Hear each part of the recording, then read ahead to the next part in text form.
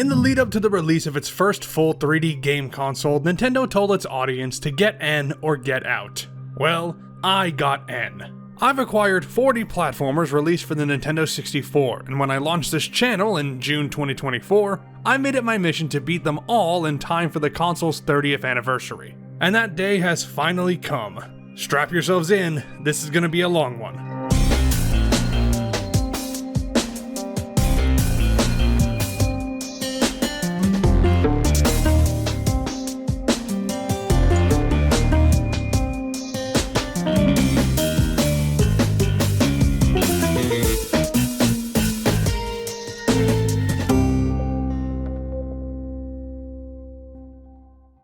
Alright, let's go over the scope of this project first. When I started this, I consulted multiple lists and game databases to compile a short list of games to play, and while the obvious ones were accounted for, defining N64 platformers on the fringes was pretty tough. For instance, is Super Smash Bros. A platformer? It incorporates common elements, but everyone will agree it's a fighting game. To make things easier, I came up with 3 rules that define this genre. A platformer is a game where A. You control a character across terrain that requires running and jumping to traverse, B. Said traversal is a key mechanic, influencing level design and the control scheme, and C. Jumping is a dedicated button input that can be performed at will. Doesn't have to be the A button, but you must be able to jump on command with a button press. So games like Bomberman 64 and its sequel don't count. After a lot of research, consulting others, and swaying back and forth, this eventually resulted in a list of 40 games to cover, spanning from the console's launch to its retirement and beyond.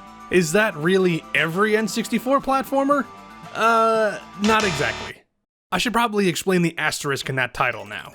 See, while many platformers abide neatly by those 3 rules, whether or not a game would fit became much harder to judge from a glance as I went on. I haven't played all of these before, and without seeing them in full, I had no way to know if one could truly be called a platformer. I already know of at least 3 games that should have been included in this video, but weren't, either because I didn't know about them, or I originally thought they didn't fit the mold. I'll talk more about those at the end. Back to the task at hand. Since this console is often associated with mindless item collection, I'll also be tallying up everything I do and get as we go. With some exceptions, I'm going for 100% completion on every game, or at the very least, 100% collection rate based on these 7 factors. For our purposes, a main collectible is any item required to beat the game, while an extra collectible isn't required but might unlock an optional objective or secret. Currency items are those that can be exchanged for goods and services, and to be more specific, it must be subtracted from your inventory to count as such. If you just need to reach a total,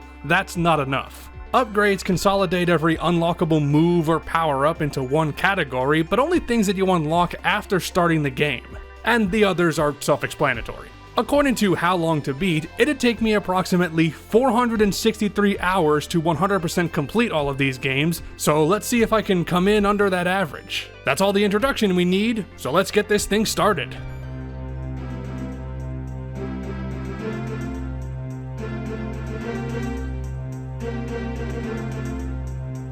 We begin, of course, with the classic to end all classics, Super Mario 64. It's one of the most influential games of all time, and certainly the most important for our purposes today, as without Mario 64, very few of these platformers would exist as they do.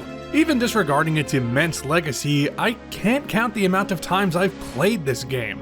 I know most of this one like the back of my hand, and it was responsible for some of my earliest gaming memories. I loved diving into each painting world to see what enemies and secrets were around the corner. It provided the biggest foundation for my personal gaming history and tastes, and I know I'm not alone in that. And it's also been so heavily dissected by this point that I'm not sure I could say anything more about it in a traditional review sense. But what I haven't done before is play it as a prologue to the rest of the system's platformer library, so in that regard, this playthrough was still interesting. Partially because the worlds are all so memorable, like Bob-omb Battlefield, Shifting Sandland, Cool Cool Mountain, Jolly Roger Bay. Look, just pick a level in this game, and it's got its highlight moments. I personally love shell surfing around Lethal Lava Land because of all the places you can get to, and climbing up the giant snowman to avoid getting blown. Don't take that out of context. Every level's got its own standout stars that deliver something new or unexpected. Not all of them are stupendous though, and this is where Mario 64's legacy gets a bit complicated.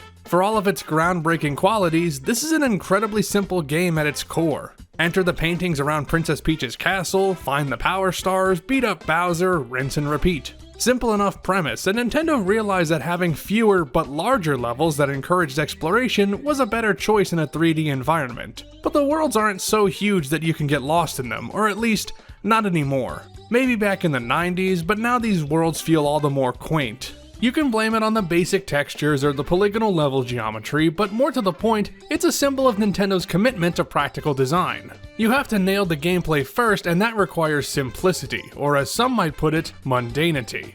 I played this at the same time that I played Yoshi's Island for Backlog Bingo Episode 1, and that game was the most mechanically complex and experimental 2D platformer in the Mario series to that point. Nintendo had already perfected the art of running and jumping across colorful worlds, so it was a matter of not necessarily evolving, but experimenting. Mario 64, on the other hand, was a pivot to an entirely new dimension. Literally, of course, but also the developers had to change their whole mindset about what they could accomplish with a character leaping into the air and getting across gaps. That meant perfecting the movement first and foremost, because if they couldn't make navigating a full 3D space work right, the whole thing would have been a non-starter. And yeah, that movement does feel far stiffer nowadays, with quirks like Mario sometimes snapping to one direction and sometimes rotating slowly, which will drive people away.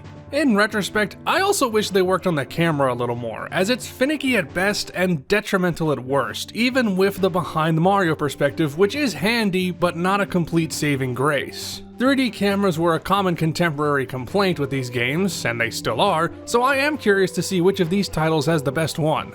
I'll tell you this for free, it ain't Mario 64. Although I love the Lakitu cameraman, definitely there so players would grasp what is otherwise an abstract concept, but it is one of this game's little charms. It's very possible that some other company would have created something like Mario 64 eventually had Nintendo not landed on it, but given the state of 3D platformers before this game, that wouldn't have been a guarantee.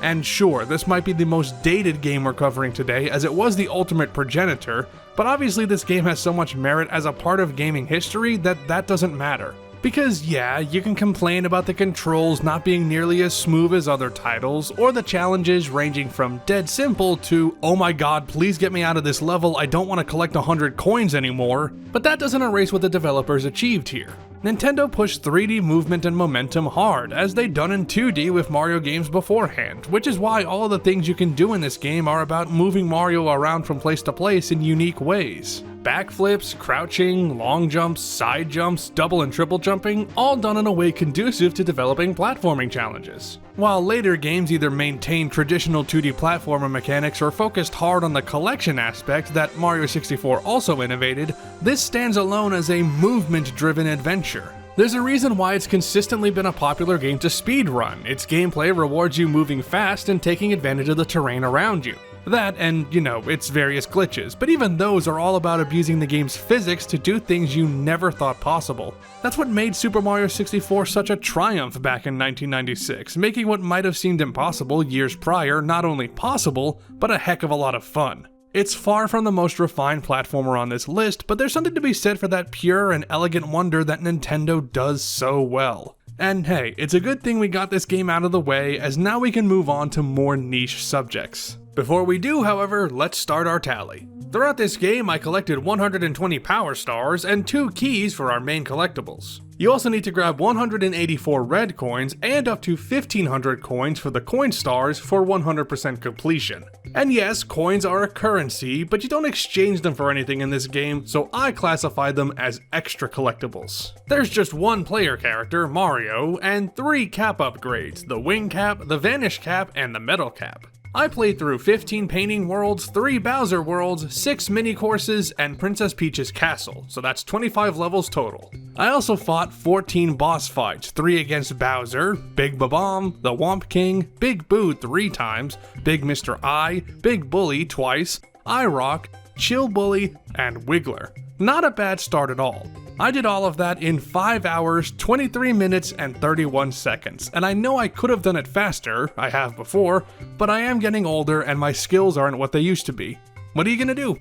And because I'm going for 100%, we should probably talk about the completion bonuses. You know what happens when you get all the stars. The cannon outside opens up and you launch to the castle roof and meet Yoshi, who learned proper English, except for his little spelling mistake. He gives you 100 lives and pisses off, and other than a wing cap box, there's not much else to do up here. Fine, but not exciting. Unlike playing Mario 64 itself, which is tons of fun. Maybe not worth going for all 120 stars, but this is still an essential game to play if you somehow haven't already. Here we go!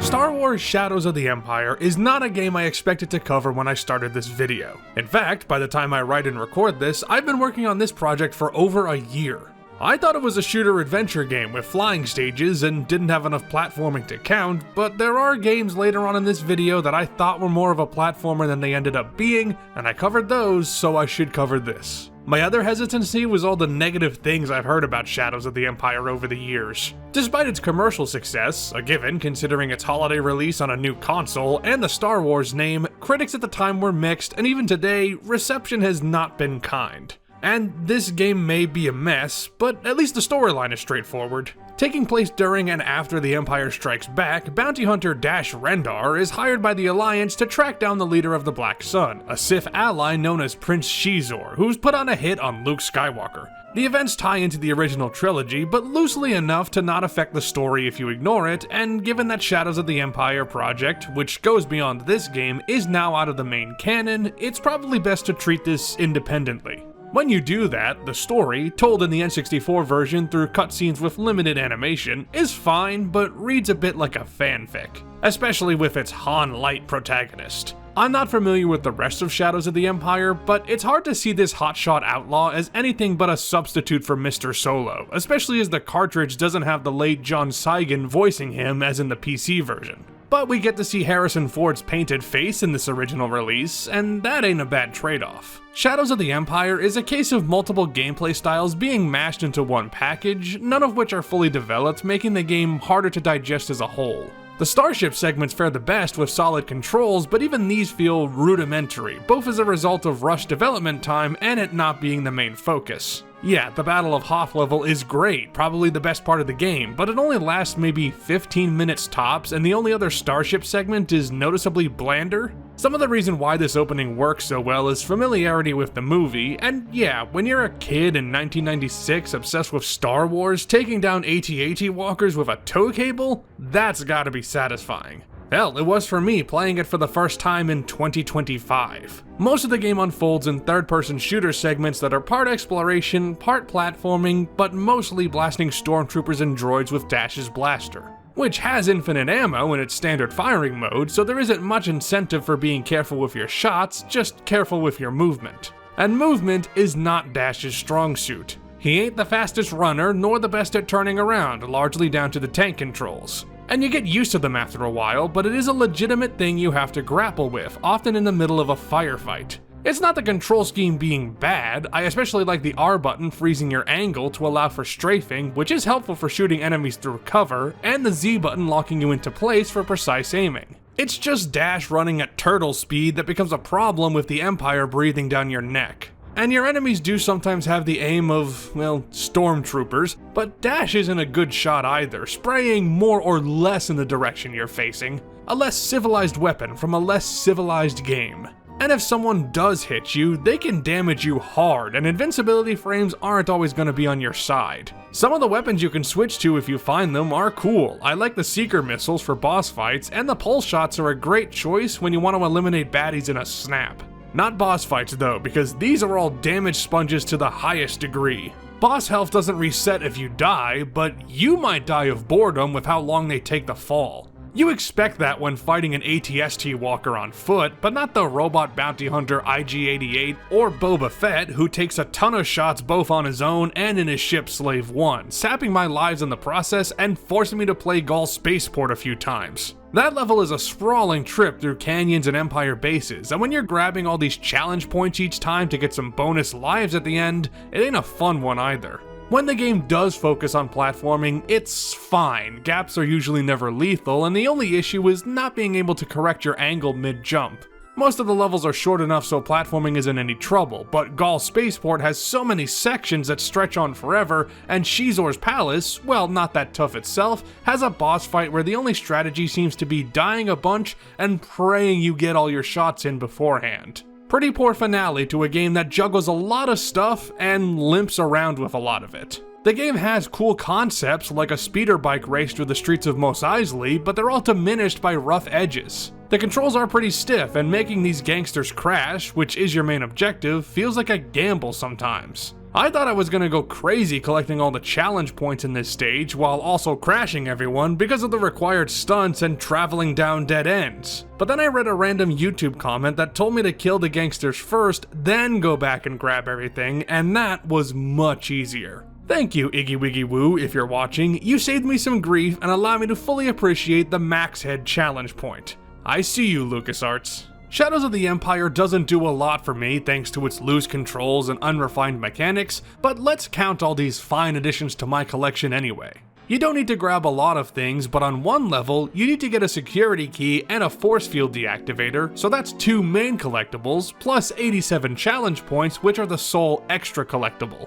Dash Rendar is our only hero in this adventure, and he can grab 6 upgrades, 5 different weapons, and a jetpack. There are 10 missions in this game, and by my count, there are also 10 boss fights, a group of AT-AT walkers, an AT-ST walker twice, IG-88, Boba Fett, Slave 1, a loader drone, a giant Dianoga, the Gladiator droid, and the Skyhook space station. The game took me 7 hours, 49 minutes, and 26 seconds, and about a third of that was Xizor's Palace because that Gladiator droid is a pain in the ass. Collecting all the challenge points in a level just gets you some extra lives, which is pretty helpful, and if you grab them all on a playthrough at a certain difficulty, you unlock a unique bonus. For me, playing on medium, I unlocked both the X-Wing and TIE Fighter for the final level, which I definitely remembered to get footage of, I'm just choosing not to show it to you.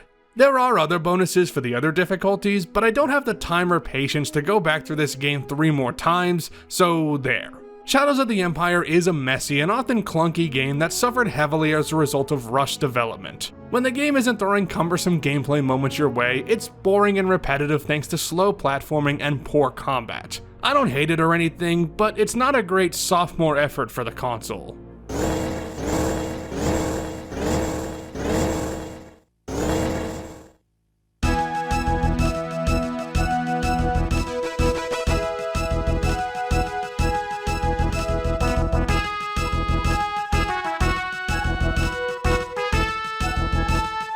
Now for something completely different, a Japanese exclusive. One of 3 for this video, and they're all Doraemon games. I'm not that familiar with this series, but I know it's huge in Japan, so for an early licensed platformer, it makes all the sense in the world. Thus we have, apologies for my pronunciation, Doraemon Nobita Tomitsu no Seri Saiki, or, roughly, Nobita and the 3 Fairy Spirit Stones. Now, I can't read Japanese, so I have to infer the story. As far as I can tell, these 3 stones are torn out of their resting places by an evil wizard who looks like the love child of Bowser and Ganondorf, and this freezes the 3 kings of the land. This lady heads off to find help, stumbling across the Doraemon gang, and they head into the fantasy world where the girl becomes a pixie for, I'm sure, a very good reason. So the pixie and this talking tree ask you to save the day, and hang on, this sounds familiar. But no, this game doesn't rip off Ocarina of Time, how could it when it came out 20 months before, so much as it does take what Mario 64 did and slap the Doraemon label on it. You look at this first level and you think, yeah, that's just Bob-omb Battlefield textures. Oh wait, now it's Whomp's Fortress. Later, you explore a sunken ship just like in Jolly Roger Bay, although at least this one doesn't have an eel to pursue. It do got jellyfish though. But in fairness, there's only a few set pieces that remind me of Mario 64, and most of those are visually distinct. And it was still the early days of the console, so a simple platformer that doesn't push the genre further, with features unique to the Doraemon series, is all you can ask for. Structure-wise, it's far less exploration-heavy than Mario 64. Your pathway through the levels seems pretty set, more like a traditional level-to-level platformer. You're searching for the various pieces of the Fairy Spirit Stones to unfreeze the kings from their prisons so they can preside over the kingdom. This is really all I got without outside assistance. But I can certainly still analyze the gameplay. The movement is nowhere near as tight as Mario 64, with the jump being floaty and easier to correct yourself, and the motion feeling more static. By which I mean you've really only got one max speed and no way to adjust it beyond, well, stopping thanks to the lack of any real slope physics. So getting around isn't as smooth, but there are fewer platforming challenges as this is more of an adventure platformer. You play as all 5 main characters from the manga, each of which have signature weapons from Doraemon and Nobita's guns, which feel pretty solid, Shizuka's bombs, which really suck because of their unreliable arc and slow rate of fire, Tsuneyo's boxing gloves, which pack a wallop but require you to hit at close range, often meaning you take contact damage as well, and Jian's microphone.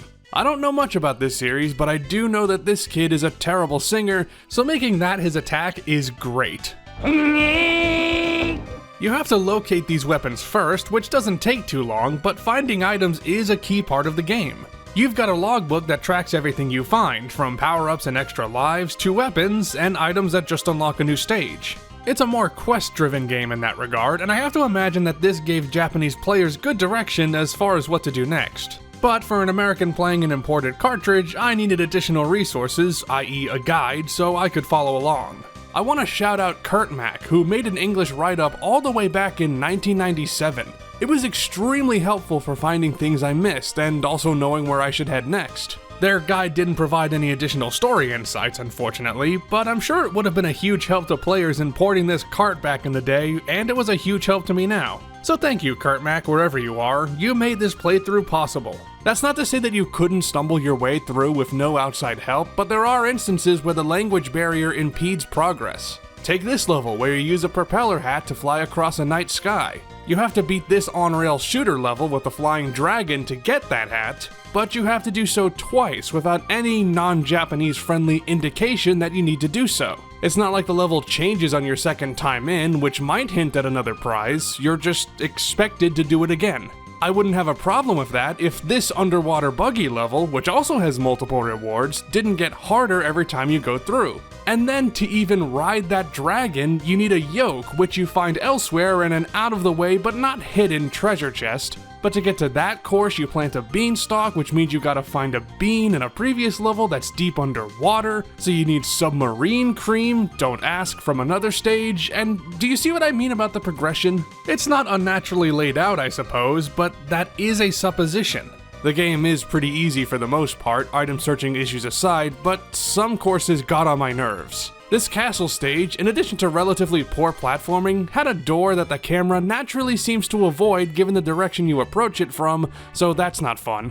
The worst might be that buggy level. The course is fine once you memorize it, and the car moves okay, but the terrain can make drifting impossible because it can't handle small changes in altitude. Then there are classic problems like buttons that do something elsewhere, but the camera doesn't show you what happened. It doesn't happen often, but it is an actual game flaw that I can identify, so it sticks out. I'd say the camera is better overall, but it usually can't make up its mind on whether it should stay put. You can zoom out to more degrees, but it'll go back to default seemingly at random. And without any way to know if there are camera options that remedy this, the 3D camera is still a hassle, but it is an improvement over Mario 64, so that's nice. As for the tally, I collected 12 fairy spirit stone pieces, 4 each for the green, red, and blue stones, plus 3 colored keys to get through specific levels. There's 32 items for the log, split between 27 extra items and 5 character weapons. You play as the entire Doraemon gang, Doraemon, Nobita, Shizuka, Jian, and Tsuneyo, plus that kangaroo thing, and the dragon as mounts, and the pixie lady from the intro as a hidden character, so that's 8 total. This game has 14 levels and 8 boss fights, a sumo tanuki twice, a minotaur, a skeleton pirate, a harpy, a centaur, Santa Claus, and Bowserdorf. I beat it in 3 hours, 33 minutes, and 27 seconds. Pretty breezy all things considered. Also, because these cartridges are well over 25 years old, I'm gonna have a special tally for how many times the games freeze. It happened to me once in this game, close to the end after I opened this chest. I'm not sure if this unlocks when you 100% the game or just when you beat it, but as I mentioned, you can also play as that pixie lady. She also has a gun, but it homes in on enemies, which makes her definitely the best one, so a fair enough completion bonus if you feel the need to go back to this game. Which I probably won't, but this first Doraemon title on the N64 was solid. I figured this wouldn't evolve in any way past the basics, but that's fine. Making a game in 3D was still new, and according to a lot of developers, the N64 was very hard to work with. So that an early licensed game on a property made for kids turned out alright is good enough for me.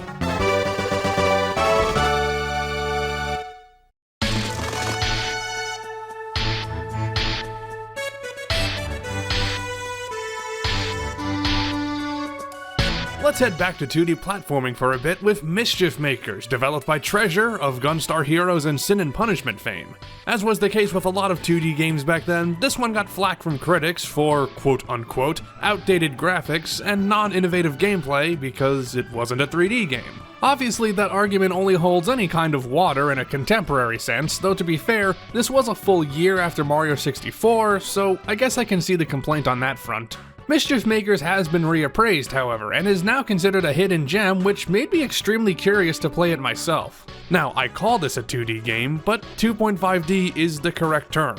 Many levels are constructed with sprites, but some feature full 3-dimensional geometry, and you'll occasionally see a 3D object like a falling rock, which admittedly looks weird when you juxtapose them. The pre-rendered sprites do look alright, although they aren't the most cleanly animated that I've seen. But while the scenery is fine, I'm not really a fan of all these blocks that make up the set pieces. They're used for major platforming sections, which I don't mind, but they also represent buildings like homes and hospitals, and that kinda took me out of the whole thing.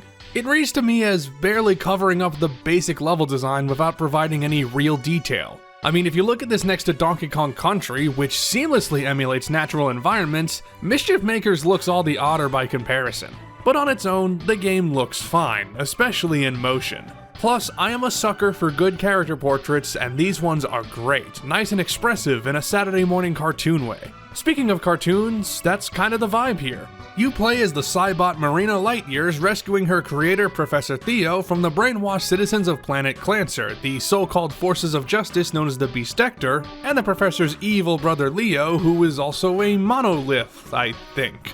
The whole thing plays into stereotypical kids anime tropes like the villains being powerful, self-absorbed fighters with shape-shifting vehicles, and Theo being kind of a creep in a Master Roshi kind of way. Which is played for laughs, but it's a tiring character trait from the get-go, and it just keeps going on. And even discarding that, this is a basic as hell story. I'm not above simpler narratives, I have a feeling we'll be seeing a bunch in this video, but this one didn't grab me. Mostly it's my personal taste, I don't gravitate towards these kids-oriented cartoonish stories, or at least not anymore. Maybe I'm just out of sync with my inner child, I don't know. That's not what I wanted to play Mischief Makers for anyway. I wanted to see what it had in its bag of tricks as far as the gameplay went. Grabbing and throwing objects is a major part of solving puzzles or defeating bosses, and yes, Marina saying shake shake every time she shakes something is very endearing. Shake, shake. Even on a basic movement level, Mischief Makers is far more exciting than our previous two games, in the sense that speed is readily achievable in any situation. The rocket boosters are also great for speeding through levels, correcting yourself in the air, or getting more momentum if you need it. There is nothing quite like boost jumping to just fly past certain sections. It takes a bit to get used to, but when you pull it off, it's awesome.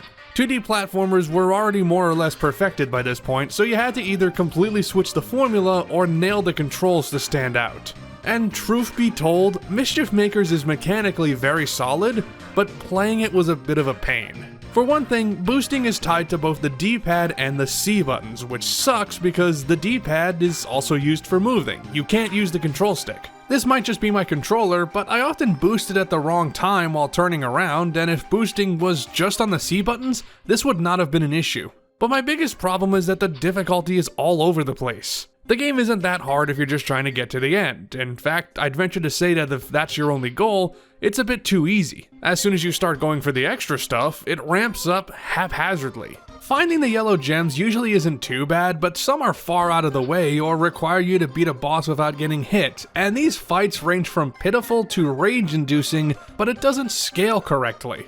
I struggled far more with the fight against Lunar and Cerberus Alpha than I did with later big bads, at least as far as the damageless runs required for 100%. He throws a ton of missiles at you, and the motion blur, plus the intense velocity, can make it impossible to keep track of these shots. But you also get a rank for each level based on how fast you beat it that contributes to your overall ranking, and this is the biggest wall I've faced. There are some interesting stage concepts, like a level with Olympic-style challenges, like the 100-meter dash, hurdle jumping, dodgeball, math. I also really liked this one where you rotate the stage to reset objects, and this highway course that's very Mega Man X. But they aren't always fun to blaze through to get a better rank, with a lot of tight and dangerous platforming you need to perform. For the sake of this video, I went for all the A ranks, but didn't even bother with the S ranks. Those require you to master the controls and speedrun through everything, and even if I wasn't having controller issues, I don't have the time or the patience to learn this. Plus, some of the A ranks are ridiculous enough, like this missile-riding auto-scroller that forces you to skip ahead of the auto-scrolling missile with precision platforming to get a good time. Or this level where you rescue 7 kids by fighting them in a transformed state, which takes forever, so a missed A rank means you're wasting far more time. You don't even get anything special for earning S ranks besides pride, as the secret ending is unlocked by getting an overall A ranking anyway, so getting all of the A ranks is a fine enough extra step for me. Now this game doesn't have much to add to the tally, but let's update it anyway. I got 53 yellow gems, one for each level, plus an extra one for getting an average A rank.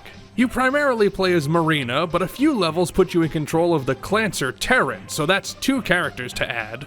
We can add 52 levels to the count as well, and no, I don't count the ending and credits as levels even if the game labels them as such. 15 of those levels had boss fights, including this worm, this bee, a crocodile father and son duo called the Megans, a snow dog, a big frog, a very pitiful mole, and the Clancer trader Kalina, who is definitely not Marina despite that very convincing disguise. As well as 2 fights against each Beastector member, one on their own and one with their machines, one against Professor Leo, and one against all 3 Beastector machines in Voltron mode. It took me 13 hours, 25 minutes, and 10 seconds to beat this one, and it was certainly a bigger challenge, but I guess a rewarding one.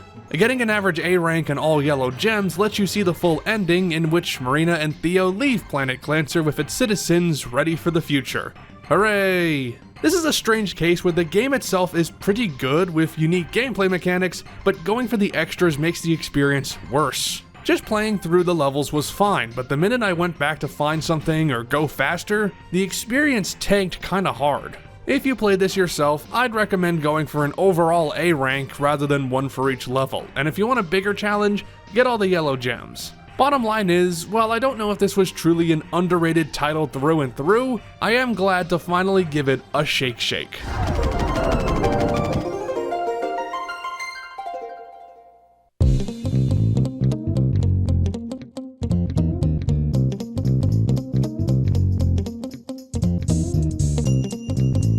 Just as with Doraemon, I have no experience with the Ganbare Goemon / Mystical Ninja series, but this game was also on my radar even before I started this video. I've heard so many people call it one of the console's best and a platformer that more people need to talk about, almost to the point that I was worried it was being overhyped. Thankfully that's not the case, because despite some hiccups, Mystical Ninja starring Goemon was a delight. Admittedly, it took a while for it to sink its hooks into me, although it's mostly not the game's fault. Sure, the opening was a bit slow, but the main problem was that my controller was giving me crap during the first few recording sessions. The control stick was already starting to feel gummy, sometimes causing me to skitter around while trying to turn. And 3 hours in, the thing was locking up completely, freezing my inputs for a few seconds, and with a platformer, that's not great. At least with Mischief Makers I could blame it on the D-pad, but the controller just not operating on occasion is kind of a problem for this video. I quickly ordered another controller and it's working perfectly, but if you notice that my characters move around jerkily in some of this footage,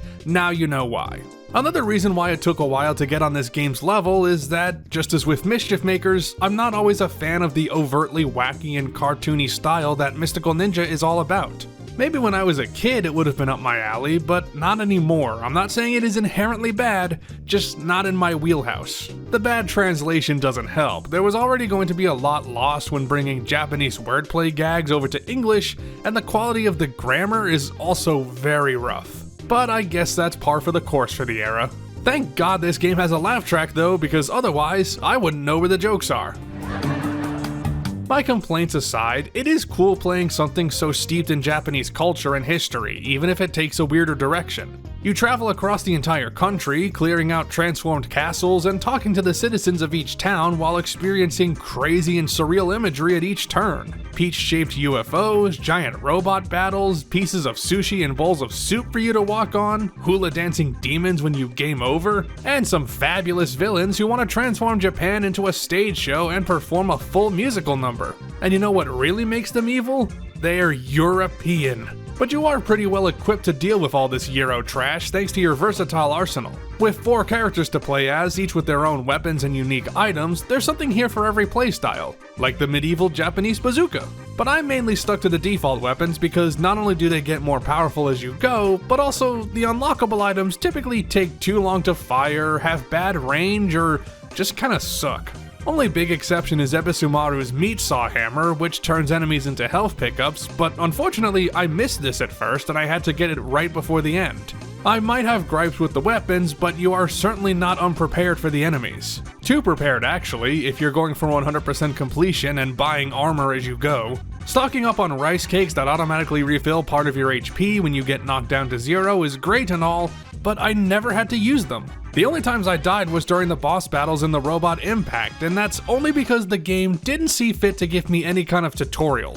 I'm sure it's in the manual, and I eventually got the controls down, but it would have been nice to know about the big laser attack beforehand. Just saying. Outside of that, the gameplay felt great, or it did once I got the new controller, and I just wish that the game was more challenging to take advantage of it. Getting your characters across each room and castle is tons of fun, except for the times when you're thrown into a huge map because these heroes aren't exactly the quickest on their feet. As you might expect, the biggest struggle is the camera controls, or rather, the lack thereof. This is the first example on this list where you can't move the camera manually. You either have to stop to let it rotate around, or deal with its crummy position. This is the only real mechanical issue I have with Mystical Ninja, and even if it had a simple reset behind your back button, it would be no problem. The automatic camera isn't the worst, but it is troublesome in tight corridors, getting caught on walls fairly often. Still, for just being the 4th platformer on the system, it is also a surprisingly fleshed out action-adventure title, or maybe adventure platformer is the right word.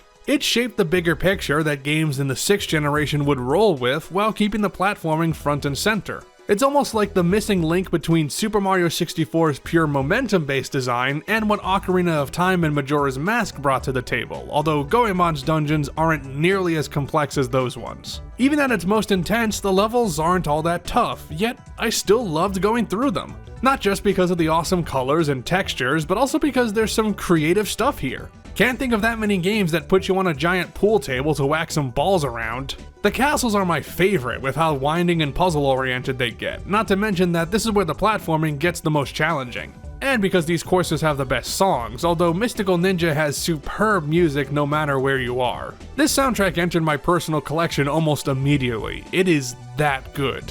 And speaking of collection, during this playthrough I collected 4 miracle items as quest items, 29 keys in the dungeons, and 9 additional items used for progression. You can also grab 40 silver fortune dolls and 5 gold fortune dolls to increase your health bar, 5 Mr. Elephants to reveal the castle maps, and 5 Mr. Arrows to reveal boss locations. We need at least 1100 Rio to buy stuff in this game, 300 to talk to the witch on top of Mount Fear, and 800 to buy a cucumber from the priest. We can add the 4 main playable characters, Goemon, Ebisumaru, Yai, and Sasuke, as well as Impact thanks to those big boss battles. I also unlocked 8 weapons and 4 magic spells, so let's add those too. I visited 4 towns, 5 castles, and 32 other areas on the map, so we can add 41 levels to the count. As for the bosses, 4 of them you fight as the characters, the big monkey Congo, the spinning top Colon, yes that's actually its name, the demon robot Darumango, and the ghost genie Surami. There are 4 other bosses that you fight as Impact, the robots Kashiwagi, Taisamba 2, Valbera, and the final boss D'Etoile. It took me 9 hours, 32 minutes, and 58 seconds to do all of that, and this is a case where if you don't go back to find stuff you missed, it'd probably only take you half an hour less to beat. If you get all the fortune dolls, you unlock a boss rush mode with all the Impact fights, which is a cool bonus, but doesn't really appeal to me. I'd say that going for all the fortune dolls is barely worth it, even for the additional health, because by the end, I was not in danger of dying at any point. Plus, the final bosses are both fought with impact, so the higher health bar doesn't matter, since impact's health and ammo is determined by these on-rail sections. But what does matter is that even with my initial hangups and its pretty lackluster camera, I had a blast with Mystical Ninja.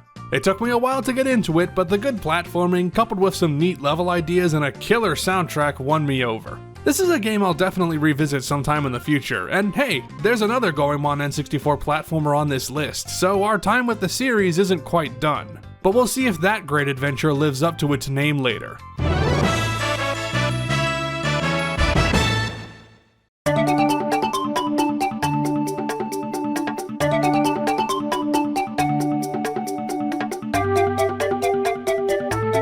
I miss how quirky and creative game developers were back in the 90s. I don't think you'd get a game like Chameleon Twist from a non-indie developer anymore, because God forbid a big game company try something that isn't safe. But enough complaining, this is yet another game that was on my radar, but also one that I knew very little about. All I knew was that you played as a chameleon and you used your tongue to grab things, and maybe, just maybe, there's a twist along the way. And, well, 2 of those are true. You are in fact a chameleon, your choice from a roster of 4. I went with Fred because his sleepy eyes are a mood. And one day, while relaxing on a log doing chameleon things, you see a white rabbit hurrying along and entering a magical realm. Sound familiar?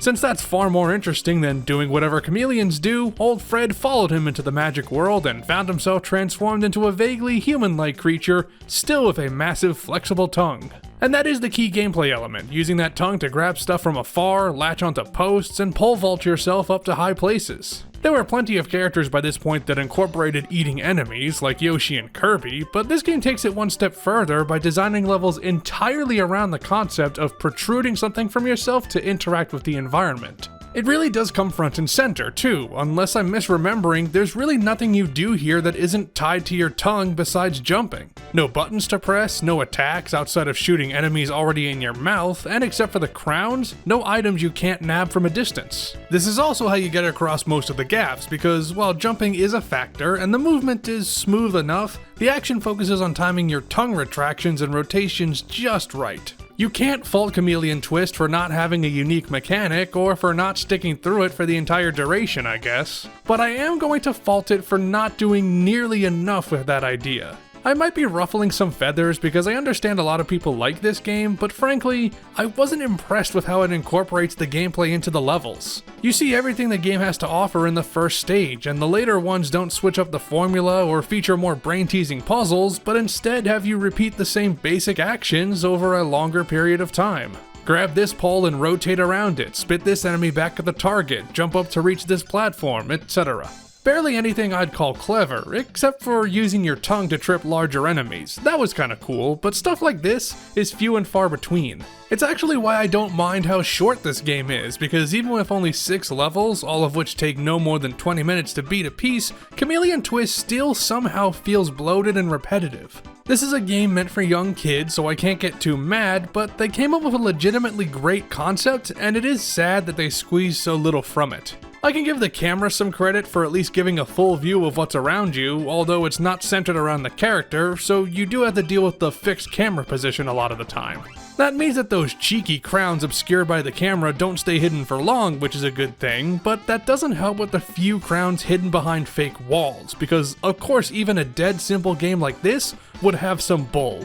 I'd probably be more forgiving if the courses weren't so forgettable. Aesthetically, they aren't very pleasing, with some pretty bland stage themes and the most basic graphics we've seen so far. Yeah, it was 1997, but this is a significant graphical step down from the previous 2 games, with some rooms just looking like a mess that you'd make in Microsoft Paint. A colorful mess, but a mess regardless. But the biggest reason that these levels are so boring is that they're either doing the same things over and over again, or barely use the gameplay mechanics to their advantage. Antland and Bombland are particularly egregious about repeating the same puzzles, just mirroring the room and making it harder by the way of added tedium. Then in other stages you have long stretches where you just walk. Jungle Land becomes instantly monotonous when its first half has very little to interact with, only picking up when you enter this cave section. And Kids Land is almost unbearable with these slow-moving platforms. There are way too many of these. And frankly, Desert Castle goes too far against the gameplay. There's so little use of the tongue in this one. The Ghost Castle is certainly the most interesting with its rotating rooms and platforming obstacles, but even this one can't resist doubling back on itself. And just like that, it's over and Fred is a normal chameleon again. Hooray! This is the first game on this list where collecting anything is completely optional, but let's update that tally anyway. The only item I tracked were the crowns, of which I collected 141. Getting all of these is the game's biggest challenge, and a handful can be ridiculous, like this one hidden behind a platform that you can't ever see even by changing the camera. Bastards. I already mentioned that there are 4 chameleons to play as, and if you include the training world, there are 7 levels to go through and 6 bosses to fight. A gorilla, a queen ant, a bomb centipede, an armadillo, a cake powered by slave labor, and finally a ghostly pile of junk. I did all of that in just 2 hours, 10 minutes, and 17 seconds, so yeah, not exactly stuffed with things to do. If you find at least 50 crowns, you can enter this secret room in the Ghost Castle where you can play another giant game of pool. I guess this wasn't as uncommon as I thought, although this is more unique because you're licking the balls. Your reward for getting all 141 crowns is a secret area where you can re-fight all the bosses. It's not a boss rush since your health restores after each one, it's just a convenient way to skip to a battle if you, I don't know, want to show one to your friends? Chameleon Twist is the first disappointment in this video for me, and it is a shame because I think they had a fantastic foundation for a unique platformer. There's just too many missed opportunities, and I guess it could be because my expectations were too high, but that's genuinely how I feel. When this game ended, my 2 thoughts were, I guess that's it then, and wow, this level in the credits looks interesting. I wish I could play it. Guess I'll just have to see if Chameleon Twist 2 improves on all of this, but I'm not exactly holding my breath.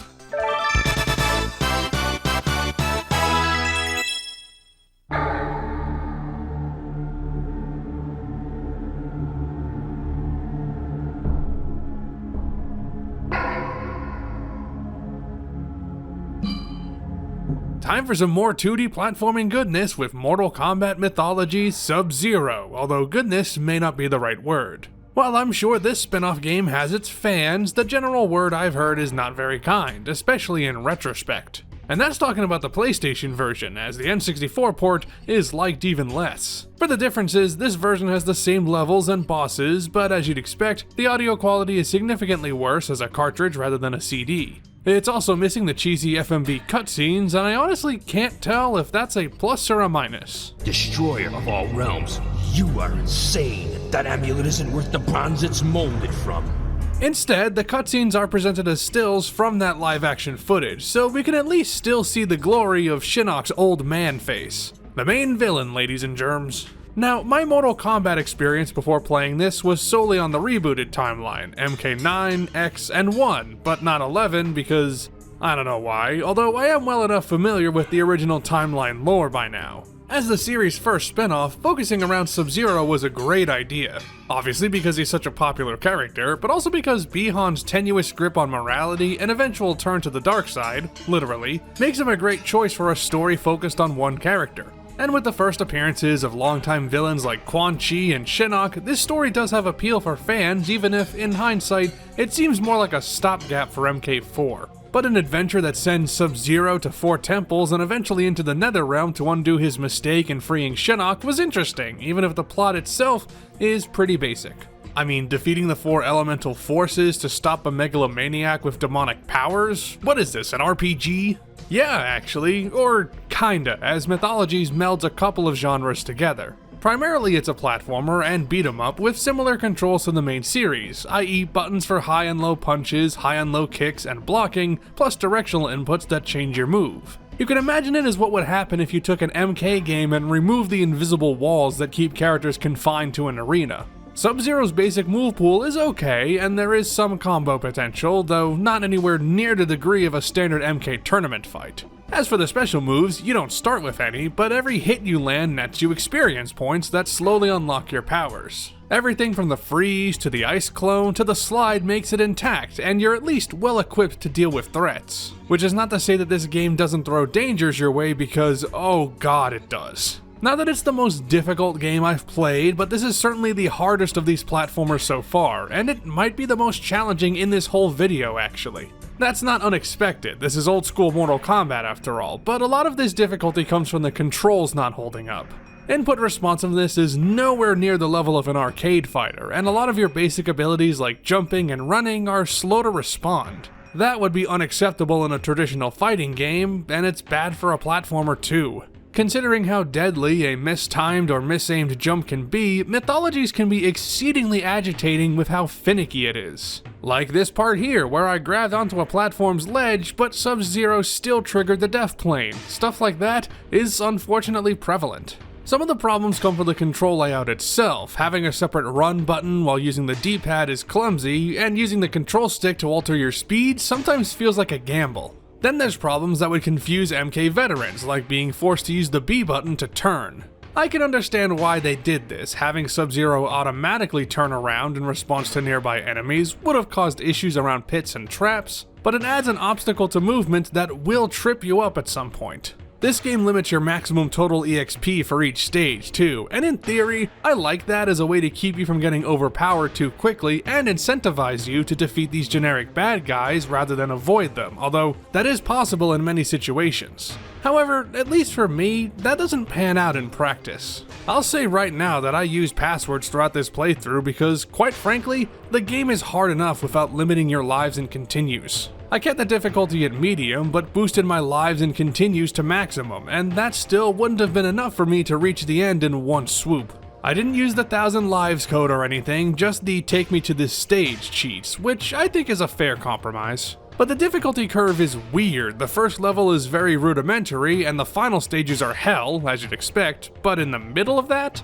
Well, the second level for the wind element was a massive spike, thanks especially to these damn rotating platforms, and the boss fight against Fujin, who's a major pain in the ass. The earth and water levels come next, and they're more straightforward and less dangerous, and then the fire stage is the easiest of the bunch, even without considering your ice powers. That goes for the enemies too. I don't think they can ever truly juggle you unless you get severely unlucky, but they seem to fluctuate between I'm going to murder you mode and I'm gonna stand around and do nothing mode, with no in between. It makes the whole thing pretty uneven, but it is on the kick your butt side more often than not, which is all you can ask for in a game like this. This is another game that's about level-to-level platforming rather than collecting stuff, but we still have a tally to go over. I counted 23 main items, the map of elements from the first level, 21 keys of various kinds, and Shinnok's amulet, which you only get your hands on at the final fight.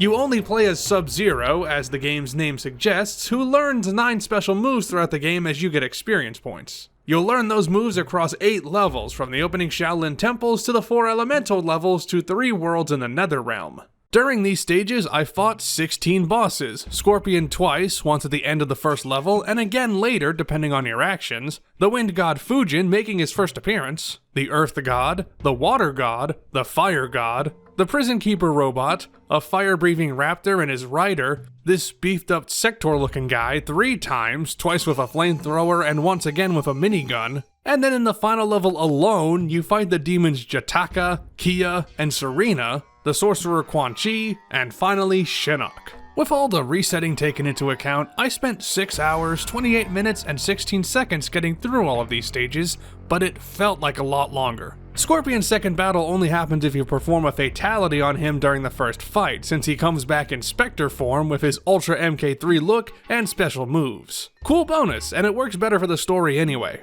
Serena can also be killed, but sparing her causes her to finish Quan Chi off for you, which really wasn't necessary considering how much of a pushover he was. There is a second form for Shinnok that is completely optional, and given how incredibly specific beating this form is, I didn't even bother. Killing him in this form would have unlocked a blooper reel in the PS1 version, but not on the N64, so whatever. I'm of 2 minds when it comes to Mortal Kombat Mythologies. On one hand, I can respect its ambition and its blend of genres. On the other hand, it's too much of a retro hard action platformer to work nowadays, except only on the conceptual level, and interesting ideas don't matter if the gameplay isn't up to snuff. That said, if you love retro games and don't mind awkward controls and high challenge, this game is right up your street. As for me, I'm just wishing the next game is a little easier.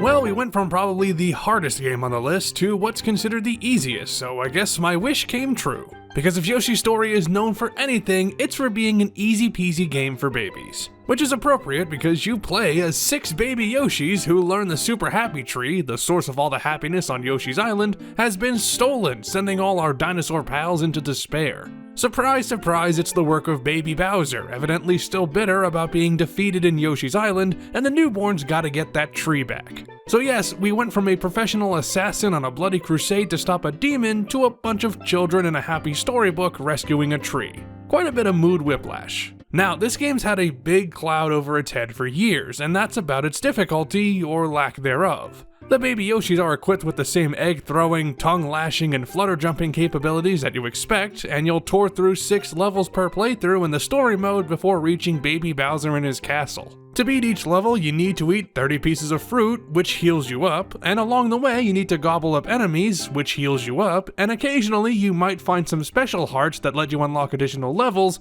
which heals you up.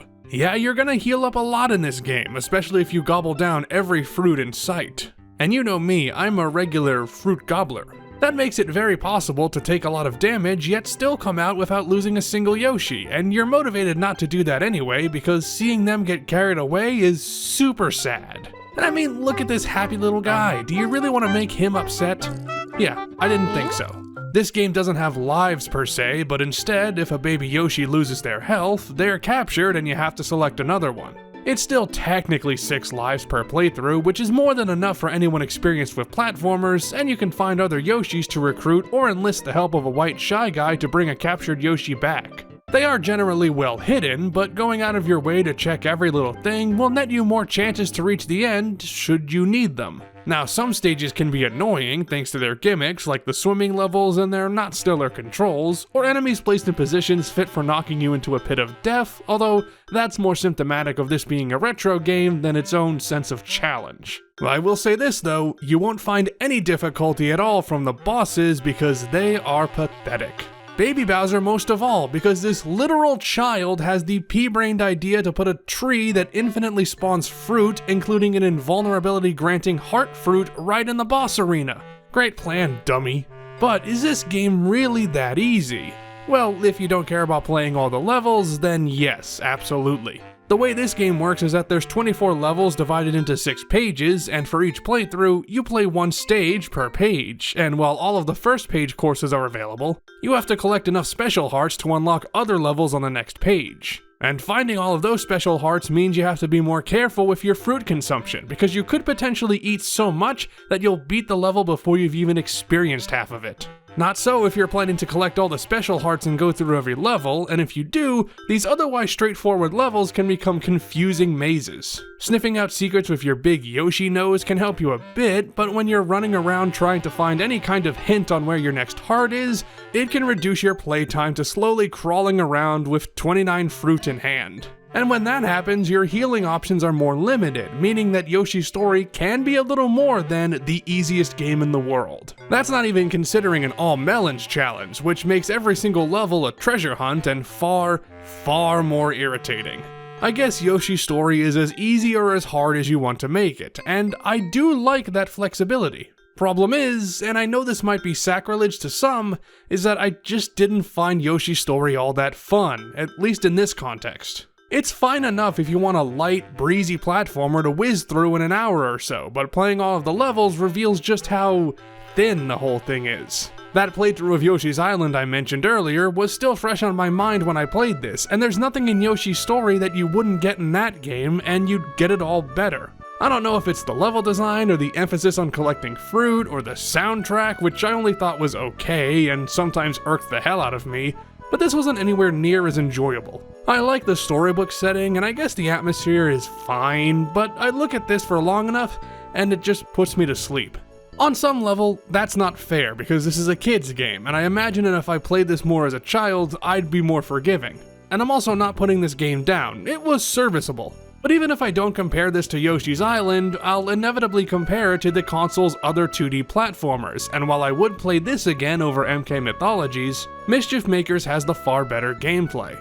Playing Yoshi's Story 4 different times was more than enough for me right now. And yes, as you probably guessed from my footage, I didn't do an all melons challenge because it has no prize other than the sake of doing it, and I'm frankly not interested in just following a guide to find the melons on every damn stage. Also, it wouldn't affect the tally, and on that note, I collected 720 pieces of fruit to beat each stage, plus 5 keys to unlock doors, and although it's optional, you can grab 72 special hearts to unlock all the levels. You can play as 8 baby Yoshis, including the hidden black and white Yoshis, and if you include the practice stage, you'll play through 25 levels in this game, although that does require multiple playthroughs. And across those story mode journeys, I fought 11 bosses and mini-bosses. Bone Dragon, Slug 3 times, once on his own and again as a twofer, then the mid-game bosses Cloud and Candy, Inviso, Cloudjin, and Don Bongo, and finally 4 fights against Baby Bowser. To beat the story mode 4 times, it took me 6 hours, 7 minutes, and 48 seconds.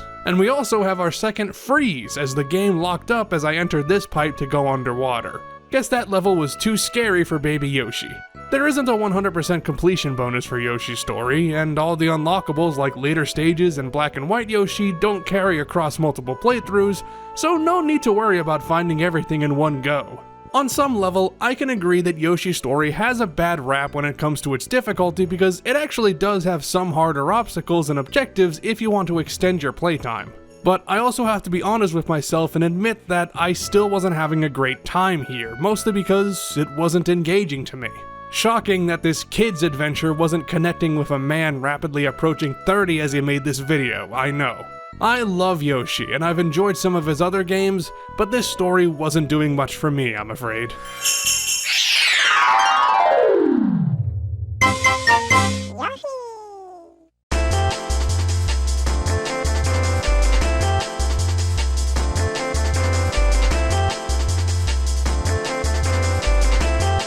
I said earlier that I don't count Bomberman 64 and the Second Attack as platformers, but Bomberman Hero definitely is one. Which is strange for the character to begin with, since platforming isn't where his roots lie, and hell, this wasn't even supposed to be a Bomberman title. No, what started life as a Bonk game was eventually retooled into this little number. It's also the second game in this video that I've beaten before, as some years ago, I attempted a 100% playthrough and got so very close, but ultimately had to wait until this video to finally get it done. Bomberman 64 gets most of the attention when it comes to his N64 adventures, but what makes this one unique? Well, it's not the story. We open with a spaceship piloted by a villain from an evil empire whose lair is a spherical space station chasing after a princess who gives her robot companion a message to deliver to Obi-Wan Kenobi. I mean Bomberman. He's tasked by the robot Piebot to save the Princess Million from the army of the Garridan Empire, traveling to 4 planets and stars to confront the 4 devils before facing off against their leader, Bagular, whom you Bomberman fanatics might recognize from the previous games in the series, but just kinda looks like evil Lorax to me. Alright, so I'm gonna come clean. This is one of my favorite N64 games, and I have a hard time looking at it objectively. I can't remember whether we owned it or just rented it a lot back in the day, but I played this a ton, and I can look past a lot of its issues, of which it has plenty. For one thing, the controls. Bomberman's jump is pretty floaty, and his movement is pretty slippery, and that's not always a pretty combination. I don't think the platforming is ever so tight that it becomes a huge problem, but it is less refined than a lot of the games we've seen so far. You get a score for each level based on how many enemies you killed and how much stuff you collected. And with some exceptions, if you want to get a perfect score of 5, you gotta scour the course dry. At least on the international version. The original Japanese release is far less stringent with point requirements, making it significantly easier. Funny, since that's usually the other way around. Now, finding everything isn't a big problem. There's only a handful of items that are too well hidden, even the ADOC bombs, which are supposed to be the big optional side quest. Maybe you have to be a little clever with platforming every so often to find something on a high ledge, or take a leap of faith because the fixed camera, while it can be rotated, sometimes obfuscates an item worth lots of points. No, the real thorn in your side is going to be bombing all your enemies to hell and back. A less elegant weapon for a less civilized age. Bomberman can throw bombs in a solid arc or drop them and kick them along the ground, so you have multiple methods to attack, but these are bombs, so it's easy to blow yourself up, especially when you upgrade your bomb count and explosion radius. It's generally manageable when throwing or dropping a single bomb, but you can also wind up your attack to split it into multiple explosives. This has some uses, but I find it way too dangerous if you don't have the jacket power-up that makes you impervious to explosion damage, and that goes away after you clear a level anyway. Your bombs may grow in number and size, but not in strength, and since many of these enemies can tank a few hits, you need patience and careful aim. But considering the less than perfect accuracy of the N64 control stick, aiming your bombs at the right spot can be a real hassle. That's especially true during bosses, not just because they have more periods where you can't hit them, but also because to get the perfect score for these fights, you have to beat them under a time limit and they can get damn strict. Especially Bagular, with 4 different phases and invulnerability shenanigans. This guy was the sole reason I didn't 100% the game in that previous playthrough, and even for this one, it was the biggest hurdle by far. And speaking of hurdles, let's talk about the Bomber Pitch, a set of 4 gadgets that change out the gameplay because, you know, everyone loves sudden gameplay switches. Alright, the Bomber Copter actually isn't bad, since it's the most like the regular movement, just with added hovering. Then you have the Bomber Jet for on-rails flight levels, which is basically Star Fox 64, but worse and far slower. Bomber Marine at least feels easier since the bombs home in on enemies, but the submarine-esque controls just don't do it for me. It's like the Blue Marine, but worse and far slower. And if I never have to experience Bomber Slider and its terrible rocketing on ice controls again, it won't be soon enough. So yeah, this has some problems, but why do I love this game so much? Well, aside from playing it a lot as a kid, I also really like these levels. We've seen some attempts at natural formations in level design so far, and while there is some of that here, most of these stages are stripped down to the essentials, with simple geometry and a barrage of textures that works pretty well most of the time. Most of the time. They aren't intricately designed for exploration like Mario 64's or as sprawling as Mystical Ninjas, but they nail the fundamentals in a way that just appeals to me. Some of them are annoying, shoutouts to Mad Coaster for its central theme of waiting, but others like Magma Dam and Storm Valley throw a lot at you while testing your platforming skills in a great way. And even when the stages aren't fun, at least you have the incredible music by series composer Jun Chikuma. Everybody knows Redial, but the whole soundtrack has some excellent acid techno songs that sounds like nothing else on the N64. I mean, those thumping kick drums and bass lines are awesome. Now for the tally, there isn't exactly a major collectible in Bomberman Hero, but you do need to find 24 key crystals and 2 card keys to progress through these stages, so we'll count that. You can also find 24 ADOC bombs to unlock the final levels, in addition to getting all perfect scores. While Bomberman is the only playable character for most of the journey, you ride on his friend Louie in a few levels, so let's add him too. I will also count the Bomber Pitch modes as upgrades, so that's 4 more for the count. This game features 80 levels, including bonus stages, extra content, and boss levels, and speaking of which, this game also has 16 boss battles, 5 against Nitros, Endalt twice, Baruda twice, Bulbon twice, Natia and Cronus teamed up and then a battle each against them individually, Bagular, and the secret boss Evil Bomber, another returning character. This game took me 10 hours, 54 minutes, and 19 seconds to beat, which feels about right considering my first go at beating this. Although my cartridge has certainly seen better days since then, because on the second planet, I got some pretty gnarly audio glitches. This then crashed the game entirely, so that's our 3rd freeze. I think my cartridge must have tilted or a connector messed up, but thankfully, it worked fine after a restart. Collecting all of the ADOC bombs and perfecting every level unlocks Gossick Star, which consists of 2 levels and that boss fight against Evil Bomber, evidently the mastermind behind all of this, which I guess makes him Palpatine. There are also quite a few bonuses that unlock as you complete each planet.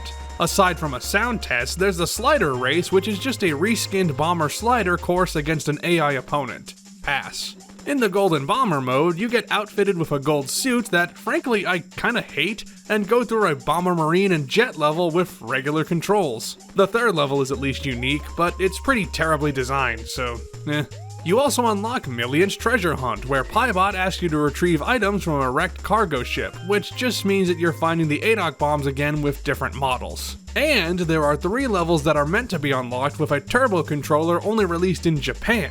They are still in the international version, you just gotta mash start from turning the console on to get it. They are nothing to write home about, but for me, more Bomberman Hero is always welcome. That's the thing, I can acknowledge the slippery controls and wonky tacked-on gameplay mechanics and admit that this game isn't for everyone. But I have always had a soft spot for Bomberman Hero, and I consider it an underappreciated title for the console. A lot of that is nostalgia, but I'm just incredibly happy that my own personal enjoyment hasn't diminished over time. I did it! Uh-huh.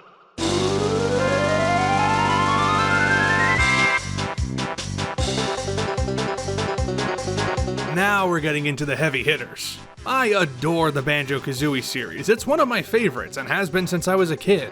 But strangely enough, my time with this franchise didn't start with this original one. I actually didn't play Kazooie until the mid-2000s, and instead grew up with the sequel. Originally an RPG on the Super Nintendo about a human boy fighting pirates, it then transitioned to the N64 and slowly became a platformer about a bear in yellow shorts and his bird companion. When it finally launched in 1998, it was already 2 years after Mario 64, so the foundation was well and truly laid for something unique. So what's the story? Here's the deal. The witch Gruntilda wants to be the most beautiful in the land, so she kidnaps little bear Tooty to sap the cuteness right from her. But Tooty's lazy brother Banjo and Kazooie the snarky Breagle learn all about Tooty's disappearance from Bottles the friendly mole. So it's up to the duo to venture through the witch's lair and the worlds therein, or else Tooty will have her beauty transplanted into Gruntilda. And we don't want that. Just kidding, I bet lots of you want that. Now, I've played this game quite a few times, but whenever I go back to it, I'm playing the Xbox version, which has some great quality of life updates. But we're concerned with the cartridge version here, and it's appropriate that Mario 64 influenced what this game turned into, because this feels like the first true Mario 64 clone on this list. And not just in the "this set piece feels identical" way, it mostly avoids that, but the core elements of its design are the same. Larger worlds to explore, tasked with actual storylines, and tons of stuff to grab before you can move on. It's less an evolution and more an extension, and specifically, an extension of the collection aspect. Yes, your goal in Super Mario 64 is to collect Power Stars, but the moment-to-moment gameplay is heavily momentum-driven. In Banjo-Kazooie, not so much. Make no mistake, Banjo and Kazooie have the moves needed to get through the levels with ease, or they will once they talk with Bottles and learn his advanced techniques. But that's the thing, these worlds are not built around platforming in the same way. The platforming in Banjo-Kazooie serves the objectives, whereas in Mario 64, it is the objective. That means Banjo is less of a pure platformer, but think of it this way, it was already proven that you could do high-intensity jumps and running in 3D. The true test of this game is whether or not the worlds created and the stuff you have to do makes for a good journey. And it does, for the most part. Let's begin with the collection aspect. It was smart to assign each item to its own function to help you easily identify what you can accomplish before each event. You have the Jiggies to unlock worlds, musical notes to open doors in Gruntilda's lair, Mumbo tokens to get a new transformation, extra honeycomb pieces for more health, etc. It's safe to say that we have finally entered the Collectathon era, and your mileage may vary on whether that's a good thing or not. This isn't the peak of Overzealous Collection, and to Rare's credit, the designers scaled the level of difficulty in a challenge commensurate to the reward. You'll get a Jiggy for an extended objective or a long platforming run, but for a more moderate one, you'll instead find some notes or a Jinjo. If you're building your game around collecting, you gotta make that collection worth it, and this checks the right boxes. Just about the only thing I don't like is the note score system. This is a confusing way to make the notes act as both coins and keys, and in 2026, it's very archaic. Thank you, TUI, for tossing this system out, and the Xbox port for retooling Kazooie to eliminate it completely. Early on, it can feel damn easy to find stuff since a lot of it is out in the open and you just need to get to it, but you also have a limited moveset until you get most of the way through the game, and you usually unlock capabilities that feel very natural. You can't run very fast until you learn the Talon Trot, you can't bash stuff on the ground until you learn the Beak Buster, you can't fly until you learn the fly. The best moveset upgrades either give you a new way to get around or make your base movement better, and most of these moves fit either bill. Even the less haptic moves like the Wading Boots and Turbo Trainers at least give you additional exploration across dangerous surfaces and the speed to conquer timed obstacles. So yeah, you may be collecting for collection's sake, but the actions you can perform do give a nice sense of progression. And it's hard to argue with a game that has so many classic stages. The tanned beach tones of Treasure Trove Cove, the dank and slimy Bubble Gloop Swamp, the gothic and dark Mad Monster Mansion, it's all great stuff. Not all of them are a grand slam, mind you. I don't love swimming around in Clanker's Cavern, and Rusty Bucket Bay is infamously annoying with its higher challenge, particularly the engine room, which features the only honest-to-god bottomless pit in the game. But with an appropriate escalation of level size and no real wasted space, plus easy navigation, every world maintains the charm you expect from a Rare game. Hell, I didn't even mind playing through 2/3 of the game again when my initial footage ended up being unusable because these courses are so awesome. I mean, I minded it a bit, but at least it was on a game I like playing. If it happened during MK Mythologies, I'd be pissed. And now we get to count all the stuff that we grabbed, which is a lot. Quick note, even though the Stop and Swap quest meant to link this game and TUI was abandoned, I'm still putting the items on the tally. They are still in the game, you just need to use the sandcastle to unlock them, which takes a bit of time. Jiggies and notes are the only items you need, so let's add 100 jiggies and 900 musical notes as a nice round 1,000 for the main collectibles. That leaves 97 extra collectibles, 24 extra honeycomb pieces, 45 Jinjos, the 6 Stop and Swap eggs, the ice key, and 21 miscellaneous collectibles, which is stuff like the presents for Boggy's kids and the caterpillars for Eerie. You also grab at least 75 Mumbo tokens to exchange for Mumbo's spells. In addition to Banjo and Kazooie, I'll also mark down the 5 transformations, Termite, Crocodile, Walrus, Pumpkin, and Bee as characters. Even if they are just the duo in different forms, I'm feeling generous. You learn 9 moves from bottles and can grab 3 cheats from Cheeto, so that's 12 upgrades. And with the 9 main worlds, Spiral Mountain, and Gruntilda's Lair, I explored 11 levels. As for bosses, I'm counting Nipper the Hermit Crab, the Muty Snippets, the Yellow Flibbits, Boss Boombox, and Gruntilda herself, giving us a total of 5. If you include the time I spent doing the bottles puzzles and grabbing the Stop and Swap items, this playthrough lasted for 7 hours, 11 minutes, and 40 seconds, but for just the main adventure, it was closer to 6 hours. There is some extra stuff like the aforementioned bottles puzzles, where you complete a jigsaw to unlock some bonus cheats. Most just mess with Banjo and Kazooie's proportions in wacky ways, but the king of them all has to be the washing machine. This is hilarious. Shame we can't beat Grunty like this. And if you collect all the jiggies, Mumbo will tease Stop and Swap, which, of course, is retroactively pointless on the N64 version. It could have been a great way to set this game apart, but we're dealing with what we got.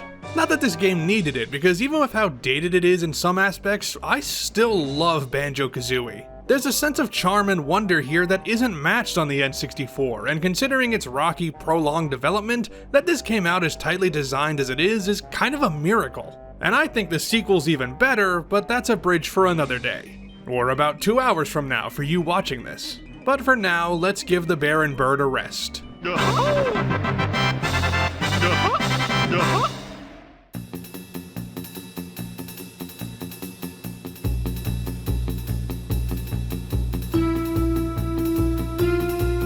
I wasn't all that familiar with Gex as a 2000s Nintendo kid, as even though I'm playing 2 of his games for this video, I do think of him as a PlayStation character first and foremost. Hell, I didn't even hear about him until other YouTubers talked about his games, and by that point, a lot of them had soured on Gex's overall vibe. Not that you would expect anything different from a character whose goal is to take down his archenemy Rez in the media dimension by transporting inside his own TV and surfing channels. You look at this guy and you immediately clock his spiel, capturing that 90s attitude with numerous pop culture jokes and contemporary references, which are hilarious if you're old enough to know what the hell he's talking about. Don't take career advice from Joe Piscopo. And I get it, if you're striving to make a mascot platformer, you need something to stand out. Banjo has a duo teaming up, Crash has boxes and hidden paths, and Gex has quips upon quips upon quips. You know, the personality that's incredibly annoying if you do it in real life? Thing is, though, you were never gonna fit all of Gex's voice lines on the Nintendo 64, cartridges just couldn't handle it. So his gift of gab is pretty neutered, severely reducing the number of things he can say, but not the frequency at which he says them. He wasn't as much of a motor mouth as I feared, but without as much to say, his jokes repeat more often than a bad comedian. That's not a slight on Dana Gould, of course, the brief might not have been fully baked, but he filled it well. It beats the Matterhorn, what are you gonna do?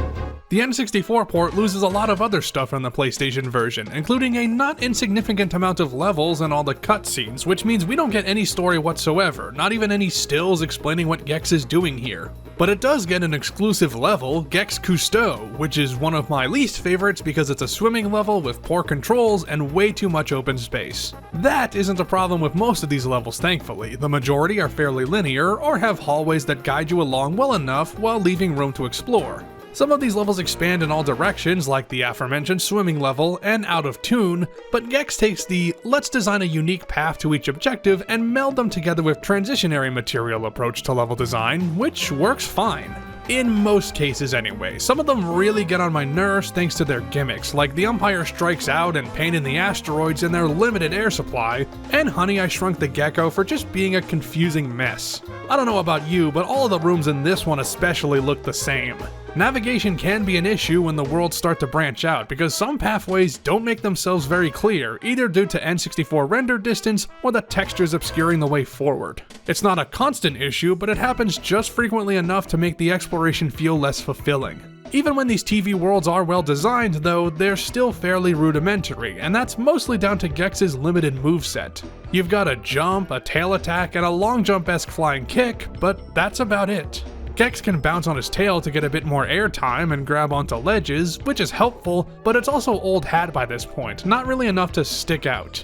Though speaking of sticking, another facet of Gex's repertoire is climbing across walls and ceilings via context-sensitive wall panels, and they do have some fun with this, like a maze on the ceiling that sends you back down to the stage if you fall. That's pretty cool, and I'd be more inclined to like the rest of the platforming if it felt better to execute. Gex just doesn't have a lot of speed, so you're relying on jump height rather than horizontal movement, and that makes wider gaps far more of a pain.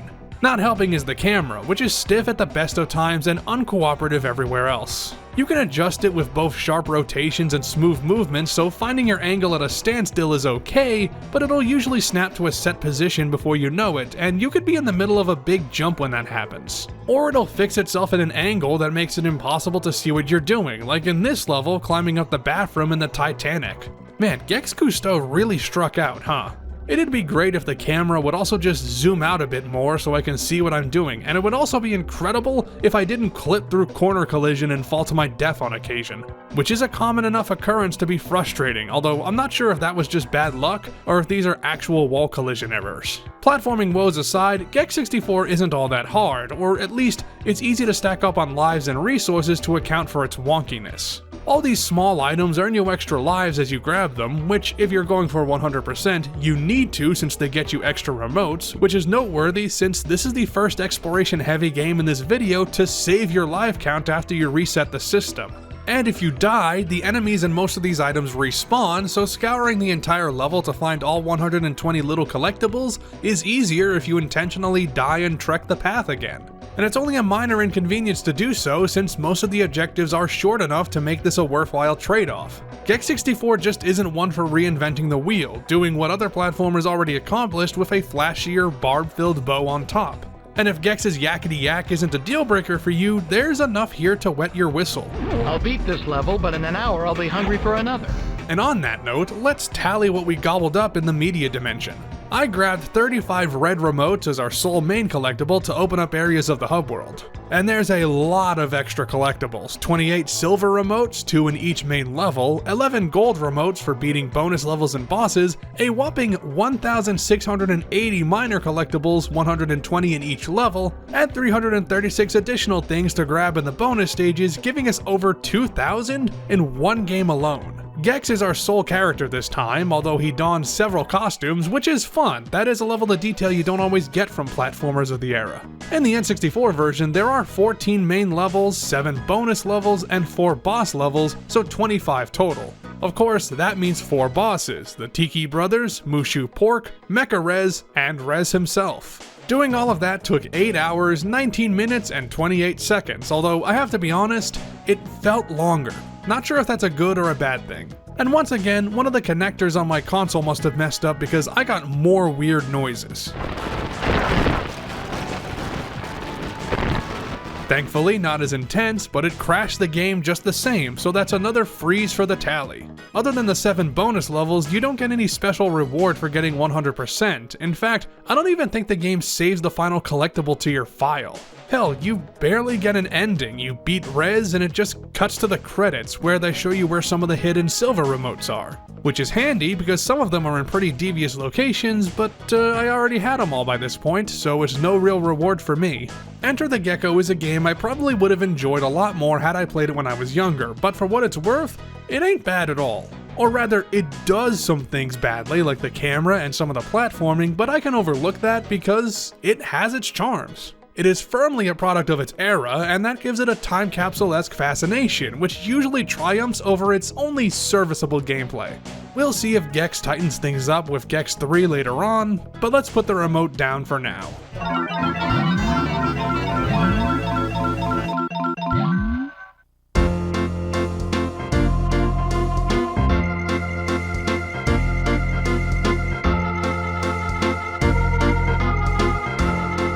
Here's a game that piqued my curiosity, but I barely knew anything about. Primarily, it's because of the developer DMA Design, now known as Rockstar North, who launched the first Grand Theft Auto the year before this one, but Space Station Silicon Valley is far more in line with the studio's other major hit, Lemmings. This one exists in that weird state where it's obscure unless you know the N64 library, and doesn't have enough dedicated fans to bring it out of the woodwork. Maybe that's off base, but I can give the game this. This is nothing if not unique. Partially it stands out for the tone and humor, which is unapologetically British, almost, I'd argue, to the point of being a cultural barrier. You know, that deadpan style that almost reads as tired and bored if you aren't clued into the British milieu.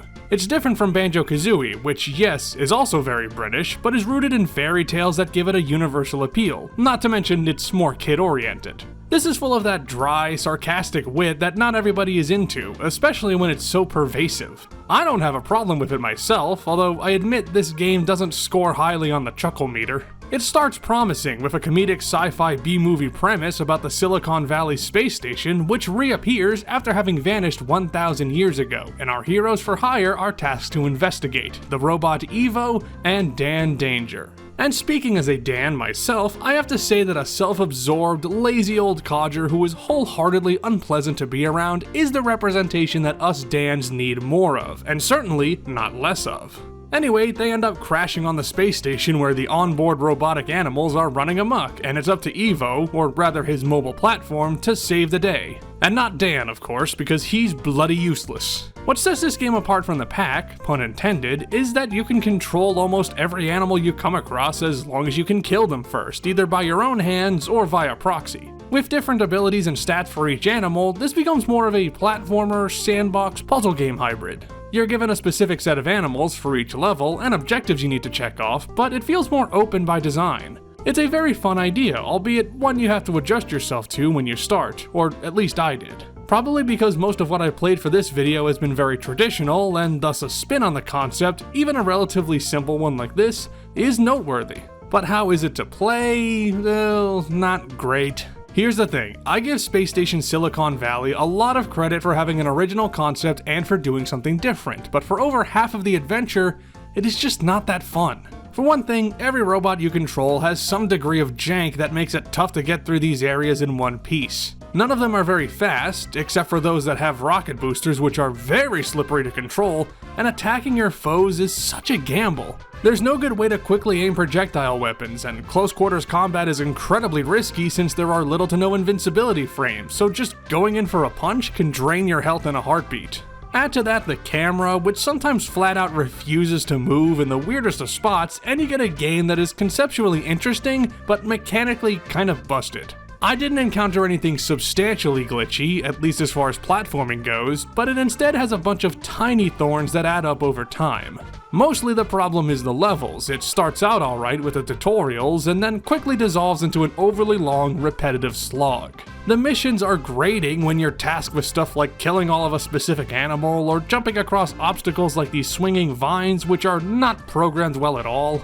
You're doing different things in every stage, which is good, but variety doesn't make up for less than pristine controls. There are some fun ones. I really like the level Hoppa Choppa, where you control a helicopter bunny dropping bombs on turrets and wolves, but standout ones like that are few and far between. And when a level does stick out in my mind, it's not for a good reason. Take Jungle Doldrums, which is a super appropriate name because it is so goddamn boring at the start with tedious objectives and slow platforming.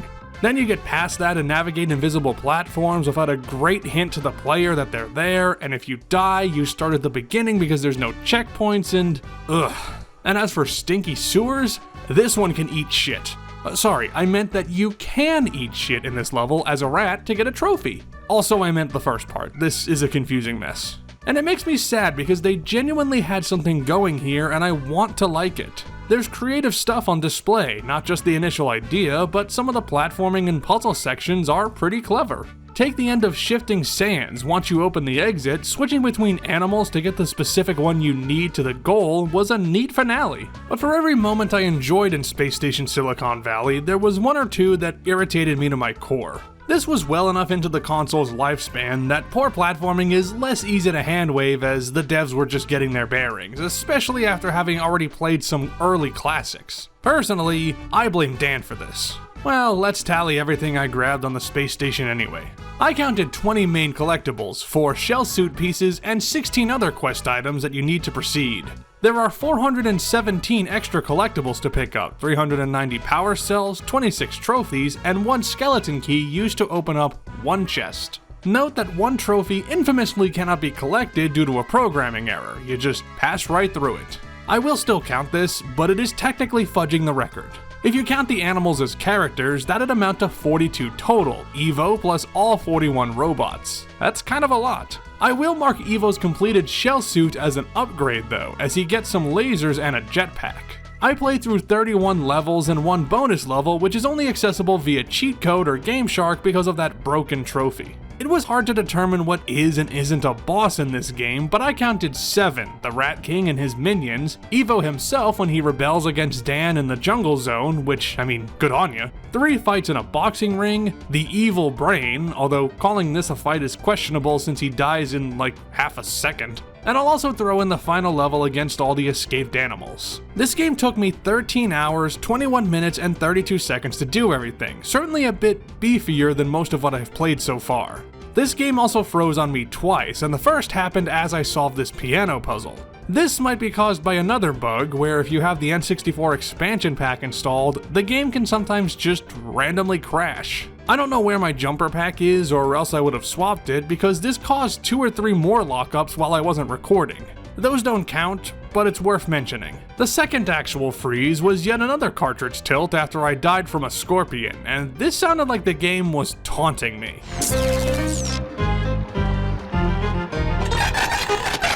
At this point, I was convinced that my cartridge slot might be the issue, so before moving on, I gave that a cleaning. Anyway, if you collect all the trophies or, put in a code, you can play a bonus level where you blast asteroids in a 2D arcade space shooter. Very much a letdown and not that great a reward. Sad to say, this was another disappointment for me because I was enamored with the idea of Space Station Silicon Valley when I booted it up. And I still am, I guess, but it didn't take long for the sloppy gameplay and uninteresting levels to wear me down to the point that I just wanted to move on. Thankfully I can now, so let's leave this space station behind for good.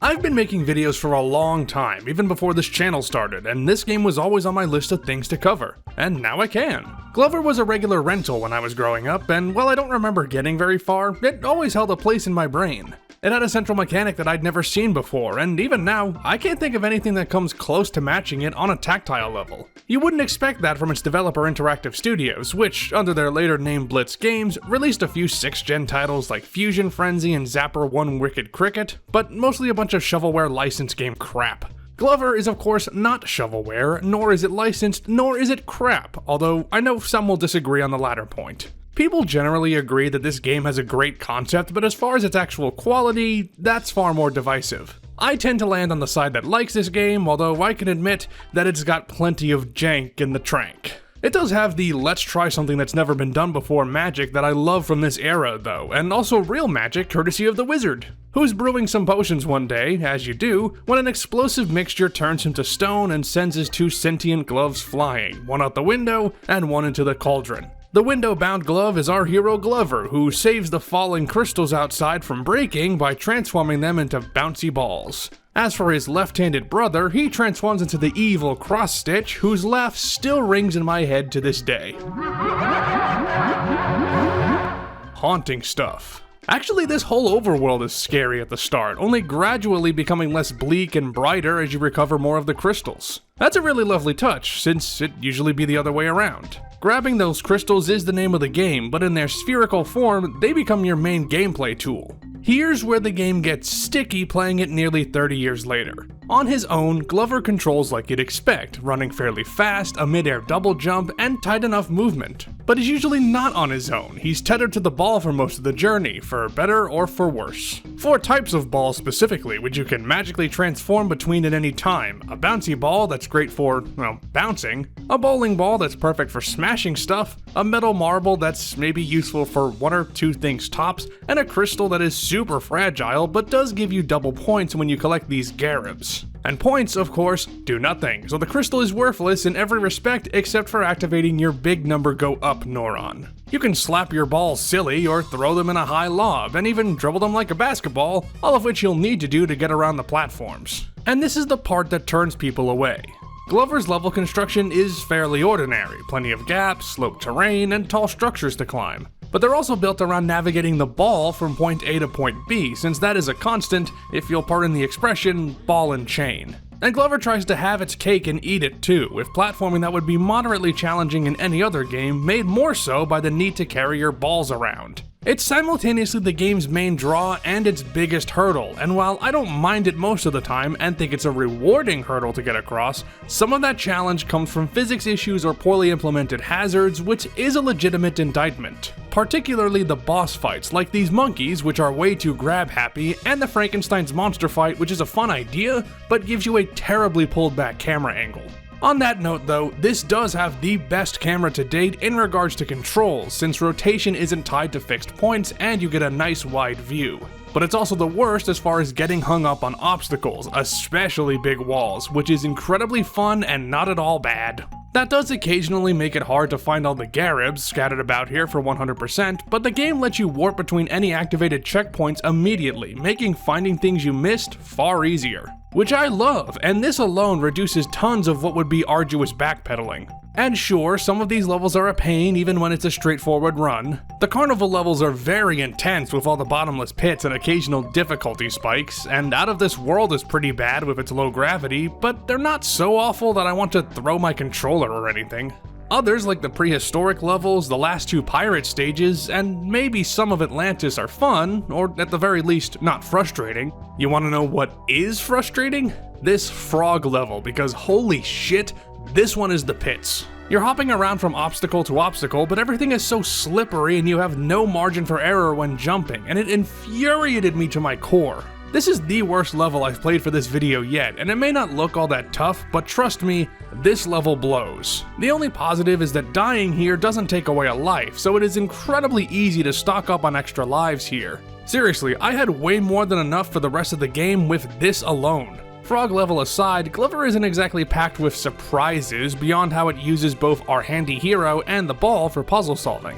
Taking advantage of larger balls to destroy obstacles, sending it down a slide while you take a different route, combining bouncing and throwing, among other things. It gets enough out of its ball bouncing mechanic to satisfy, melding it with traditional platforming well enough on the whole, and while I would have liked to have seen a few more involved puzzles that take the glove and ball routine to the next level, what we have is, I think, enough to give it the pass. And that's impressive given that this is basically one giant escort mission. It's amazing that it doesn't immediately fall apart from that premise alone. Now, Glover grabbed a bunch of stuff, so let's calculate it. There are no required collectibles, but there are 1,496 Garibs for the taking across each non-boss level. As for characters, I'm counting Glover, the frog transformation for that aforementioned bonus level, plus others as a spell from enemies, and the ball itself because you also control that on its own in 2 bonus stages. There are 8 potions to pick up which grant different power-ups, which I'll add to the upgrade count. With 18 regular courses, 6 boss levels, 6 bonus stages, and the training area, that's 31 levels to add. That, of course, means 6 bosses, a fish crab stack thing, a clown, some monkeys, a dinosaur, Frankenstein's monster, and Cross-Stitch himself in his super fragile robot. This game took me 7 hours, 5 minutes, and 50 seconds to beat, although that does include the strangely long credit sequence. I'm not saying don't credit people, but not everyone needs an individual credit that holds for what feels like forever. I guess they expected you to really study those cheat codes. I almost got through the game without it crashing, but sadly, the game locked up after I finished a level in the Forest of Fear. Thankfully, my progress was saved. Collecting all the Garibs in a world's main levels unlocks the respective bonus stage, and they range from a mere distraction to that godforsaken froggy clusterfuck, but none of them are really great rewards for full collection. I fully understand the complaint that Glover is too broken or clumsy to be any fun, especially given its imperfect physics and tight platforming. But while it's never been a top tier N64 game for me, and realistically it's probably just okay at best, I still enjoyed finally beating it thanks to its balance of puzzles and action, and for just being a very fresh idea. This was on the backlog for a long time, and now that it's checked off, I gotta say, I do love the glove.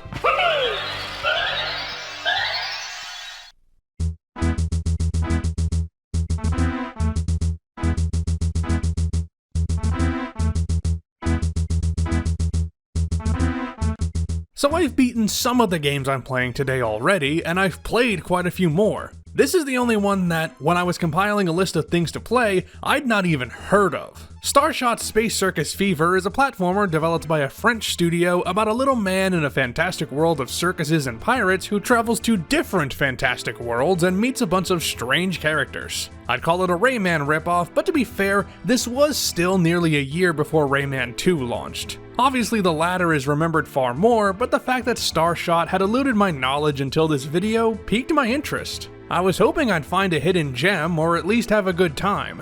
Sad to say, neither was the case. It didn't even grab me from the premise, where you're a former military robot named Starshot who's now an acrobat working for an intergalactic circus owned by the cigar-smoking fat cat Mr. Starcash. This ragtag circus crew has fallen on hard times, what with their competitors Virtua Circus taking their business, so they resort to destroying their spaceship in retaliation. Morally questionable, but effective, at least until they realize they've still got a massive debt to pay. Starcrash sends Starshot and the wheeled robot Willfall on a mission to explore various planets and find new acts for their circus so they can put on a big show. It's not a bad plot, but it leans on a quirky cynicism that is very 90s Europe. Speaking of 90s Europe, look at Starshot in his Fifth Element looking ass. That bright orange suit is certainly a choice. Anyway, the gameplay. Starshot is pretty simple, and I am referring to both the game and the guy. At least everyone thinks Starshot is pretty dumb, and I dare say there isn't a good shred of evidence to counter it. But he's got a gun, and he can control his shots after they launch, which frankly I kinda forgot about for most of the game,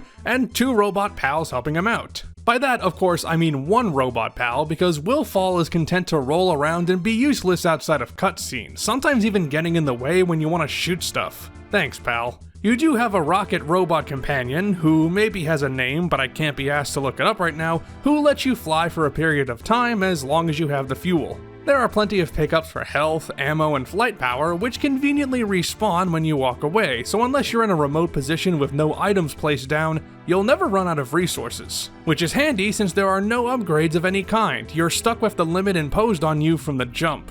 It also occasionally means you're doing micro-grinding sessions, running back and forth to get ammo, just to waste a bunch of it attacking a single target, and some of those targets are damage sponges, let me tell you.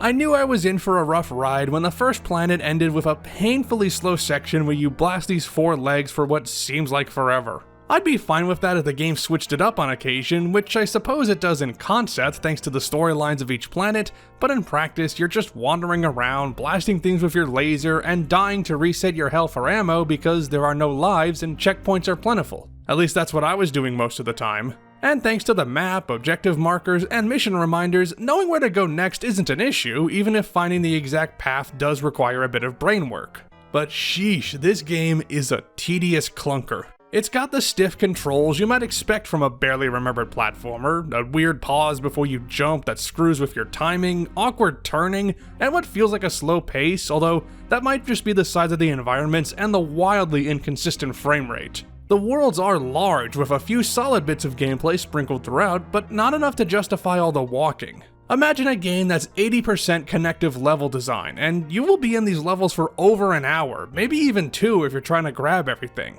And Starshot loves the occasional surprise collectible with no good explanation as to how it spawns. I don't know what causes this fuel cell to drop, for example. Clearly it's from hitting this strutting robot, but only in certain locations or after a certain frequency? Who's to say? It's a mess sometimes. Especially when Starshot decides to go for a little anti-gravity ride and continuously falls into a corner.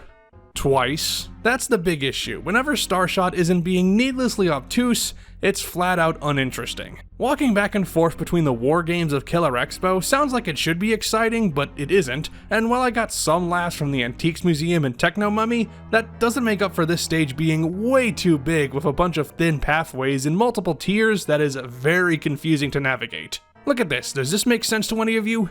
I don't find the music or graphics particularly great either, and most of these planets are covered in grays, purples, and dark blues that just screams generic sci-fi. Most levels look far too similar from a quick glance, and even when the game adds different colors like the green jungle of Primatron and the sienna beaches of Ten Suns, it still kind of falls flat, you know? Scouring every inch of these places to find all the fuel cells was just not worth it, making this a game that isn't fun to 100%, and, I'll be real, just isn't fun in general. I guess the closest this game came to wowing me was Ultima Crash, a collection of junk spaceships haunted by alien ghosts, which is a cool concept. You spend this level looking for a particular ghost to recruit for the circus, and it's the ghost of Laika. Yes, the Russian space dog from real-world history. That did raise an eyebrow, admittedly, but at least the game was catching my attention in some way. But Starshot doesn't just fall limp as a game, it also doesn't do much for the tally. There are 196 main collectibles, including 193 fuel cells and 3 other miscellaneous items. But I was only able to grab 190 of those fuel cells because the game did something a bit stinky.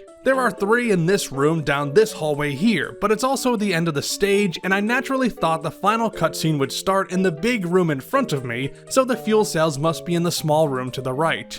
Nope, it's the other way around. And when I came back to get them later, the gate to enter this building was glitched to be permanently closed. I guess I could start the game over again to grab them, but no.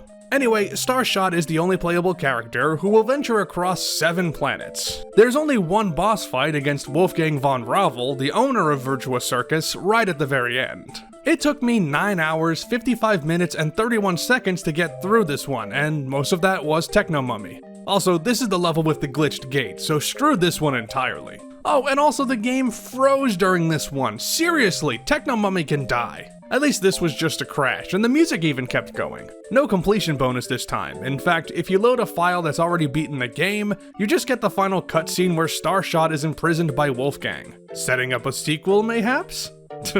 Good one. Starshot isn't the worst thing ever, but it is the worst game I've played for this video so far, as it's a non-stop, pulseless drag. There's nothing here that stands out as a positive, and I just wasn't enjoying myself. I can see why this one flew under the radar, and while I guess I'm happy to have played a new, for me, game on the N64 library, I won't pick this one up again.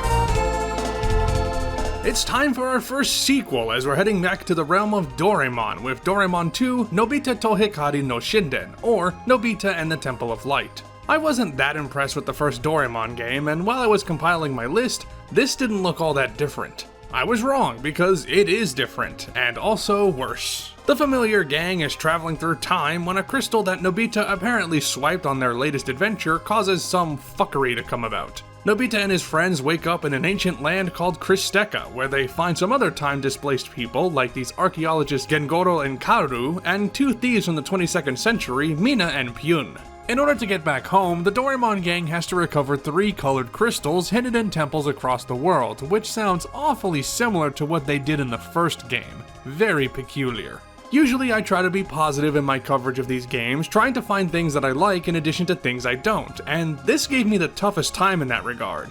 I can't comment on the story, of course, so I've only got the platforming and mechanics to work with. And I have only 2 compliments for the gameplay, and both have their caveats. 1, the controls are a little better than Doraemon 1. Still stiff, especially when jumping, but marginal improvements in how it feels. 2, the camera is also improved since it doesn't reset and you have more control over it. But while the camera gives you a good view in the temples, outside it has too sharp of a vertical angle. If it was behind the characters, I'd be happier, especially since it's harder to see routes in the overworld with it being so high up. That wouldn't fix the major problem with Doraemon 2 though, which is that it barely has any platforming.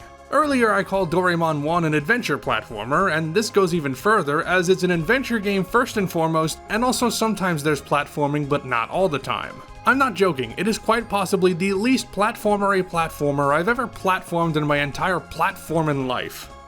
Platforming. Out of the context of this video, that'd be fine, and to be fair, you are required to jump from point to point occasionally, so by the strictest parameters and my own definition set at the beginning of all of this, it counts. I guess this is more of a collect-a-thon adventure game, an odd combo that doesn't work, at least not here. And it's all in Japanese, so I once again relied on a guide to lead the way, this one written by Lago123. Sadly, the way this is designed also reduces the game to wandering around from plot trigger to plot trigger and finding items scattered about the world, and maybe a few times hopping across an easy gap.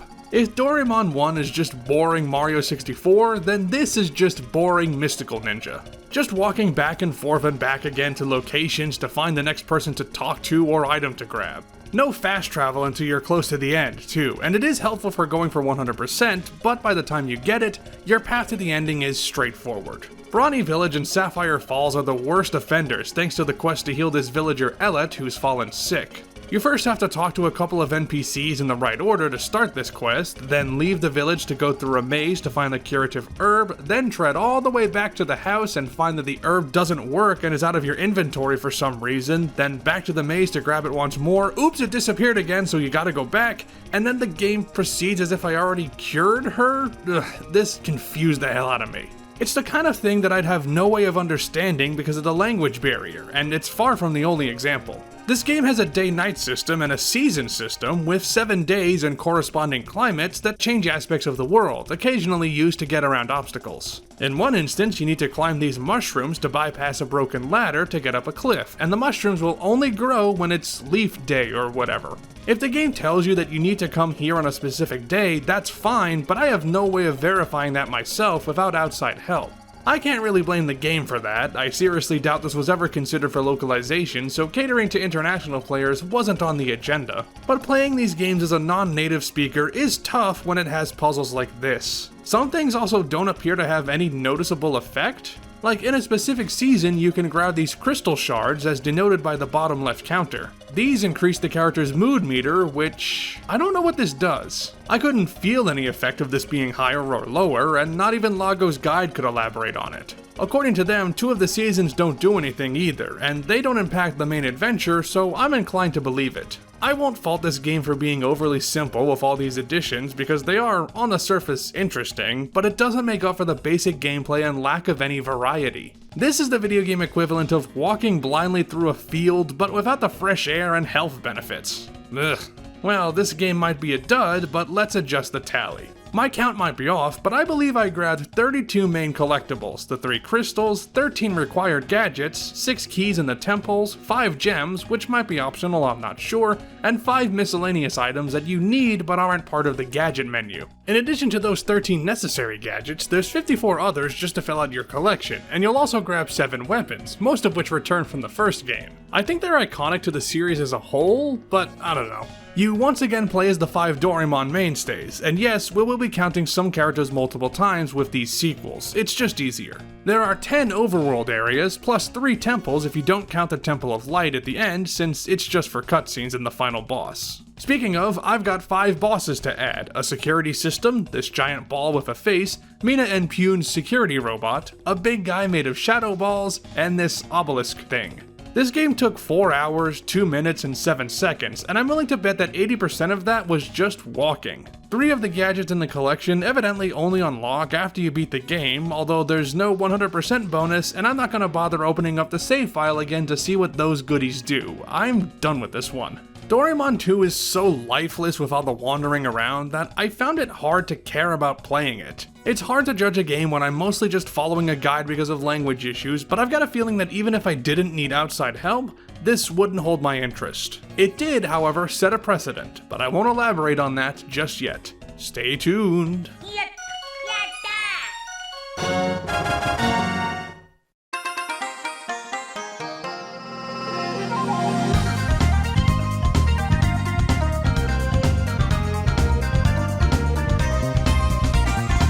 Here's another sequel, and a game I was very much looking forward to after Mystical Ninja. Goemon's Great Adventure steps back a dimension with a 2.5D adventure starring the usual crew on another wacky feudal adventure. This time it isn't a quest to save the world from European colonizers, and instead it focuses on a more prescient threat: ghosts! Ghosts that spill out of a machine made by the wise old man after it's stolen by the evil nun Bismaru, who looks suspiciously like Ebisumaru for reasons I don't think the game explains, but cursory research tells me that he's a descendant of Goemon's portly friend from the future. Anyway, Bismaru uses the machine to resurrect Dochuki, a powerful demon from the underworld, so they can, do what villains do in these sorts of games. Another cheesy, cartoonish story with a supernatural edge, and still not my cup of tea, but it's fun enough for the kids. That's not what I was excited about, of course. My expectations were set very high for this after I had such a good time with Mystical Ninja, and for the most part, those expectations were met, sometimes even exceeded. Switching back to a side-scroller makes sense, given that's where Goemon's roots lie, and it makes for a nice contrast with Mystical Ninja, which was more of a Zelda-style adventure with platforming as a component. This is to some degree as well, but the platforming gets higher bidding, especially with these self-contained levels stuffed with gaps and hazards. That means it also becomes far more challenging.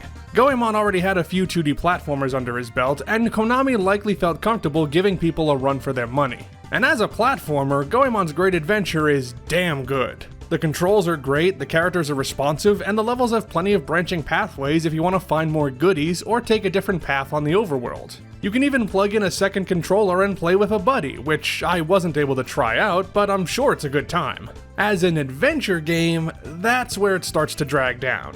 I thought that exploring every town in the other game was okay, but here the towns are so freaking huge. There's no reason why Floating World Town had to be this wide, and navigating Tree Stump Village is painful thanks to the confusing layout. Not my biggest problem with the towns, but I'll get to that in a bit. My main issue with Mystical Ninja was that it was overall too easy, and this game certainly doesn't have that problem. I'm looking at the notes I took while I played the game, and I'm complaining that it has a bumpy difficulty scale, ramping up and down too frequently, but on reflection, I don't think that's true. It can feel that way with some levels, especially if you don't have the right character with you. Goemon's double jump makes him easily the best platformer of the bunch, and while Yai and Sasuke are needed to go underwater in these frankly not that great swimming sections, they're not the best on dry land. Most of your capabilities come out of the box this time, as you're not scouring for weapons, but instead upgrading them with power-ups. Getting the gold rank for Goemon's pipe and Ebisumaru's fan is great when you can clobber most enemies in one hit, but it only takes a single hit on yourself to knock your weapon rank down. Your health bar is pretty small, but restorative items and fried rice balls that revive you if you fall are plentiful. Just don't die on a moving platform, because those rice balls might miss you completely. That's my money wasted. This game also has a day-night system where tougher enemies come out in the dark, but they give you more Ryo to compensate. It'd be great if there was a way to sleep to the next day or night, since some of the town quests can't be accessed unless the moon or the sun is up, but that's a small grievance in the grand scheme of things, especially compared to the missions themselves. Some of these people have entry passes, which is the main thing you're after, but they won't give them up unless you fulfill their errand. Some of them are just talking to people or doing a fetch quest, but others ask you to collect a bunch of stuff like mushrooms or DJ equipment. The time limits on these are strict as hell, and unless you memorize these levels, they can drive you up the wall. That mushroom one especially sucked for me because of the branching pathways in Maneater Road, so inevitably there were 3 I couldn't find without help. Then there are the castles, which are far longer and out for blood. The regular levels can be a complete breeze, beatable in minutes with little risk, but then these end-of-area dungeons just break your spirit. It's like the game pulling the rug out from under you and then beating you to death with that rug. Maybe I had a point about the difficulty scale after all. The bosses aren't too bad, either the regular fights with the gang or the returning impact fights, which have a move list on the pause menu, thank God, but the process of getting there is nothing if not memorably tough. The burning ruins of Edo Castle, the bear traps of Underworld Castle, the flooded Ryuga Island Castle, they've all got their standout moments, for better or worse. Simultaneously, the one I love and hate the most is Floating Castle, the final level of the game. It's a huge string of intense platforming and combat encounters that brings back set pieces from the other castles and pulls no punches, especially when you lose all of your lives and gotta start from the beginning. It's a bastard for sure, but it is an epic finale that is equal parts terrifying and exhilarating, and finally reaching the end was satisfying. The fight with Dochuki though, not so much, both of these forms were pretty easy. I did get everything the game has to offer, so let's count it up.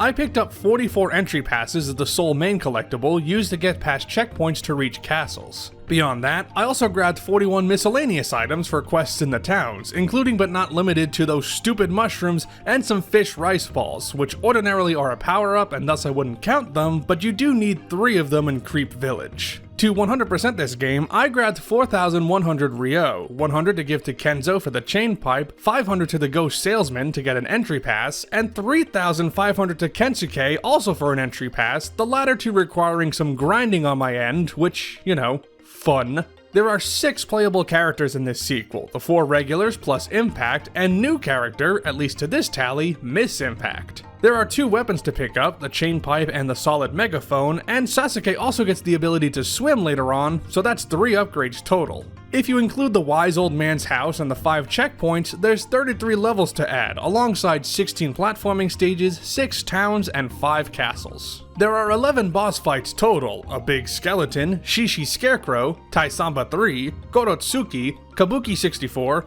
and Dochuki as the regular gang, and Bismaru Elegant, Taisamba 4, Yooka-Laylee, Kabuki Final, and Devil Death God as the 2 impacts. Doing that took 16 hours, 12 minutes, and 45 seconds, the longest so far by a sizable margin. No completion bonus as far as I'm aware, but there are some quests that I think are post-game exclusive? Unsure on that bit, but regardless, they're not worth it. Just judging on the platforming, Goemon's Great Adventure is just as good and probably even better than Mystical Ninja. As a package, it doesn't quite reach those lofty standards, but make no mistake, it's still a great game. I really want to check out some other Ganbare Goemon games now. I know I'll try the SNES game at some point, but I'd love to hear from fans about other entries worth playing. Goemon's time on the N64 is unfortunately over, but it was a hell of a ride.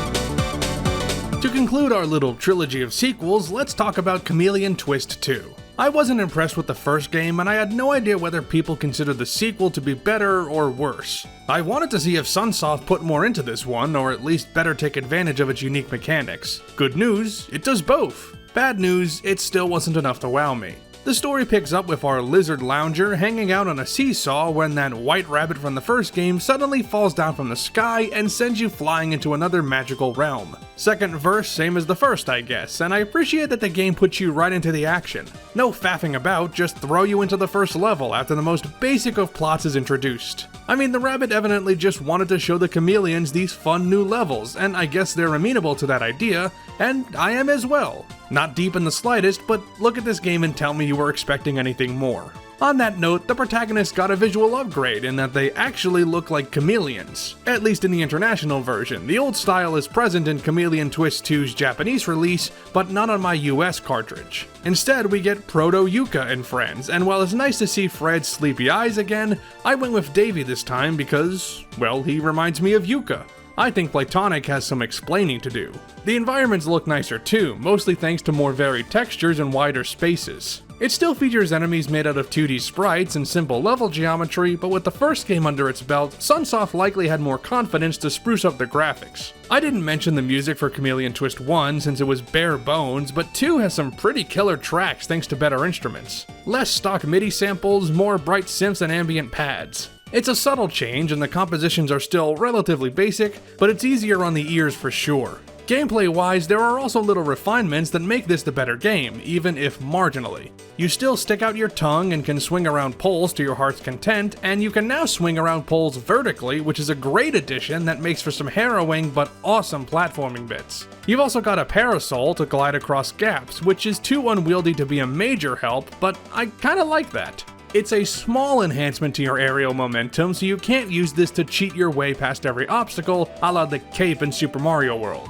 The gameplay isn't radically different, but it adds the enhancement you expect from a direct sequel. I already mentioned the international versions changing the chameleon design, but there are also tweaks that make the game more difficult, including speeding up this challenging bridge to make it very hard to get across and locking some items behind minigames. That doesn't really make the game harder, but just adds stuff to the checklist, and for Toyland, it necessitates multiple playthroughs because there's a coin in a minigame that requires 5 carrots, and you can't get the 5th carrot until later in Toyland when you can't turn back. Very cool. This isn't an isolated case, a few coins only give you one shot to grab them, and if you miss, you gotta start the level over again. Take this coin in the middle of a big jump in Iceland. You'd expect that the game would respawn you at the top if you fall, but nope, you gotta pray that you get this in one go. Not nearly as bad as this hockey room, also in Iceland. It looks cool at first, but you can't move on the ice except by grabbing poles and flinging yourself, or getting whacked around by the hockey stick enemies. Getting into the goal is okay, it just requires patience, but there's also a carrot behind it that you need to get before you leave, and that's mostly down to luck. Shame too, because Iceland is one of the more fun stages otherwise. The levels are a mixed bag, with each having quality peaks and valleys. All of them are still linear and traditional, but thankfully the camera eliminates the fixed position so you can move it around, and since the stages aren't a bunch of rooms, you get a much wider angle. Thank you. For the worlds themselves, there are no outright duds, although Great Edo Land and Pyramid Land come close with how boring they are. Skyland is an okay starter level that shows you the fundamentals, yet isn't extraordinary, but it does have something going for it. It's that level from the end credits of the first game. Well, kinda, the design is different, but they sure do look similar. The others have some good challenges that put you through your paces, and some that are just crap. I already complained about Iceland's problems and the card bridge in Toyland, but Carnival Land has these slow-moving Ferris wheels and moving tubes that are a pain to get across. The wider focus on the chameleon's tongue action should make these stages better designed on the whole, but individually they ramp up and down too haphazardly since there isn't a real unified vision for these stages, just set piece after set piece. That prevents me from really getting on Chameleon Twist 2's side, even if I find it a notable improvement. I got on the first game's case because it wasn't doing enough with its gameplay to hook me in and ended too quickly. The sequel does tackle both of those problems head on with the additional moves and longer levels, but the execution leaves something to be desired. So it would be a shame if somebody forgot to save and had to do the first half of the game again. Sure would hate to be that guy. Once again, none of the items are required, but let's update that tally anyway. You can grab 120 chameleon coins and 6 carrots as extra collectibles, most of which are in plain sight, but a select few are very devilishly hidden, like this carrot on top of a tall wall, which you'd never see without purposefully moving the camera everywhere. The same 4 characters return for this game, and they go across 16 levels, 6 stages, 6 different training rooms, and 4 minigame rooms, which are also accessible from the main menu.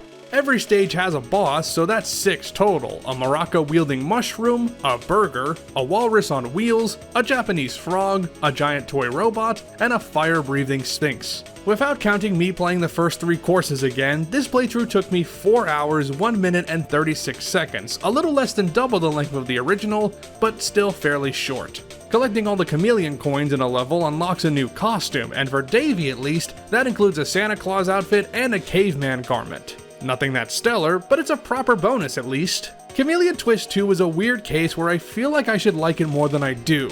I do like it more than the first game, and from an objective lens, it does a lot of things right, but it still has a ton of weird hitches to it that bother me. It takes 2 steps forward and 1 step back, which isn't the worst position it could be in, but it still left me wanting more. There is no more Chameleon Twist though, so I guess we gotta leave it at that.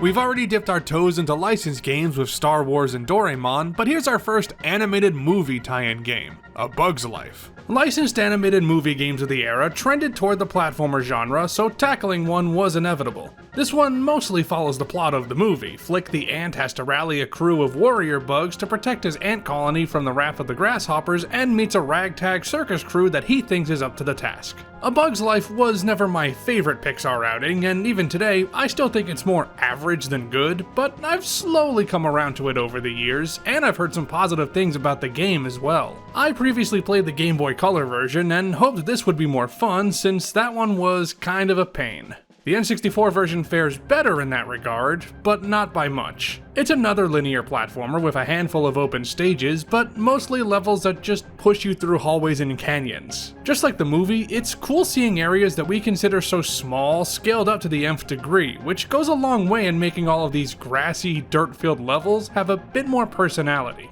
It's certainly not the prettiest game on this list, and as far as frame rate goes, this might be the sloppiest so far, but at the very least, it looks like the movie, which is the bare minimum a licensed game can do, I know. At least you get some stills from the film in their blurry, compressed glory. My favorite has to be the level complete screen, seeing Flick's goofy smile and thumbs up. Especially in the final level after Hopper is in the process of being eaten by that bird, and then Flick's just like, yeah, good job. As for the game, it's fairly paint by numbers, but there's at least plenty to do. Each stage has 3 tokens for you to earn, one for finding all 50 pieces of grain, one for collecting all the letters that spell Flick, which reminds me of something, but I'm not quite sure what, and one for destroying all the enemies with golden berries. Flick can grab these seeds around each level and make them grow into something different, like a plant for reaching tall areas, a shooter for automated attacks, and upgrades to your berry attack. Your regular red berries might kill some enemies, but do bupkis against the stronger varieties, until you find a golden berry which eliminates them completely so they don't respawn.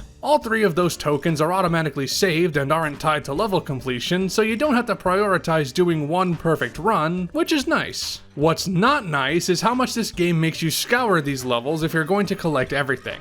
Just getting to the end of the level is usually easy, but for completionists, you have to finally comb these places multiple times just to find one errant piece of grain or that one enemy that's eluded your grasp. Or the nature of the level requires you to redo all the objectives every time you want to go for the enemy's token, like Anthill Part 2. Finding all the upgrade tokens and carrying all the seeds back and forth across the level just to slowly throw a mine flower at every enemy is a tedious and arduous process. Then there's the city entrance, which, to quote the late Bill Paxton, is a bug hunt. Both in the sense that you're looking for some of the circus bugs, and you're taking down enemy after enemy to get enough grain to move through the city. This is absolutely a me problem, but I was playing this level really late at night and was super tired, and after falling into a big grate at the end of the level and losing my last life, I decided to just get some sleep instead. Then I woke up and beat the level in one go. Take that as a lesson, kids. Sleep is more important than playing Disney Pixar's A Bug's Life N64 at 3 in the goddamn morning. Other than its completionist unfriendly design, the game doesn't really do anything majorly wrong, it just has a bunch of little things that, and you knew where this was going, bug me. Variety is a problem, as you're just doing the same kinds of puzzles over and over again. Same objectives, different environment. And the platforming feels more ancillary here. There are simple gaps, but most of the jumping is just climbing up steps and surfaces, so it doesn't stick out in that regard either. Although when it does switch things up in the penultimate riverbed flight level, it kinda sucks. Another course that's no problem if you're just trying to reach the end, but the minute you go for all the tokens, it's garbage. Flick and Princess Ada can't turn worth a damn at high speeds, and since Hopper's constantly chasing you, you're bound to get hit when you need to rotate to go back off the path you ignored. The game is also wildly inconsistent in level length. Some only take 10 minutes maximum, even the non-boss ones, while others can last for an hour on your first playthrough if you're going for every little bit. This is absolutely a game that's better to just beat than it is to go for everything, and even then, you're still backtracking a ton. I'd venture a guess that 2/3 of my playtime was spent doubling back on myself, which detracts from the otherwise okay gameplay and makes A Bug's Life nothing to write home about in the end. Flick may be enjoying himself, but this game ain't thumbs up worthy for me. Now let's take a look at this bug collection. Cool, huh? Anyway, here's the A Bug's Life collection. Not many main collectibles this time, but I did have to grab 5 bird parts and rescue 5 blueberry scouts, so I'll count those 10. There are a lot of extra collectibles though, 1,250 in total. That counts 800 pieces of grain, 64 flick letters, 338 golden berries, or 338 medals earned by killing enemies with golden berries, and 48 tokens. Flick is our sole character for most of the journey, but you do control Princess Ada in that riverbed level, so we'll add her too. I traveled through 16 levels, a training stage, 10 regular levels, 5 boss fights, and 3 bonus stages. Of course, that means 5 bosses: Thumper, the Bird, Thud the Horsefly, Molt, and Hopper. Beating all these levels, not counting some grinding for extra lives, took me 8 hours and 40 minutes flat. It's been a bit since one of these cartridges froze on me, so A Bug's Life remedied that by freezing after I got hit during the Thumper fight. Bad Grasshopper indeed. No completion bonus for this one, but this game does retain the bonus levels from the PS1 version. They don't reward you with movie clips because, well, cartridge, but instead they give you extra lives. That'd be swell if the ways to unlock these levels wasn't so obtuse. The N64 version also has an exclusive challenge mode where you're tasked with completing a specific objective in a level, which are all just cookie-cuttered out from the main game. Nothing new there, and there's apparently no reward beyond a good for you screen, so I only played a handful. I guess it's only fitting that one of Pixar's most adequate movies was transformed into an adequate platforming adventure. It perfectly represents the generic licensed platformer trope that was oh so prevalent during this era, and I'm betting I'd like it more if I played it as a kid, but I didn't, so I don't. There's another Pixar film that got the N64 treatment to cover today, but for now, we gotta trudge on. Oh yeah!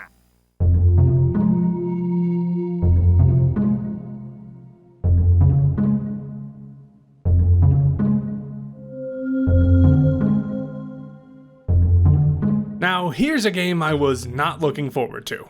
My history with the Castlevania series is pretty spotty. We owned Castlevania 3 growing up, but I never got far, and since then, all I've really played beyond that is Aria of Sorrow. While this N64 outing was a commercial and critical success at launch, it tends to be dismissed nowadays, particularly because of that Angry Video Game Nerd video and the pedestal worship that Symphony of the Night gets. With that in mind, I thought this would be an annoying, broken mess when I popped it in. And you know what? I am firmly ready to eat some crow because Castlevania surprised me in so many ways. Not the story though, that's kinda generic. It's 1852 when Dracula's back, and per tradition, a hero must travel to his castle to slay him once again. 2 heroes this time, Reinhard Schneider, vampire killer and heir to the Belmont line, and Carrie Fernandez, magic wielder and heir to the Belnades line. Their in-game journeys don't intersect, but they both meet the eccentric cast like the recent vampire convert Rosa, distrusting vampire hunter Charlie Vincent, demon salesman Renon, and this kid Malice, who is definitely not evil.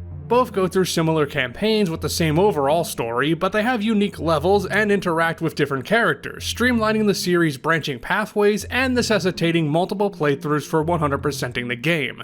Which, as it turns out, I was happy to do. Castlevania is ambitious as hell for the team's first time making a 3D game, and I think it mostly pays off. You can definitely tell it was an experiment in the controls, as your turning circle is loose and your jump is floaty as hell, which is classic Castlevania. And what else is classic Castlevania? Tight platforming with leaps that leave you very little room for error. And I mean leaps, because these two have serious forward momentum in the air, but if you think that makes these jumps easier, you're sorely mistaken. This has some of the scariest gaps I've encountered in a long time, especially since there are several areas where a missed jump means death. Even on the first level, you've got poisonous water and steps that you need to climb carefully to avoid falling to your demise. This is not the easiest game to play, and a significant portion of its challenge is down to the wonky controls. But playing this game twice for both characters, I adapted to it shockingly quickly. Pressing the C buttons to use weapons and interact with the environment was odd at first, but given how you hold the N64 controller, it is fairly intuitive.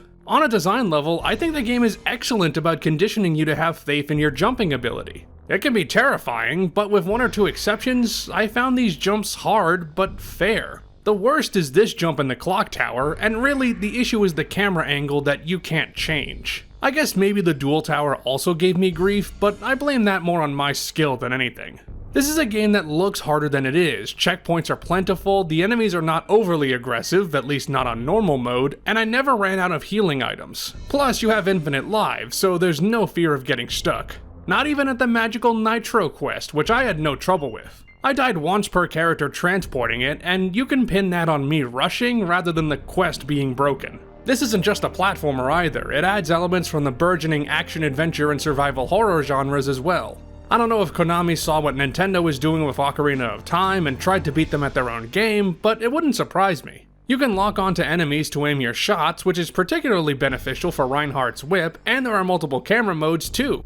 I prefer the action view since it keeps the camera behind the characters, which is helpful for both platforming and combat, and it's the camera mode you have the most influence over because otherwise it does what it wants. No matter the camera, battling enemies doesn't feel the greatest because your attacks are fairly slow and knockback is still a thing, and your short-range attacks and sub-weapons don't do great damage. Still, it's another aspect I had some fun with, particularly the bosses, which aren't that difficult, and are too easy with Carrie's projectiles, but are pretty impressive scale-wise. And I mean, the frame rate sucks as you can see, but in combat, it becomes an unintentional boon by slowing everything down. All this to say that Castlevania definitely has problems which might be deal breakers for some, but it was strangely enticing the more and more I played it. I didn't mind playing through the game twice because I liked what the game had to offer. The bosses are intense and the stages were typically damn solid. Some had annoying gimmicks like the turret guns in the Tower of Science and the Hedge Maze, which is a prolonged chase scene that basically requires holy water, yet irritating stuff like that is few and far between, which I'm baffled by. I can't pinpoint exactly what made this such an enjoyable game for me, and I might be hard-pressed to call this an all-out good game, but I can't deny my feelings. I liked playing Castlevania. And even if you aren't a fan, I think we can agree on one thing. This game has skeletons on motorcycles, which makes it the best thing ever.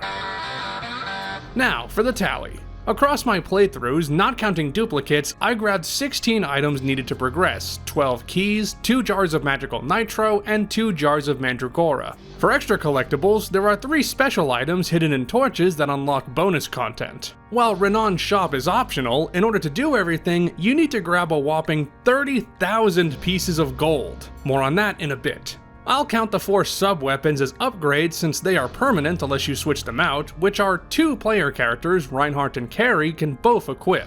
Castlevania has 13 levels to explore, 7 of which are shared between stories, while 3 each are exclusive to Reinhardt and Carrie's campaigns. There are a lot of scripted fights, but I'm only deeming those with health bars as bosses, and I counted 20. Both characters fight a giant skeleton twice, a were-tiger, white dragon, a vampire, an undead maiden, mammoth demon bull, Gil de Rice, Dracula in both his reborn form and this hulking beast form, and optionally Charlie Vincent and Renan. Reinhardt has 6 unique bosses: Rosa, a were-panther, a werewolf, the Minotaur, another were-tiger, and Death, while Carrie fights 3 more, some lizard men, Camilla Fernandez, and Actrice. Both playthroughs took me 9 hours, 35 minutes, and 23 seconds, about 5.5 hours for Reinhardt and just over 4 hours for Carrie. Those special items unlock hard mode and 2 additional costumes for your heroes, a very Belmont set of armor for Reinhardt and a dress for Carrie, which I think is a reference to Maria Renard?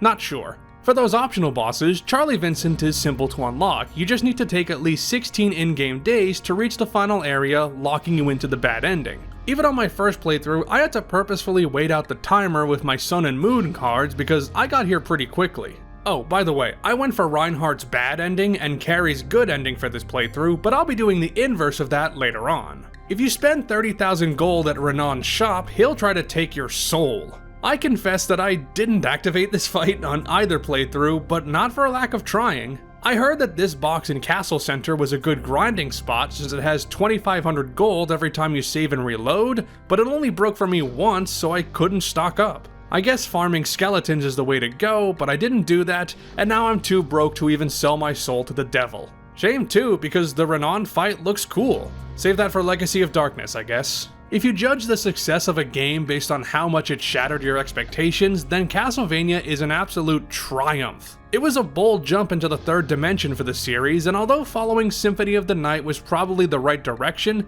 I would have loved to have seen more games like this. We'll see how I'm feeling when I play this again later, but for now, let's bid this one a good night.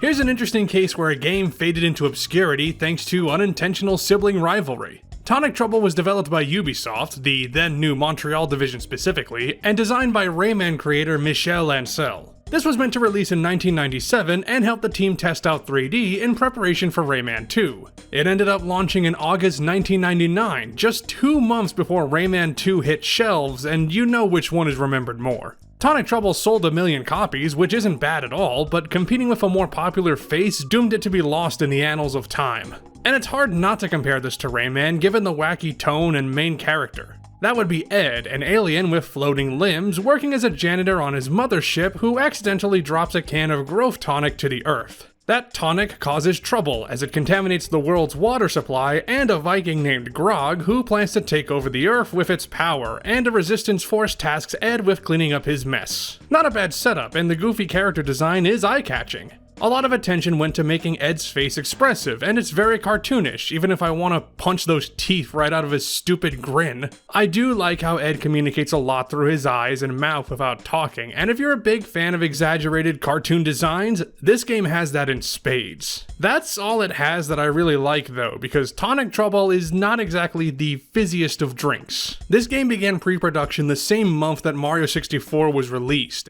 And while we are firmly in the middle of the N64 library, this feels very dated and more early N64 in its design. The platforming isn't incredibly deep, and the terrain sculpting is minimal, building the courses primarily on artificial platforms and machinery. Maybe it's more noticeable because the previous 2 games went farther in the other direction, but I did have plenty of time to think about this with how much the game made me wait. North Plain is stuffed with these hovering plates that take you around the level, and you just gotta stand there doing nothing, contemplating your surroundings because the game doesn't need you right now, thank you very much. This isn't a constant problem, it's not a game full of rainbow rides to be clear, but Tonic Trouble is the most hands-off game I've played for this video in terms of putting the player in the action.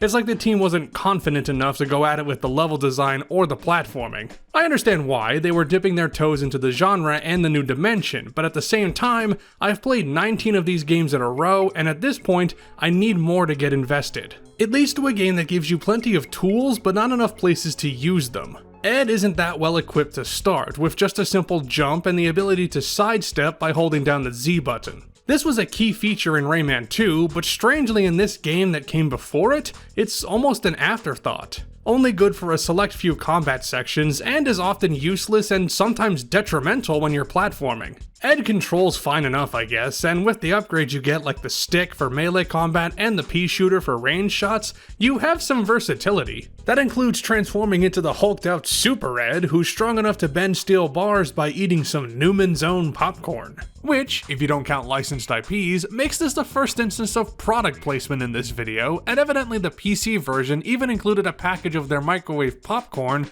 but no such luck on my N64 cart. Sucks because I love popcorn. But the enemies just aren't menacing enough to be a real hindrance to your adventure, except for those guards who can shoot you from afar with laser-guided precision. By far the worst bit of gameplay has to be the flying, where Ed enlarges his bow tie for some gliding action, and yeesh, this is bad. Maintaining your altitude is hard when the turning is so unresponsive, almost like you're struggling against a constant air current even in what should be windless environments. That means it's easy to stall out unless you hit Z to activate an air brake, which I don't think the game tells you about. It's a pain in the canyon level, which is mostly a long flying section with boards and rocks getting in your way, not to mention antidotes and thermometers to grab in the air. Those antidotes are required to progress, with 20 in each stage that are mostly out in the open or only require a bit of exploration. And you want to scour these worlds thoroughly the first time through because you can't leave the world directly from the menu, you have to find an exit, which means that for the levels that require you to come back with new moves to grab everything, and there are a few, you sometimes need to do 2 full runs. You can leave via the entrance if you can travel back to it, which cuts backtracking on some levels, but often you're forced to trudge through familiar ground again. Platforming isn't a major issue, even with the ledge detection bugging out sometimes, and neither is seeing where to go next. While you can instantly snap the camera behind you and you have full horizontal camera movement, the camera is very slow to turn around and sometimes fights you directly because it wants you to focus on a certain object or even just a pit for no reason. It's a nice pit game, but let's not lose focus. The biggest hurdle for me was staying awake because this game is dull and sleepy. It doesn't take enough risk, and I can see a lot of potentially interesting ideas here, but there isn't a unified direction to keep everything on track, leading to a game that resembles a loose collection of concepts instead of a cohesive experience. I can't call Tonic Trouble an unsuccessful experiment, considering where it led, and since the majority of it is competently made, that does put it above stuff that tried something ambitious and failed. But it is not a scintillating game by any stretch, and to be honest, I'm pretty tired of looking at Ed's ridiculous face. So let's count up our cans and get out of this mess. Throughout the game, I collected 180 antidotes and 36 miscellaneous objects needed to reach the final 2 levels. I also grabbed 110 thermometers as an extra collectible to extend Ed's health bar. Ed is our sole main character, but he can transform into 10 different things with chameleon powder, and although some of them are inanimate objects, I'll count them all as characters, so that's 11 total. The dock will give you 6 upgrades and weapons throughout the game to help you play through 14 levels, 11 regular stages, and 3 of Agent XYZ's training courses. I'm probably being generous with this, but I counted 7 boss battles in Tonic Trouble: a flying corn, robo suitcase, Peapod and ketchup, a propeller guard, a group of mummies, magic mushroom, and Grog himself. All of that took me 6 hours, 58 minutes, and 2 seconds, shorter than I thought given the average how long to beat time, but for a simple game like this, that length is just about right. Other than collecting all the thermometers to increase your health bar, there is no 100% completion bonus, but since you need to collect 160 of the 180 antidotes to beat the game, it does incentivize you to go the extra mile solely on the basis that it requires you to get close to maximum collection. Tonic Trouble is a strange brew of ingredients that aren't very flavorful by themselves and don't work well when you mix them together. It doesn't leave a bad taste in my mouth, but it's not bold enough to tickle my taste buds after I've already downed so much. Thankfully, Rayman 2 is on the docket, so hopefully that course will satisfy. Wow! Ho-ho! Yeah! Wow, I am 20 games down and I've still got 20 more to go. I just wanted to pop in briefly at this halfway point to say from the bottom of my heart, thank you all so much for watching this far. This is the largest creative project I've ever undertaken, YouTube or otherwise, and I hope it's been as fun for you to watch as it was for me to make. I try not to focus on analytics or view counts, but I really want this video to do well, so please, if you enjoyed this so far, leave a like and a comment down below and share this video around. It helps more than you realize. Right, back to the platformers.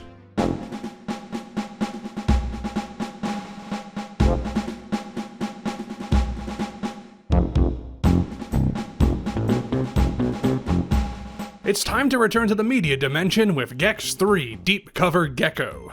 I enjoyed Enter the Gecko despite its numerous hangups, and I don't know if that one or this one is generally liked more, but I hope that this would iron out some of the creases. It does give us more story up front, with Gex's new partner Agent Extra captured by Rez to lure Gex back into the world of television and take him down once and for all. This time it's more overtly a Bond parody, with secret vacation islands, the Bond girl female lead, and of course, the cheesy one-liners. Gex still has plenty to say, and the frequency at which he jokes and japes isn't turned up, but his reference game felt significantly weaker. Ryan, I don't know Ryan, but if it gets me a tongue full of bugs, that's my mission. That's not the only groan-worthy part of Gex's incessant chatter this time. It's smarmier and sleazier, and partially that's Gould really leaning into that part of Gex's personality, but it's also because of Gex's interactions with Agent Extra. I like that the staff carried over the FMV captures of Marlise Andrada, but the script is not Oscar-worthy material. Thank you, my dear Extra. Now what say you and I solve the case of the lovesick lizard? Not a chance, cutie. Yep, that's 90s dialogue, alright. On its surface, Gex 3 seems like more of the same, sending you through TV show parodies to collect a bunch of remotes. The remotes have been consolidated into a single collectible now, and the small item collection aspect has been streamlined with coin flies sprinkled everywhere.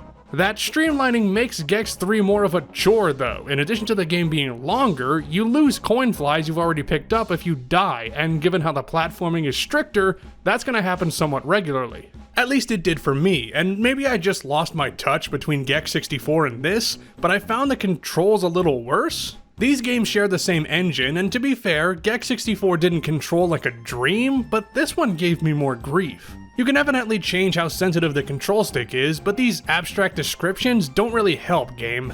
That probably isn't Gex 3's fault, but it can't shirk responsibility for the fatal flaw, which is the level design.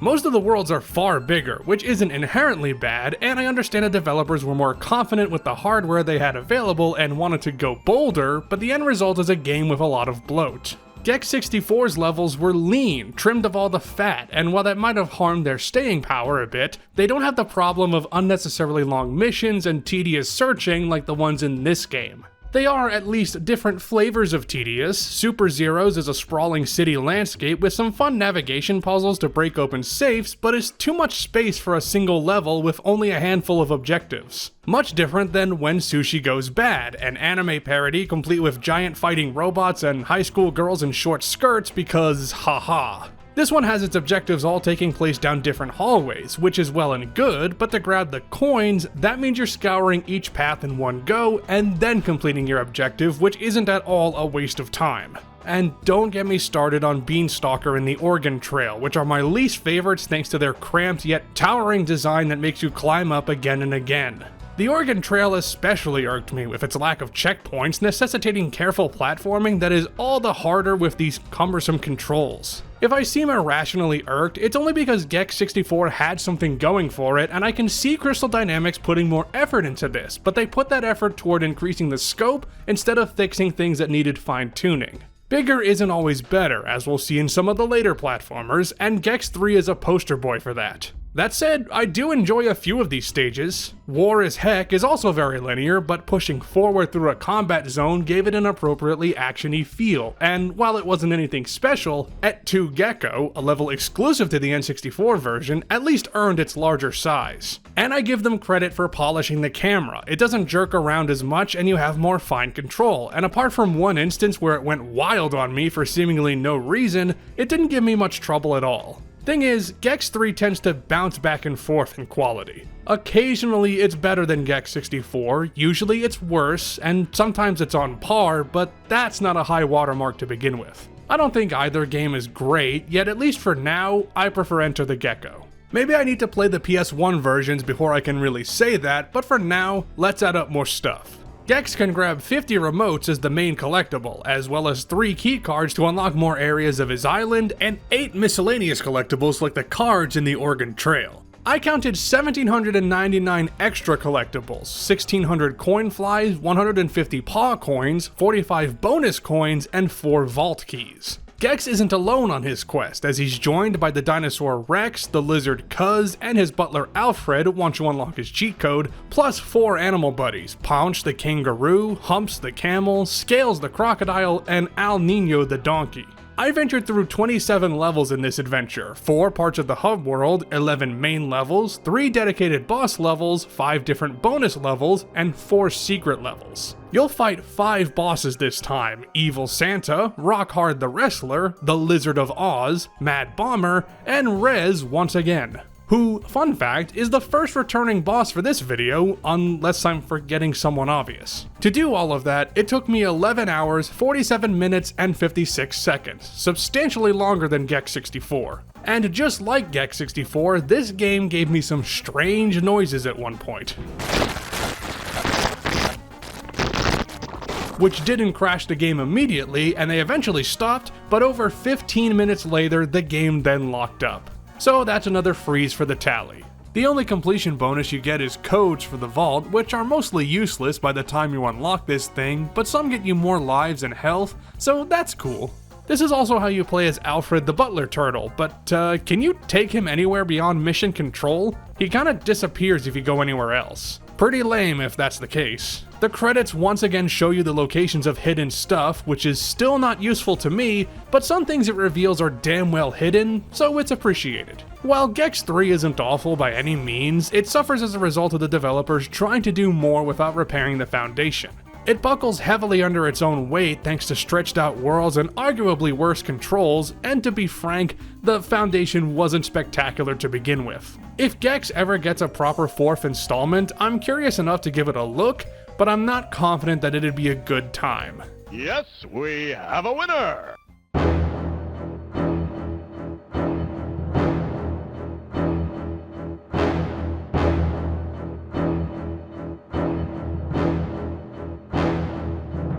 When I started this project, I debated about whether Jet Force Gemini counts as a platformer. I mean, it has platforming, but it looked ancillary at best. After playing Doraemon 2, though, I figured this was worthy of a look too, which is also what prompted me to play Shadows of the Empire, for better or for worse. As for Jet Force Gemini, the Rareware attachment caught my eye, but I wasn't aware of this one as a kid, only when I grew older and started learning about the console's hidden gems. And I do love a good sci-fi adventure, so this was right up my street. You play as the Galactic Peacemakers Jet Force Gemini, a team composed of twin siblings Juno and Vila and the cybernetic dog Lupus. Their ship is boarded by Buganoid soldiers working for the villain Mizar, and the team escapes to the planet Goldwood, where Mizar's forces are capturing the native people known as tribals. The tribal king Jeff tasks our heroes with rescuing his people, and that sounds like a great idea since we've got all the weapons and ammo to spare. My instincts were right, of course. This is a shooter first, then a third-person adventure game, and occasionally there's platforming.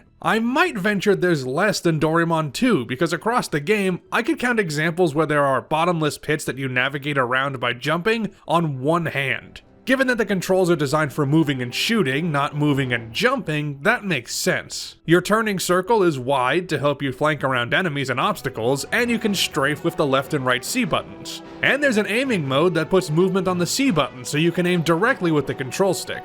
Juno, Vila, and Lupus can jump pretty damn high, but most of your movement tasks beyond just walking are getting up to higher ledges or hopping onto a moving platform with not a lot of dexterity required. Which means that if you're aiming for a strict definition of Nintendo 64 platformers, Jet Force Gemini is not getting shortlisted. Still, I played it, and I'm glad I did because this was fun as hell. The controls took a bit to get used to, but once I did, it felt damn good. I played with the expert controls, by the way, which I think is more natural, even if it puts jumping on C up, making this the first game I'm playing today where A does not jump, although you can set it that way. Your character moves fast enough to get around without taking too much fire, and even when you're exposed, the auto-aim helps you stay on top of these bug-eyed bastards. Really, the only mechanical complaint I have is the crouch button. You can do combat rolls with it, but it's otherwise a hindrance when switching between aiming modes since you stop in your tracks. Literally with Lupus, since it becomes a dedicated howl button, which is cute until you deploy it in the middle of a firefight and take a bunch of pot shots. These bugs can overwhelm you if you're not careful, but it's just as easy to overwhelm them with your arsenal of weapons. Your trusty service pistol gets the job done, but then you get toys like the Tri-Rocket Launcher to destroy heavier forces with ease, and the Shuriken, a bladed boomerang that decapitates any bug it touches,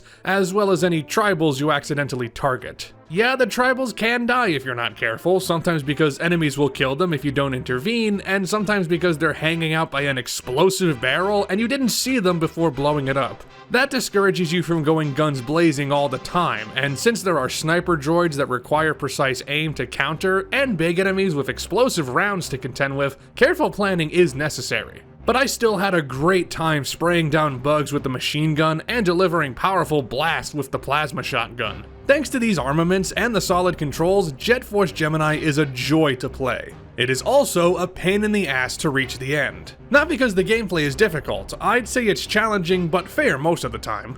The issue is the structure, which is esoteric and downright exhausting to navigate. Every character has their own path at first, leading to Mizar's palace, and once everyone gets there, then you can freely explore all the levels to your heart's content. It requires multiple playthroughs of most levels once you have the keys and abilities to fully explore every area, and that's fine and abstract, but Jet Force Gemini doesn't really give you any good direction. The game is a weird combination of linear levels and full exploration, and while the stage-by-stage nature could work if you study it hard enough, it's not incorporated well here. Levels like Passageway on the SS Anubis are straightforward enough but don't have an exit at the end, forcing you to travel all the way back through a now empty level, which is just bloat. It wants to have its cake and eat it too, with doors that don't open up until much later that require you to trek through entire sub-areas to reach them again, and missions where you pilot a droid named Floyd through corridors with Descent-style flight controls that are, messy when you have a time limit and multiple objectives to complete. And I don't think the game communicates its collectibles well enough, no checklist for things like totem poles and capacity upgrades. Aside from tribals and spaceship parts, which are both required in fairness, it's hard to keep track of what you've collected in-game, making this more annoying to 100% than it needs to be. And you do have to go for every single tribal, too. It's non-negotiable, as King Jeff won't let you advance to the final area and save the Earth from Mizar's destruction until every tribal is safe and sound. Which I guess I understand, but should a meteor sent by an alien warlord ever demolish this planet of ours, I think we know who to blame. Now let's tally up what I grabbed on my second bug hunt of the day. During this journey, I rescued 282 tribals and collected 12 spaceship parts, plus 3 pieces of Floyd the droid and 9 keys for a total of 306 main collectibles. On the extra collectibles side, I counted 424, 14 totem poles, 5 Floyd awards, up to 300 alien heads, and 105 miscellaneous objects, including all the stuff to grab in those Floyd missions. There are tons of Mizar tokens to grab, but if I counted right, you only need 10 to activate every pad and arcade machine throughout the game, but that assumes you complete the Floyd levels on your first try. There are 7 playable characters, Juno, Vila, Lupus, and Floyd as the Jet Force Gemini crew, and 3 transformations used as disguises, a tribal, and 2 versions of a drone. I also picked up 38 upgrades, 13 weapons, 4 tools, 3 armor upgrades for our main trio, and 18 Gemini holders for extra health. I would count all the capacity cases that increase your ammo, but I lost track of them and I couldn't find a good independent source on how many there are, so sorry. Anyway, I shot my way through 30 stages and 4 hub areas across 15 different planets and ships, so that's 34 levels total. And I took down 5 bosses, Fet Bub, Lurg, the Mechanids, and Mizar twice. This took me 18 hours, 23 minutes, and 27 seconds, clinching the new record for longest game by about 2 hours. Most of the extra goodies add bonuses for the multiplayer, including characters and levels, but I'm not covering that. But by getting enough headshots and collecting bug heads, you can unlock cheats that add effects like Rainbow Blood. Pretty damn morbid, but even more so is that you can also collect tribal heads, although that doesn't get you anything but shame. Despite its shaky structure and how little direction you get, I had a blast playing Jet Force Gemini. It's flawed on the design level, but the action is intense, it has great weapon variety, and it doesn't lack for things to do. With some tweaks and especially more guidance, I could easily call this a top tier N64 game. As it is, it's definitely in the higher echelon, and one that I'm glad I finally checked off my backlog.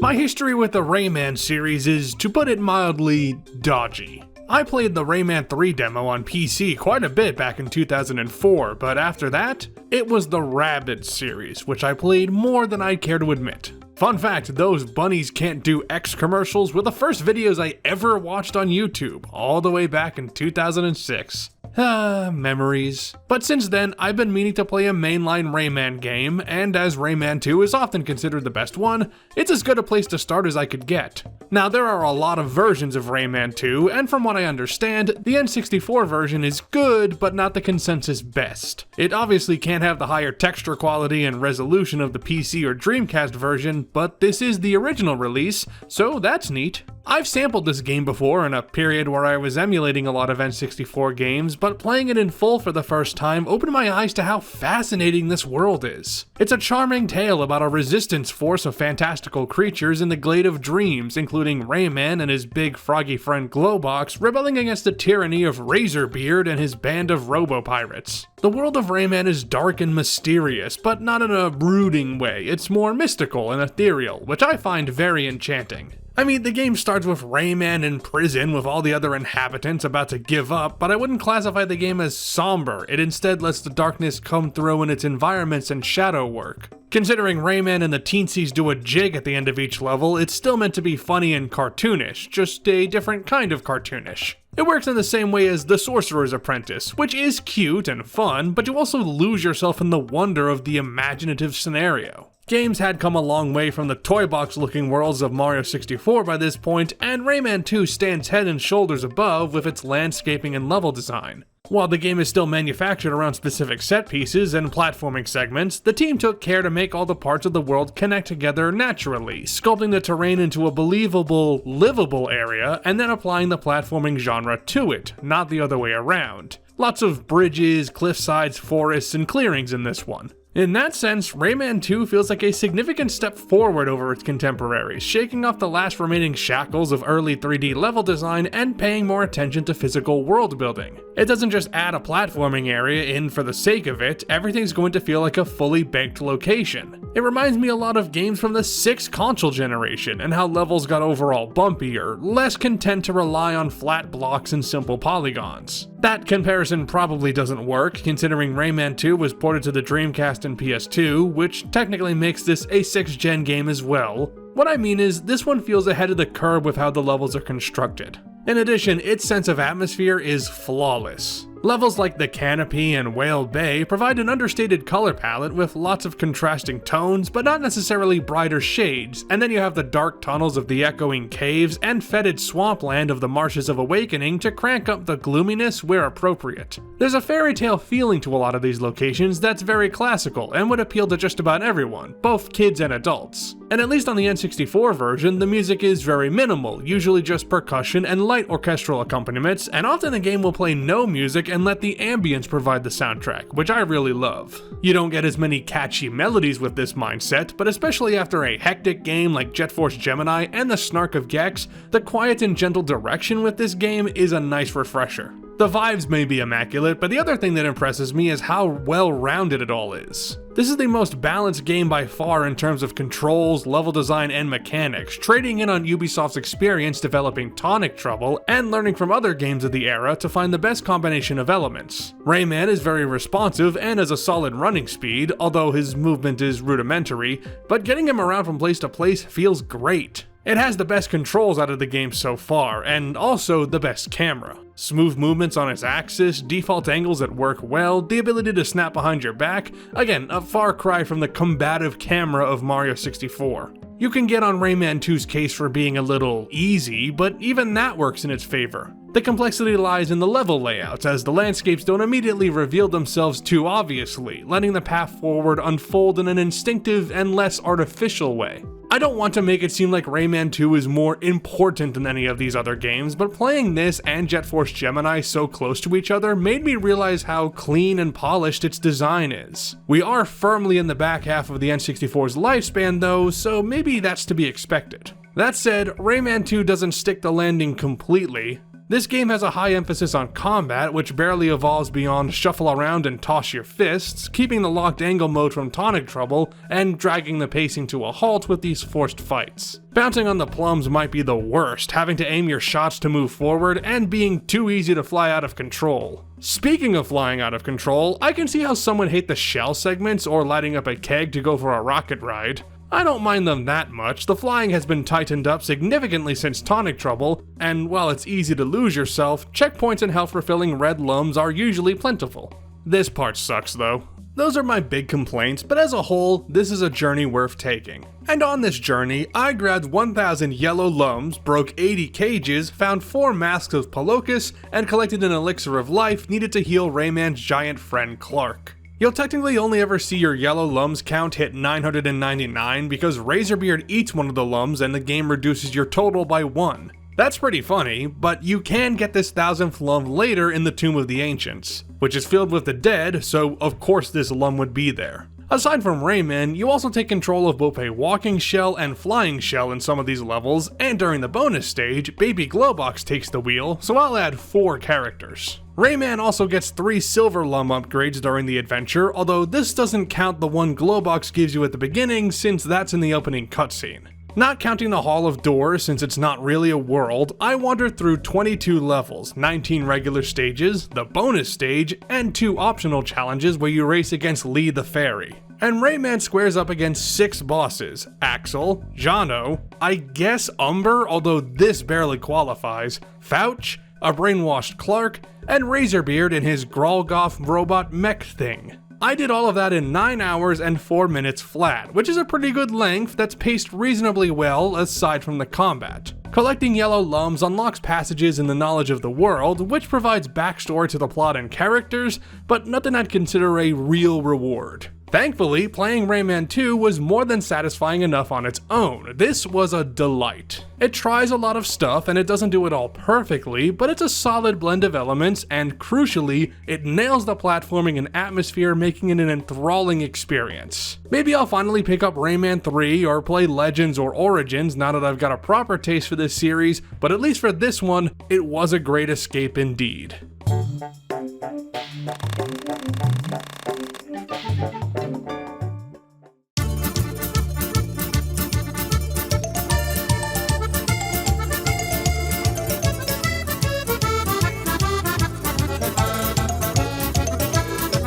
Oh boy, here we go. Earthworm Jim 3D is unique on this list as it has a reputation of killing a franchise. This remains the latest console entry in the Earthworm Jim series, originally created by Doug Tennepool. And loath as I am to cover anything associated with a piece of shit like Tennepool, he was barely involved with this game and doesn't like it, so I'm okay with it actually. Anyway, this started development in 1996 after the rights changed hands and didn't launch until late 1999, upon which critics lambasted it and it didn't sell very well. Nobody's really come to bat for this game since then, and it's generally disliked, and I sorta disliked playing it too, but not for the reasons you might think. The game starts with Earthworm Jim in a coma after taking one too many falling cows to the head, and his mind turns to chaos as a result. To combat this, Jim's mind releases his superego to venture into his 4 brains to confront the villains taking over his head and collect his lost marbles and golden udders because power stars. That's a fun high-level concept and in-universe justification for all these disparate themed worlds being right next to each other, and unique level theming is a key draw for Earthworm Jim. You get that here in the 4 brains, like Jim's Wild West dreams and fantasy, his happiness center filled with food and Elvis, and his memory overrun with haunting images from a barnyard war. It also takes some cues from the cartoon series, as this was meant to be a tie-in game, although it was released far after the cartoon left the air. That means you get Dan Castellaneta returning to voice Jim's superego, and while his constant screaming when collecting stuff or getting hurt is annoying, he brings the pompous frivolity that you want with a character like this. Cheesy effects! The Tex-Mex that time forgot! If you're looking for pointless absurdity, Earthworm Jim 3D has that covered, so what makes this so maligned? It might be the controls, although that's not the game's biggest flaw. Jim isn't the best runner or jumper, but he can cover vertical distance with a super jump and horizontal distance with his helicopter move, and the tactile sense is fine. The shooting isn't stellar, locking you in place and messing you up with auto-aim, but levels give you cool new weapons like a boomerang cleaver that decapitates enemies or a high-powered revolver. That, plus Jim's rolling dodge, lets you take these freaks on comfortably enough. I've heard negative things about the camera, described with words like awful, horrible, and atrocious, and that's overselling it. I'll grant that it's stiffer than other examples, and it got stuck on objects a few times, but I never felt like it was actively fighting me. These areas are open enough for the angles not to be a problem, and roughness aside, the camera is on par with a lot of these games. I guess that's the beauty of retrospection, or maybe just me being used to quirky cameras by now. And let's be frank, the real issue is the level design. Physical construction is very rigid, with boxy areas and rooms, likely a result of the prolonged development cycle as the areas look less refined overall. If Rayman 2 is a great example of a world sculpted to look livable and fully formed, Earthworm Jim 3D is an example of a world explicitly sculpted to place objectives and minigames down bit by bit. And while there's nothing wrong with that in theory, these areas don't work well in practice. Some are basic hallways like Poultrygeist and Coup d'etat, while others like Poultrygeist 2 send you from room to room in a distractingly segmented manner. Or you have Are You Hungry Tonight, taking place on multiple floors but restricting you down a set path without any proper direction. And then you have Death Wormed Up, and this part with a large quicksand pit that saps your health something fierce, and if you fall in, death is almost inevitable. The jumps are too tight to be comfortable with these controls. This game just isn't built for precision platforming. That Glover Frog stage got me more viscerally angry, but this might be the worst level I've played for this video. As for the boss fights, well, if you thought that Viz Interactive didn't handle platforming well, just wait until you play the pigboarding bosses where you ride on a porcine buddy around an arena and gather all the marbles before your opponent does. Again, not a bad idea, but turning your pig around to aim missiles at these guys is super annoying, and this time the camera is a major pain. With proper timing, dodging missiles is possible, but it can feel random, and the boss abilities get on my nerves. Fatty Roswell teleporting right onto missiles just seems unfair, and Earthworm Kim swapping marble totals with you if you bump into each other, meaning that you can lose right as you win the fight? Fun, fun, fun. I can get behind the idea of doing an unconventional boss fight. This is far more interesting than just using your default weapons to take down big enemies, but the end result, to put it plainly, isn't a good replacement. All of that pales in comparison to my biggest hiccup, and this isn't really the game's fault. My cartridge refused to save progress, just straight up would not overwrite the file. It's likely the SRAM chip is busted, and I have neither the time, tools, or expertise to fix that, so my cheap solution was just leaving the console on and hoping the game doesn't crash while I play through it. That doesn't account for other electronics problems I might have, like my capture card suddenly not recognizing a video signal until I turn the console off and on again halfway through the game. Thank you, Elgato. I played the memory stages 3 times over and the happiness stages twice because of this, leaving my console on for 26 hours straight. I usually turn off my electronics overnight, and having to go against that just to beat Earthworm fucking Jim 3D was not worth it. And even after all of that, I contend that this game isn't as bad as its reputation would have you think. Other than Death Wormed Up, nothing in this game really struck my nerves, and cool set pieces are sprinkled here and there. That doesn't make it a good time or a fun time. If anything, it's a bland time, but after going above and beyond to beat this one, I don't know, I just didn't hate it. Plus, it's got a fair bit to add to the tally. On this trip into the mind, I collected a whopping 1,659 main collectibles, 74 golden udders, 1,000 green marbles, 566 blue marbles, which includes marbles for these balloon challenges and marbles in the boss fights, and 19 miscellaneous objects like key cards and bingo balls. Jim's super ego is the main character, but I'll also throw in the pig you ride during the bosses and Earthworm Kim as playable characters for a total of 3. You can grab 9 different weapons in addition to your blaster, and run through 16 levels, Jim's brain, 10 stages, and 5 boss levels. That, of course, means 5 bosses: Psy-Crow, Fatty Roswell, Professor Monkey for a head, Bob and Number 4, and Earthworm Kim. Without counting the time I spent playing through the game again, which I estimate to be about 2.5 hours, that took me 9 hours, 36 minutes, and 51 seconds. Beating Earthworm Kim lets you play as her, which is supposedly the game's hard mode, but since the game kicks you to the main menu after the credits, and thus my progress was once again erased, I can't verify that. What I can verify is that the criticisms around Earthworm Jim 3D are not completely unwarranted, but are a little overblown in hindsight. Only a little though. Even setting my cartridge issues aside, the gameplay isn't satisfying and is often troublesome, and I wouldn't argue if you call it the worst N64 platformer. I won't go that far, but it's not something I'm clamoring to revisit more than I already have. Hey, googly woogly!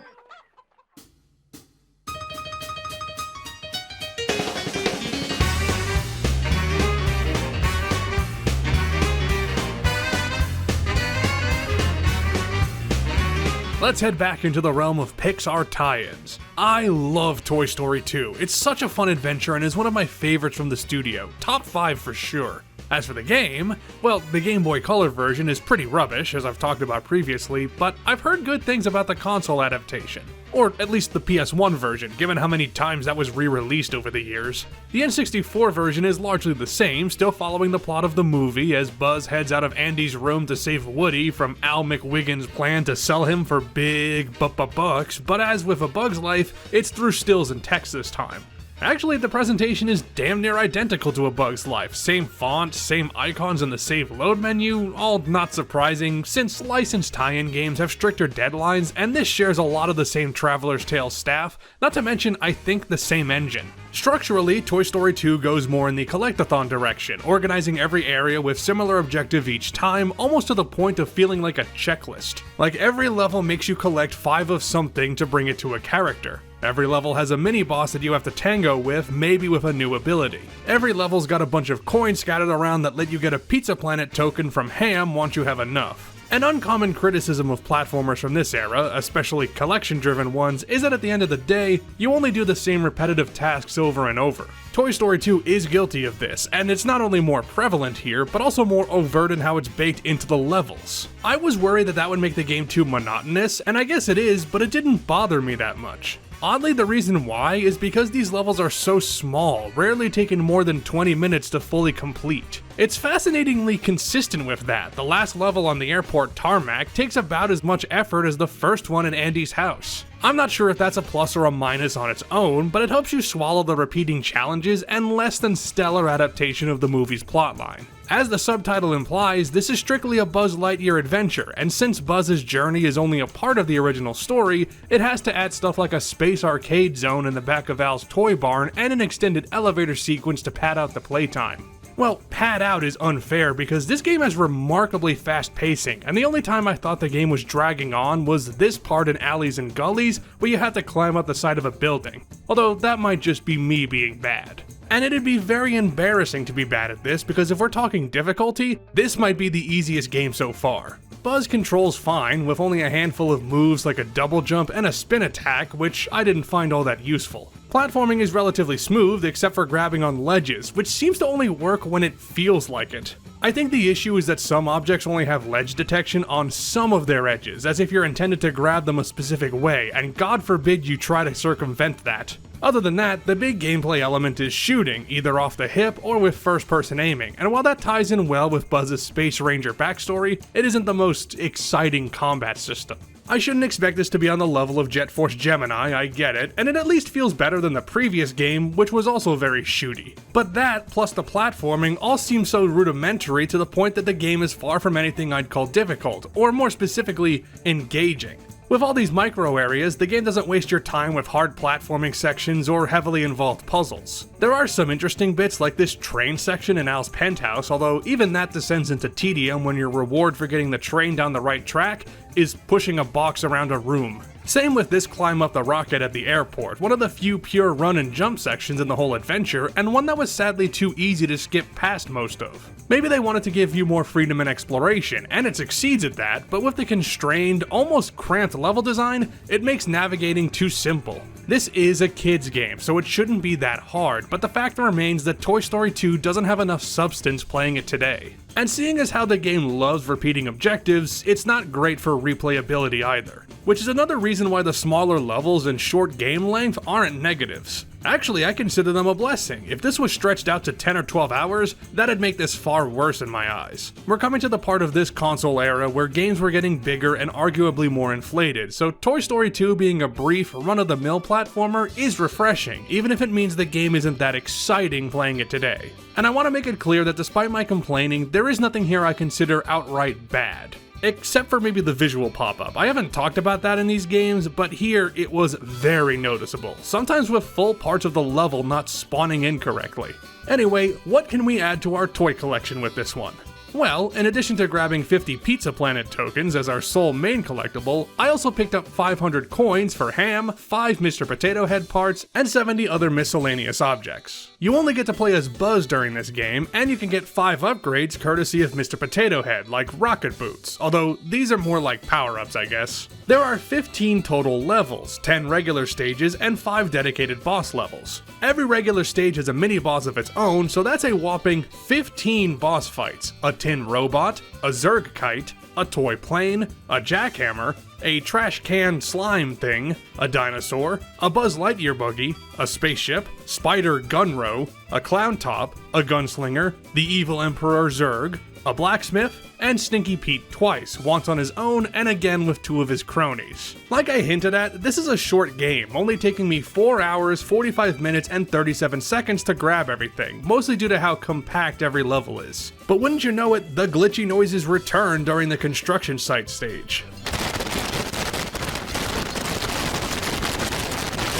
I managed to play with this happening for a bit before the game crashed when I activated the boss fight. Probably time to clean the cartridge slot again.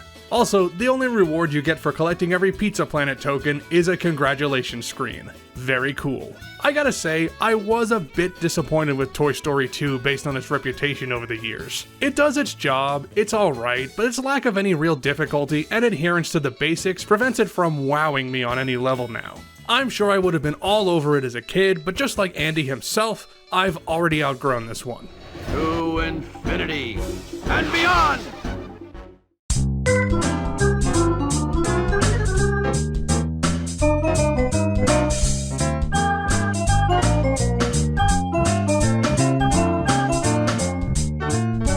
I'm going to be upfront about my bias because I love Rocket Robot on Wheels probably more than it deserves. I played this a lot as a kid, although I can't remember if we owned it or if it was a frequent Blockbuster rental. I'm guessing the latter because I never got that far, but once I started my N64 collection again, this was a priority for me to get and play all the way through. Retrospectively, it's interesting as the debut of Sucker Punch, the devs behind Sly Cooper, Infamous, and Ghost of Tsushima. Rocket is relatively obscure nowadays, as even though critics liked it and it's gained some cult status, it never received a sequel and hasn't been re-released, leaving it trapped on the N64. I will never pass up a chance to put this one on a pedestal because it hits a special spot that nothing else on the system can do. This game takes place in a futuristic amusement park named Whoopie World, developed by shadow-faced inventor Dr. Gavin and named after its walrus mascot. Rocket, the robot on wheels, is assigned to watch over the park, but the sly raccoon Jojo, the second banana mascot, escapes with all the carnival's tickets and tokens to take it over.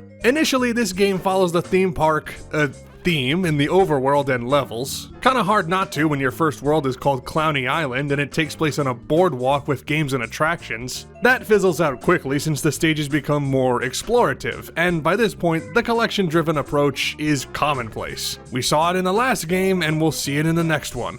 Oh boy, we'll see it in the next one. The worlds are overall larger, although there are only a handful to tour around, and they have unique concepts. I already mentioned Clowny Island, but there's also Food Fright, a colorful horror world filled with food-related hazards and obstacles, Paint Misbehavin', a level with Roman architecture that lets you paint the terrain and objects to solve puzzles, and Arabian Flights, where you soar from building to building high above the clouds on a mechanical flying carpet. It's as if the designers looked at standard level tropes like Grass World, Fire World, and Water World and actively worked against following the basics. Or if they do choose a standard fare, they'd put some kind of twist in there, like Pyramid Scheme, combining a jungle and lava level built on the same basic terrain, and you switch between the two to grab everything. Finally, there's Mind Blowing, which... okay, this is just a mine level granted, but it has interesting mechanics like gems that explode when they touch each other. All culminating in a final stage where you race to stop Jojo's plans while he throws more physics challenges your way, all themed after the previous levels. Very appropriate. That's the other part of why Rocket feels so distinct from its counterparts, because this game is all about physical reactions. It is not just content to give you a character who can run and jump plus some extra moves and then make you collect stuff to win the day. I mean, you do that that for sure, since your reward for completing a big gameplay moment is another Whoopee World ticket, but the key differentiator is how the game's physics inform the levels and challenges. Let's start with Rocket himself, who feels a little different to control because, well, he's moving on a wheel. Not necessarily harder to control, but his movements have actual weight to them, and they even simulate his shocks and suspension when he lands from a large fall. In addition to that, his headlight lets him grab onto objects and enemies, and upgrades from the park's mechanic Tinker allow him to slam held items into the ground and grapple onto high up points using an aiming reticule. And as for the levels, they've got plenty of areas that take advantage of physical force, and this isn't just an occasional quirk, it's baked into the foundation. For every objective where you do something simple, like jump across floating platforms, you get ones where you swing across poles rotating around a center point, or you use your wheel to turn a platform beneath you. Or the game puts you in the driver's seat of a vehicle designed for a specialized purpose. These vehicles aren't always given the same billing. You can drive this dune dog around the entirety of Clowney Island, and the Shag Flyer is necessary to get anywhere in Arabian flights, but the Spider Rider and the Finbot only get a specific few tasks, and the Beam Lift is confined to a single room. So after a while, even if physics takes a bigger seat at the table, the end result isn't that far removed from other collectathons. Most of what you do is still based on either running and jumping up to a specified point, or completing some kind of objective based on context-sensitive actions. Same type of house, different building materials, if that makes sense. But while this game doesn't have an expansive bag of tricks, it sticks with them just enough to stand out, for better or for worse. Rocket Robot on Wheels gives you physics-heavy environments that, let's face it, sometimes interact with you in weird ways. The technology that went into crafting objects that produce realistic feedback that also complements abstract gameplay and puzzles is impressive for the time. It was ambitious, no doubt about that, but while you can appreciate innovation until the sun sets, the fact remains that this isn't the smoothest game at every single corner. A few times the game can get a bit buggy, like a moving platform suddenly accelerating, or your slam move sending you flying in an unexpected way. Usually this isn't disastrous and you can recover easily enough, but it makes the game a little tougher to recommend if you're not already adept at platforming. Thankfully, it's also an easy recommendation if you want something a little different from a platformer or you're looking for a hidden gem. Because warts and all, this is a tight, inventive adventure that I think has earned its spot as an essential Nintendo 64 exclusive. There just isn't anything like it, and playing it again has affirmed that for me. Now, after our day out at the park, it's time to see what we've collected. Scouring through the levels of Whoopee World, I collected 84 tickets and 1400 Tinker tokens as our main collectibles. I also picked up 42 machine parts to unlock parts of each level, and 9 booster packs to extend Rocket's health bar. Rocket is your only character, and he can get 11 upgrades. That includes 4 moves, and while they might not be an upgrade in the traditional sense, I'm counting the 7 vehicles you can access as well. You have to find them to be able to spawn them, and they grant new abilities, plus I'm feeling generous. There are 7 stages to explore, and the hub world Whoopee World, so that's 8 levels total. And this is a first, as I'm ruling that this game has no bosses. Sure, the final level has JoJo taunting you the whole way, and you end by destroying his machines with a big old ball, but it's all based on platforming rather than attacking him, so I don't think that counts. Beating this took me 6 hours, 38 minutes, and 41 seconds, shorter than I remembered, but then I've beaten this before and I know it fairly well now. After collecting all the tickets, you're taken to the credits room where the developers are listed, without titles and departments, as screws that you can pick up. That's our first non-traditional credit sequence, and not a great one, sorry to say. Also, if you get everything, Dr. Gavin rewards you by renaming the park to Rocket Land. Sorry, Whoopi. If you came to this video looking for games to add to your collection, then Rocket Robot on Wheels is my top recommendation. It fascinated me as a kid, and even playing it now, slight wonkiness aside, I still get a complete kick out of it. Small wonder why Sucker Punch went on to make such amazing things, because they got it right from the get-go.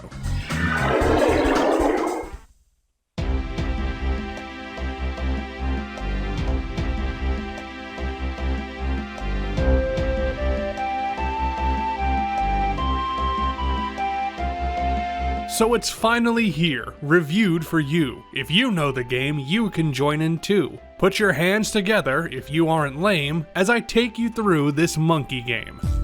Donkey Kong 64. You know it, you love it, or maybe you don't, because opinion on this one is very divided. It was generally received well at launch, and even today, I and many others enjoy it. But it has numerous detractors, with some even calling it the death of the collectathon. Now I think that viewpoint is needlessly inflammatory and reductive, but my nostalgia aside, this game has problems and they pile up. This is a big game, no doubt about that, likely the biggest for this video in terms of sheer density. The impetus behind it was, Banjo-Kazooie was a hit, so let's do more, and when that's done, add even more. And you can't deny that there isn't enough to do in DK64, with Donkey Kong and 4 of his captured friends having to recover their hoard of golden bananas from King K. Rool and the Kremlings, and save their home DK Isles from his ultimate destruction machine, the Blastomatic. How do you do that? Well, collecting a lot of stuff. This game has a reputation of being bloated, with tons of unnecessary collection to the point that it gets in the way of the platforming and level design.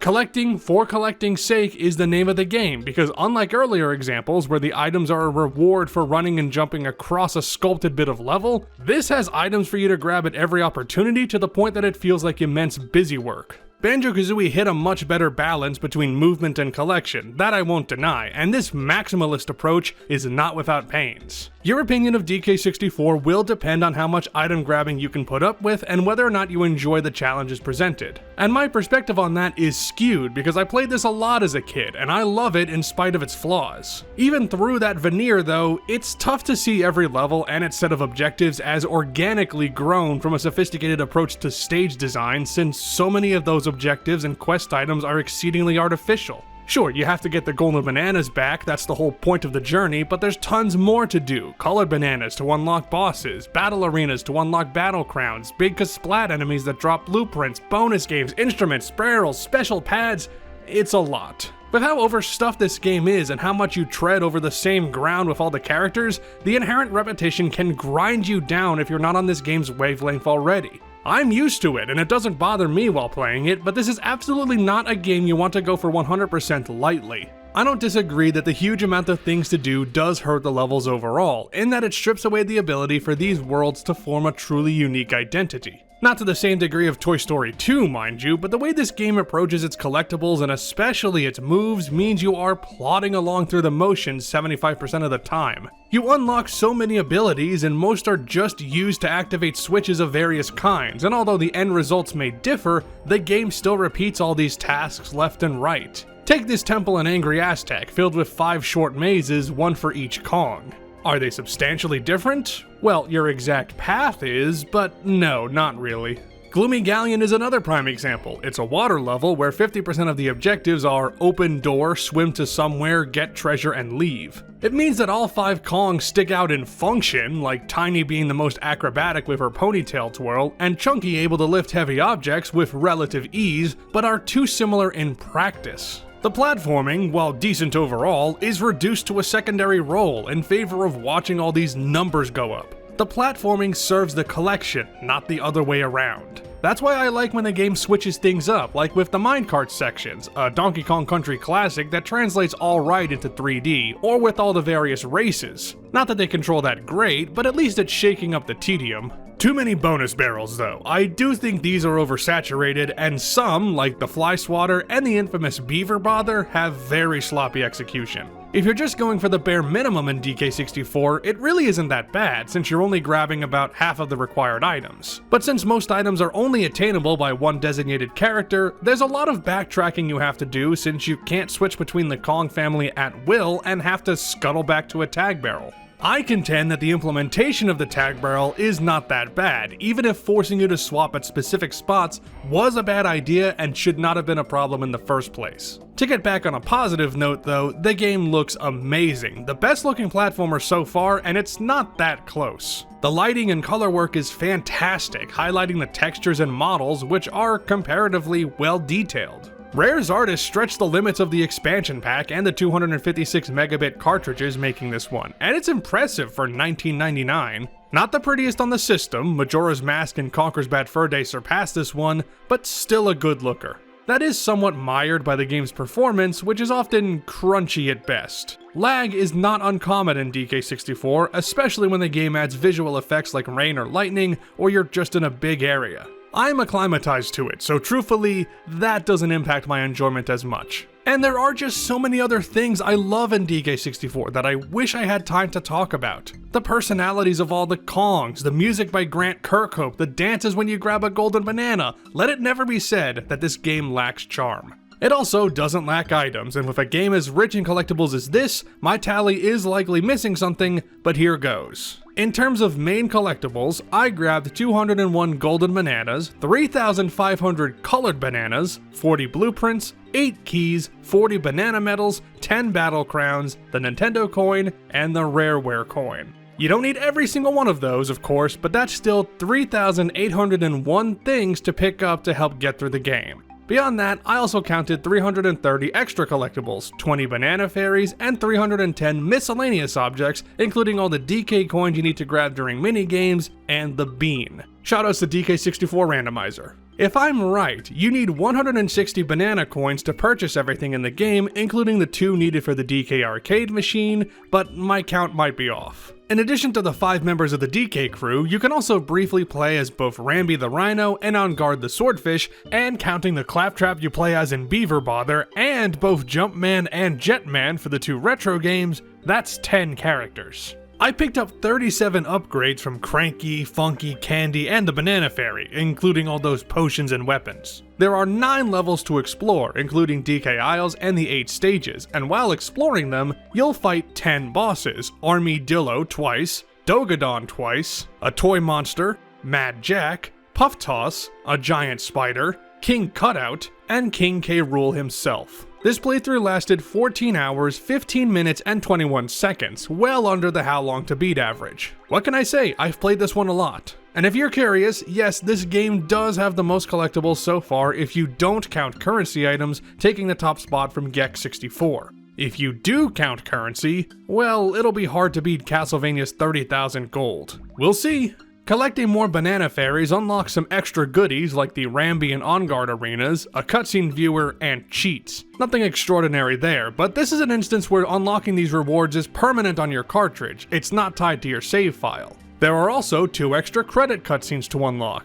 One will play if you collect all but one important item, likely intended to be the 201st golden banana, where the Kongs ride K. Lumsy around the island. The second plays if you collect every single thing, and it's a blooper reel that shows the characters performing simple gags. Fun bonus, I guess, but not worth the hassle. So is Donkey Kong 64 a good game? Well, it's not really any worse than anything I've played so far, but I'm coming from the perspective of a biased, nostalgic platforming lover. This game has core design problems and it absolutely needed trimming, but you know what? I would happily 100% this game again. Just not for a little while.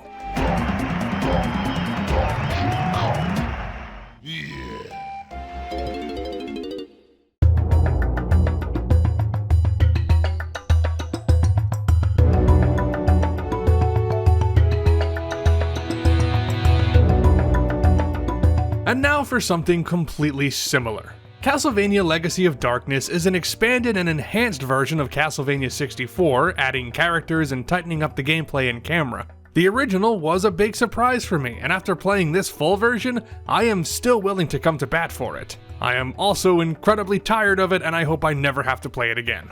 It brings over Reinhardt and Carrie's stories, which we already went over, with new costumes, a half chainmail outfit for Reinhardt and a blue dress for Carrie. And there's 2 brand new adventures that expand the lore and explain the origins of Dracula's plans to show how he rose to power again. That comes courtesy of Cornell, a character cut from the original game who gets his own chance to shine here in an attempt to give us the full picture. He's the big selling point of Legacy of Darkness, as his campaign is not only the longest, but also the one you're forced to play first before you unlock the other characters. And I get it, Konami wanted to put the attention on someone shafted by rushed development times. His journey takes place 8 years earlier as he sets off to take on Dracula after his minions burn his village to the ground and capture his adopted sister Ada. Now, Cornell is not your average guy, he is instead your average beast man and can transform into a wolf-like form, assuming you have the gems for it. Even in his human form, he has a penchant for close quarters melee combat, missing the whip range and homing projectiles of Reinhardt and Carrie,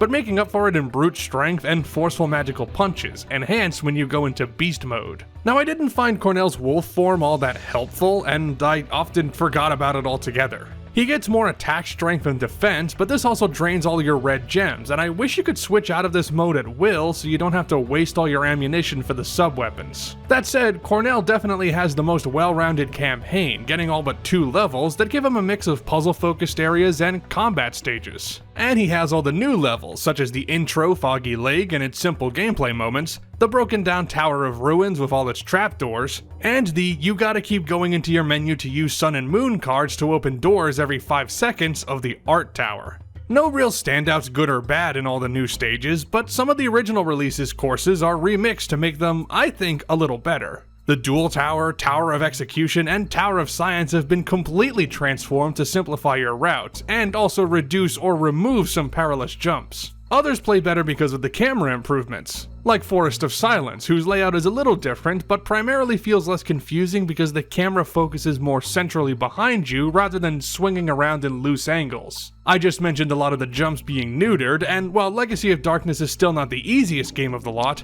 its gaps are overall less scary. The Tower of Sorcery still makes my legs weak though. Then the Clock Tower has far more rooms and takes over double the time to play, which I don't mind since the original version was distractingly short. It even gives us another gameplay mode, kinda, with Henry's story. Henry is a little boy that Cornell meets during his adventure, and after helping him through the villa's hedge maze, you can play as him all grown up. His quest is very quick, only putting you through 6 levels where you have to rescue children in 7 in-game days. Very easy to do and barely worth talking about, but he is notable for 2 reasons. He is how you unlock the Reinhardt and Carrie campaigns, and he's got a gun! As brief as his story is, blasting the undead with a revolver never gets old. The characters all play more or less the same as they did, but maybe a little tighter? I don't know, playing these 2 so closely together means they blend in my mind. This is the better game between the 2, simply because it's the complete version, and it ironed out some of the creases. But if I don't sound as enthused talking about this, keep in mind, as I write and record this, I've played this adventure 6 times and 4 of them were right in a row. And I haven't studied them nearly enough to know what is actually new in this updated version on the granular gameplay level, and what's just me misremembering Castlevania 64. And remember, I expected the original would be a hard, broken mess, and I was thoroughly shocked with how fun it was. I expected this to be a good action platformer, and it was a good action platformer, so I can't rave about any new appreciation or anything. That, and I'm exhausted, but don't take that as a criticism, it's just the nature of playing all these back to back. And need I remind you, this game has skeletons on motorcycles, which makes it the best thing ever. On to the tally, and bear with me through all this retreaded ground. I grabbed 28 main items across these playthroughs, 19 keys, 2 jars of magical nitro, 2 jars of mandragora, and 5 other miscellaneous items. No extra items this time, but you still need 30,000 gold to trigger the Renan fight. You can grab the 4 sub-weapons as any of the 4 characters, Cornell, Henry, Reinhardt, and Carrie. There are 17 levels in Legacy of Darkness, 14 on the main Cornell path, and 3 exclusive to the other characters. Counting only fights with health bars, I fought a whopping 33 bosses. Multiple characters fight a sea monster, a giant skeleton twice, a were-tiger, a werewolf twice, white dragon, a vampire 3 times, an undead maiden, mammoth demon bull, the control crystal, a were-leopard, the minotaur, Gil de Rice, Dracula in both of his forms, and optionally Charlie Vincent and Renan. Cornell's unique bosses are Master Oldre, another fight against Gil de Rice, a harpy, a giant werewolf, Ortega, and ultimate Dracula. Reinhardt's campaign sets you against Queen Arachne, Rosa, a were-jaguar, and Death, while Carrie's campaign makes you fight these lizardmen, Medusa, Camilla Fernandez, and Actrice. Tackling all of that took me 13 hours, 33 minutes, and 57 seconds, with Cornell's chapter taking me 5 hours, Reinhardt's good ending in 4, Carrie's bad ending in 3.5, and Henry's in an hour. I did manage to fight Renan this time in both my Cornell and Reinhardt playthroughs, and I mentioned it looked cool earlier, but actually it's just a reskin of the Death fight. Once again, there are some second costumes you unlock by completing the Cornell and Henry stories. Cornell trades his gray, low-cut look for an escaped prisoner's outfit, reminiscent of his original role, and Reinhardt and Carrie, well, they just get their Castlevania 64 costumes again. Pretty lame bonus, I miss the Belmont armor. Like I said, Legacy of Darkness is the best way to experience this game because it covers everything and makes minor improvements that add up. It's a shame carts for this version are so damn expensive compared to the original, but either way, I do recommend you give this game a try. It doesn't deserve to be overlooked, and it should be brought out into the light of day.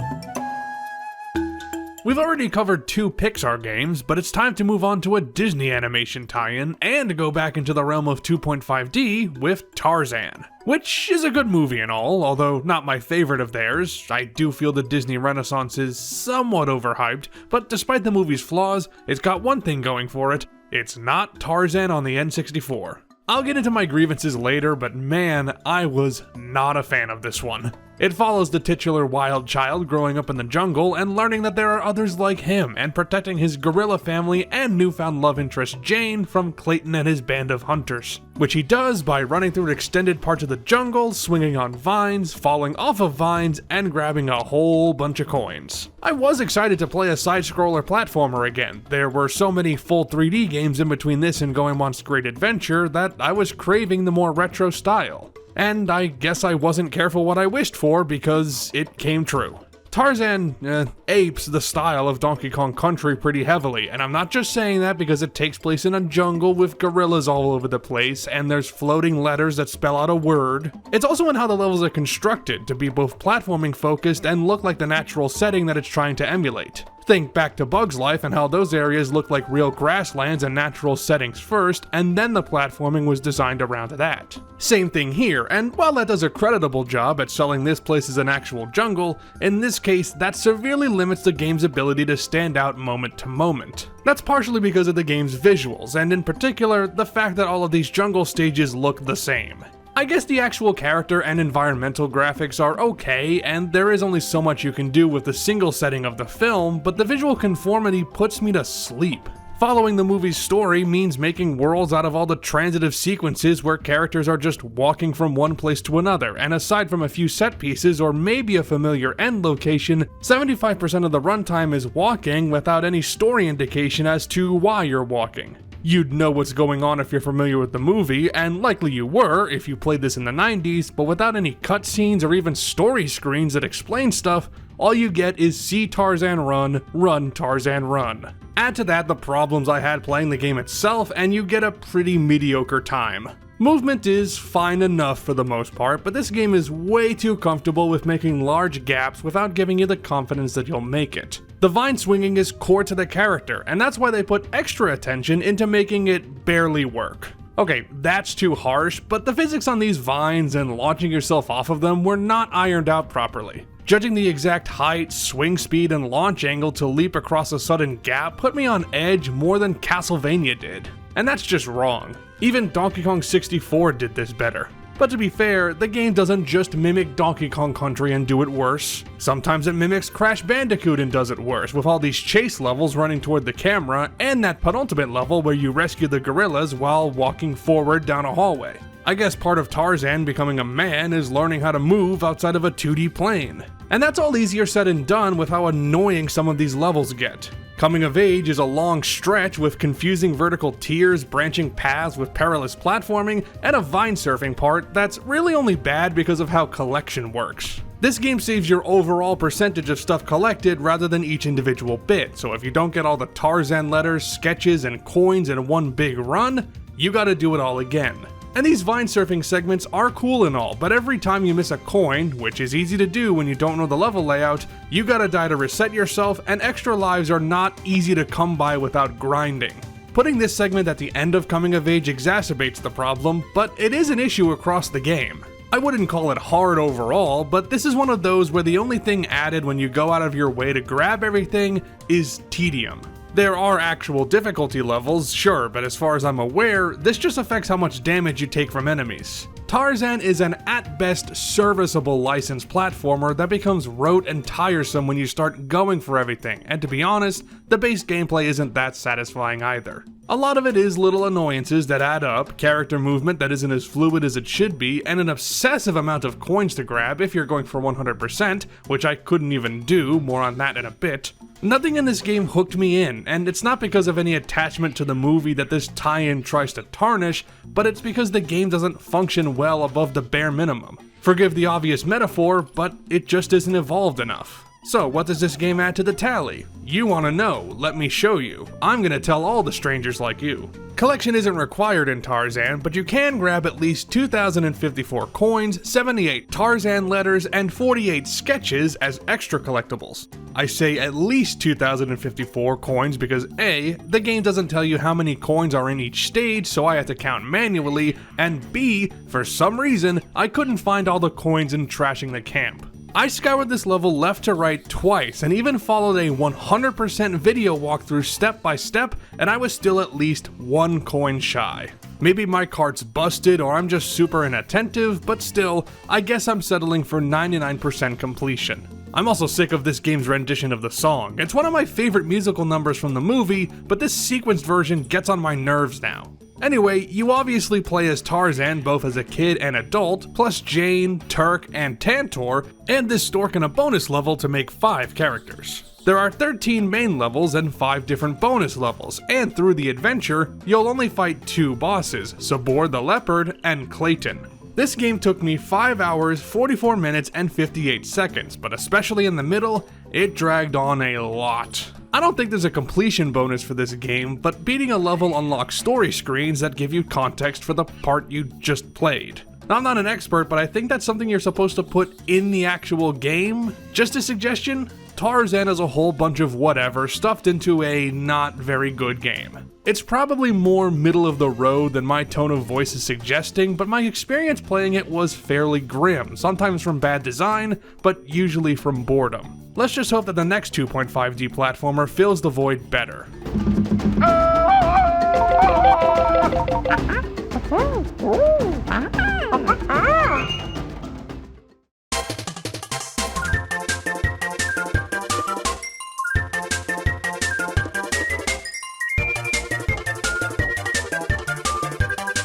Yeah, this is more like it. I endured the banality of Tarzan, and this is my reward. For our 30th N64 platformer, we're heading back to another Nintendo staple.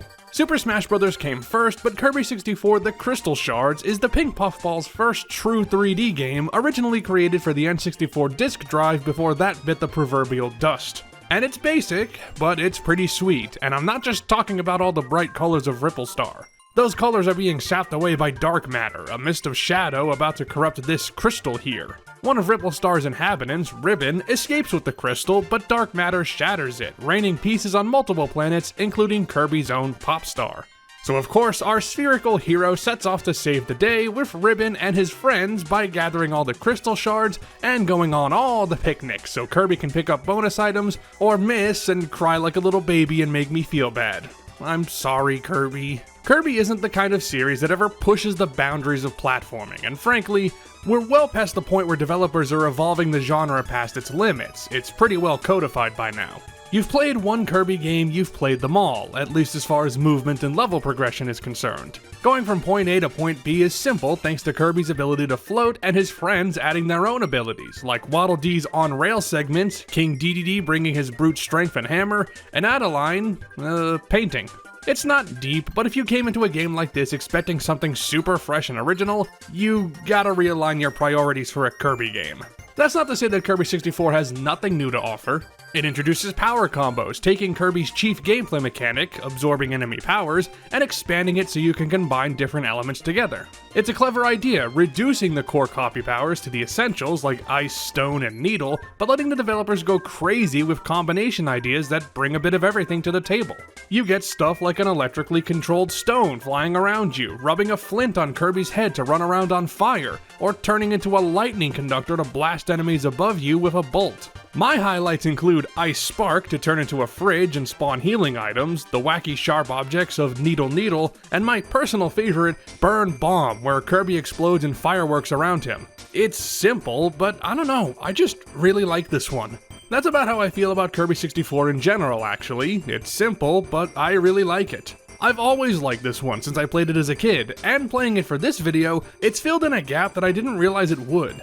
The last 3 games I played were the uber-stuffed and ambitious Donkey Kong 64, the refined multi-layered journey of Castlevania Legacy of Darkness, and the just not that great Tarzan. Maybe it's just because Kirby is an established property and the team wasn't reinventing the wheel by going full 3D, but this game with its minimal controls and solid physics and level design just hit right. It's a very cozy adventure, just as you'd expect from the Puffball, although I do think these graphics are a little bland. Cutesy colors and bright environments are expected, but the textures aren't great, and some areas just look odd to me with the color and lighting contrast. If the art was more stylized like Kirby's Dream Land 3, I'd be thrilled, but that's expecting a bit much for the first 3D Kirby game.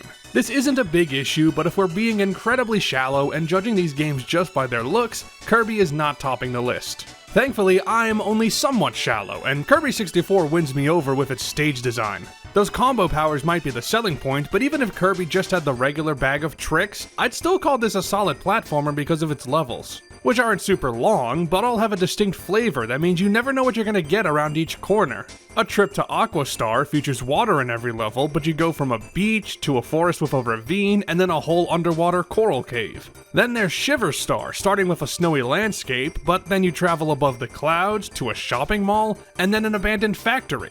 Because post-apocalyptic Earth, yada yada, you know that theory already. And there are interesting gameplay moments, like this ascent up a floating geometric space station thing, and some more vine swinging. Better than Tarzan's, although not by much thanks to the lesser momentum. Control-wise, maybe it's because the 3D camera allows you to see a wider view when compared to the Game Boy titles, but Kirby is a little sluggish even when you dash forward. This is the first game since Mischief Makers that doesn't use the control stick, but thankfully, this doesn't require anywhere near the precision platforming of that one. What it lacks in fine control, it makes up for in variety.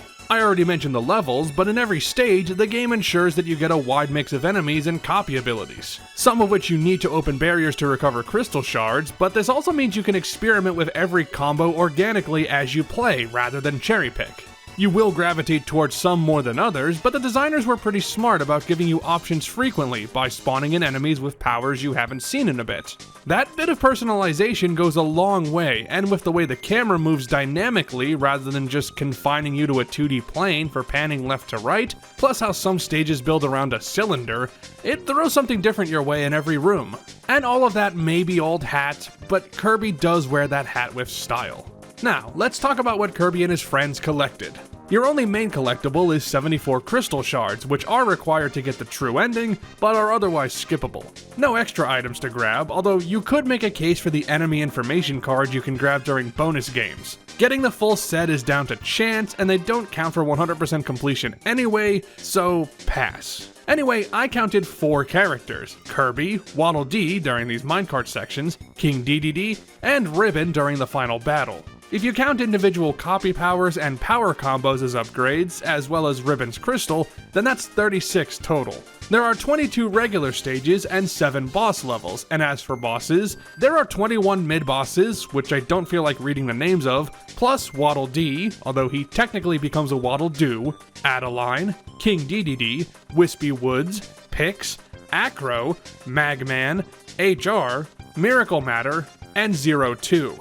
This is a pretty short game, only taking me 4 hours, 24 minutes, and 54 seconds, which is about right for a Kirby title. If you don't collect all the crystal stars, the game ends right after the Miracle Matter fight, but by grabbing them all, you face the true final boss Zero 2, who, true to form, is a terrifying monster. But unlike the other Hellspawns Kirby's faced, this one has a cactus in its butt. 100% completion also unlocks a boss battle mode and a cutscene viewer, so that's nice. You wouldn't come into Kirby 64 expecting it to be the most innovative or challenging platformer, and it's not. But the fun design and the combination of copy powers, plus the charming character of the Kirby series, makes this a very solid platformer that isn't top 10 for me, but is well worth a shot. Simple pleasures is kind of the Kirby motto anyway, and on that, the Crystal Shards absolutely passes on all accounts.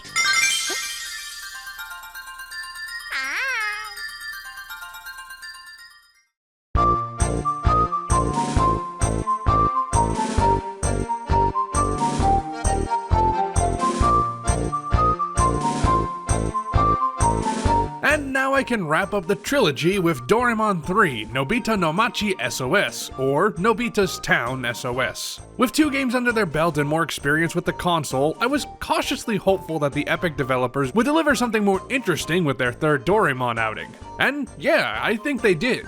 I mean, anything would have been better than just walking around empty areas for hours like the second one, but I had seen comments saying that this was the best of the 3 Doraemon N64 games. It's also the one that I know the least about. The only written English language guide I could find was too vague, so to play through this one, I had to follow along with a video walkthrough step by step.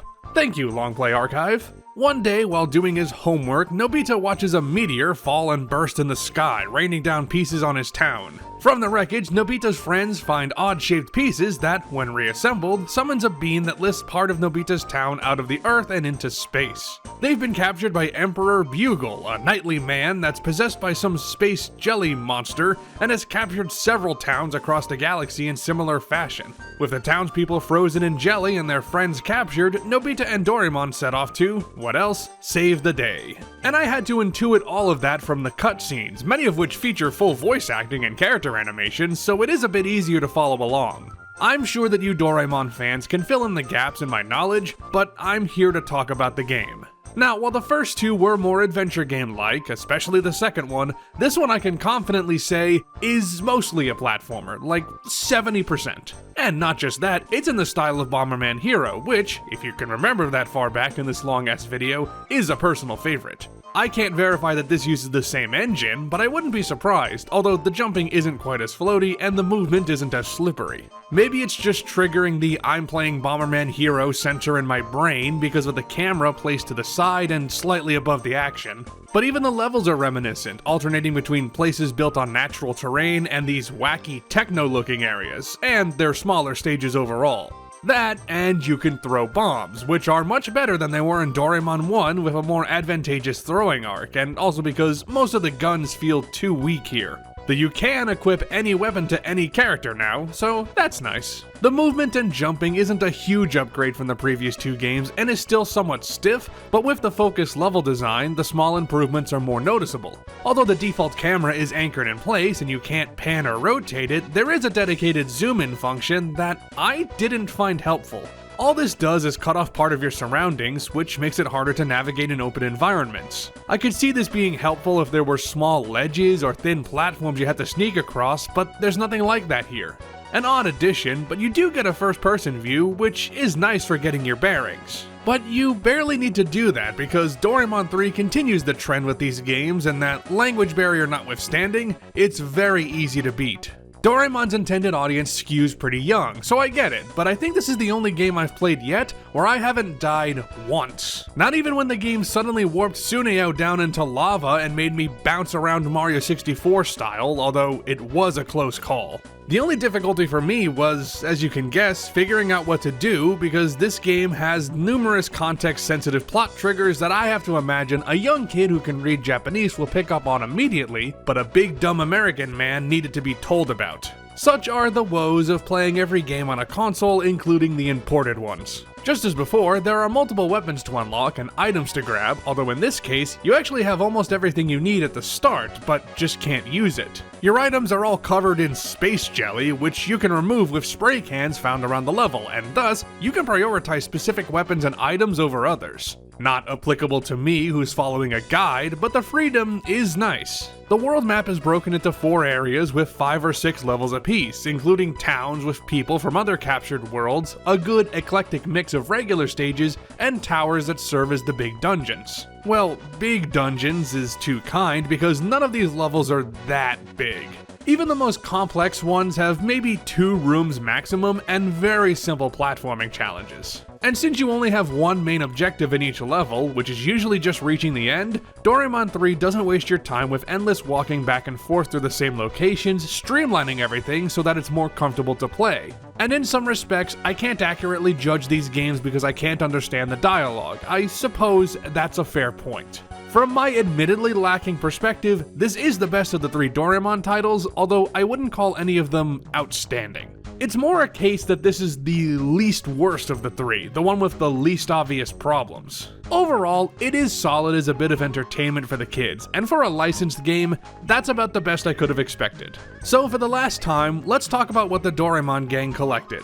By my count, there are 188 main collectibles, 135 spray cans needed to unlock 36 items in the menu screen, 4 key cards, and 13 miscellaneous objects. I also counted 20 collectibles, 18 fruits to feed this Kirby dog thing, and 2 trade quest items to get the hand cannon.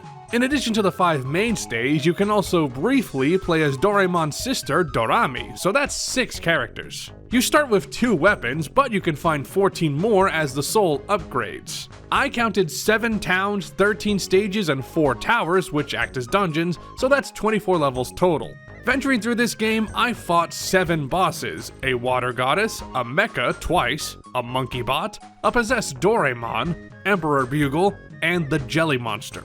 This game only took me 3 hours, 36 minutes, and 11 seconds, making it the second longest Doraemon N64 game by less than 3 minutes. I obviously can't verify if this is true without an English write-up, but I think the only real completion bonus you get is the aforementioned hand cannon, the best weapon in the game, in that it has somewhat better stats. I still prefer the bombs, but it did make mincemeat out of the Jelly Monster, so I can't complain. Doraemon 3 suffers from some of my issues as the others, including rougher controls and a lack of any mechanical difficulty, yet it was nice to end this trilogy on a positive note. Or as positive as I can be given my experience, but I've harped on the language difference enough. I hesitate to say this is worth a shot unless you're also an N64 platformer buff, but it's a fine outing to end the Doraemon run on.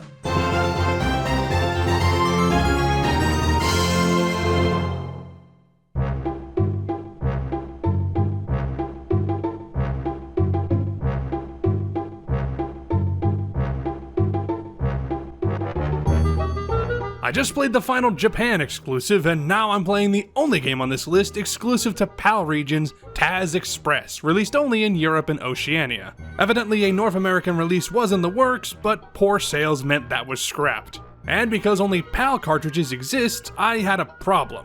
While my NTSC-U console can play Japanese imports by simply replacing the cartridge back, it cannot play PAL games because they don't fit in the slot. But serendipitously, I happened to buy an Analog 3D, which uses authentic hardware specs to play N64 carts region-free and a native 1080p HD output. That's why this footage looks a little sharper. I could have bought a PAL N64 and the proper converters for it, but as an N64 lover, the Analog 3D was on my list to get anyway, and this gave me a reason to fast-track that purchase. It was a bad reason, sadly, because this game's premise made me think it was dead on arrival. I mean, if you're making a Looney Tunes game about the Tasmanian Devil, you would probably focus on destruction and chaos and maybe some combat thrown in there because that's what the character is known for. You wouldn't, say, make a story where Taz gets a job with a package delivery company because his wife, the She-Devil, pesters him to get off of his lazy ass and make the whole game about carrying a box from one level to another. That would be lame. So yes, this flounders from the outset on principle because the core concept is baffling, and I can't even really give props for playing against type. It doesn't help that I've never been a big fan of Taz as a character, but to be fair, that's just strike one. This game still has a chance to shine if it takes that concept in a fun direction, or at least nails the controls. And it does the exact opposite. This is an action puzzle game and also an extended escort mission where Taz is weighed down by a box that you have to bring with you through stages filled with traps, obstacles, and enemies who love disrupting couriers. Not a constant hindrance because you can put the box down, risks be damned, but it is a ball and chain during your entire trip. The population of Tasmania seems hell-bent on destroying your box, and you're not well equipped to deal with them, with your only attack being Taz's famous spin. Even then, this isn't much of an attack, as it's primarily a tool to tear down some of the environments in trademark Taz style. I like that conceptually, but activating this maneuver saps away any blood I could have drained from this stone. This game has a momentum meter similar to the P-meter from Super Mario Bros. 3, and you can only launch your spin when your meter tops out, and that makes sense on paper, but it's implemented so shoddily. Taz has infinite health, but the weaker you are, the more time it takes to build up, and that can be impossible with how little room you have to maneuver. Compounding the problem, moving the control stick around at an angle cuts your momentum down hard, preventing you from effectively managing your speed, especially when you're low on energy. And you can feel Taz shifting his weight whenever you make a slight turn, meaning basic movement is all the clunkier. This means that when it comes to platforming, while Taz's jumping is okay, making adjustments on the ground is an infuriating struggle for constant speed. Truthfully, I'm happy that there isn't that much pure platforming to deal with, even if that means you're spending more time trudging around these levels with a box. Speaking of that box, it's a shame how little thought the designers put into making the box worth bringing along. I mean, using it to press switches is a given, and there's one instance where it goes on a conveyor belt while you do other things, which is different, I guess. The best thing the box contributes is being out of the way, which is required on some levels where you have to leave it in a protective square while you clear the path forward. And while that prevents these blood-hungry bastards from damaging your precious box anymore, it means that invariably, you have to walk back once the way to the exit is open, grab the box, and walk that way again, and sometimes you do that for the whole level. And these levels are all over the place, both in terms of quality and objective. Just about every stage has some annoyance that piles up, and most of the time, it's a huge one. It starts early on with the cars in the big city, which are, without a doubt, the absolute worst drivers I've ever seen. Is this just how people from Tasmania drive? Do you collapse into Grand Theft Auto and Anarchy when you go anywhere denser than Hobart? But at least this is moderately amusing, which is more than I can say for a lot of these stages. Wading back and forth slowly through alien muck, bouncing between different areas using springs and having to memorize your path, shrinking yourself to hit switches which open gates but give you no indication of where those gates are. Taz Express has a lot of little things that add up to a big mess. I can at least give the game some credit for looking fairly nice. Taz and the other Looney Tunes characters have decent models, and some environments are very pretty. Small comfort when the game otherwise kinda sucks, and I gave this one a fair shot, but nah, other than Starshot, this is the worst one so far. I hope I'm not just being bitter about all the import fees, thank you tariffs, but at least I have an analog 3D now. I do plan to get some use out of that once this video's done. So in the immortal words of Taz himself,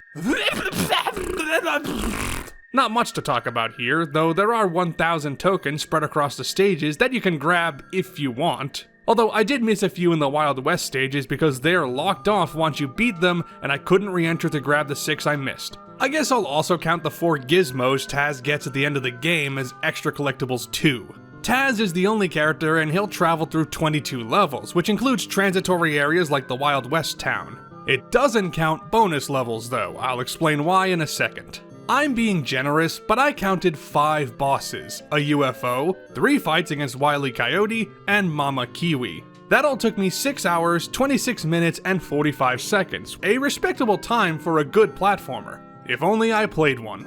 Okay, so Taz gets a gizmo at the end of the game that unlocks bonus content, and there are 4 in total, one of which being the jetpack. This unlocks jetpack switches in the worlds that let you access shortcuts and bonus levels. There are 4 of them to get, which means you're meant to beat the game 4 times in order to get everything. And frankly, I am not touching this game again with a 10-foot pole. And because I couldn't find a definitive count of the bonus levels they unlock online, because this game is not well documented as you might imagine, I'm just leaving those levels off the tally completely. Taz Express might have limited appeal to Looney Tunes fanatics, but every single step it takes feels like a misstep.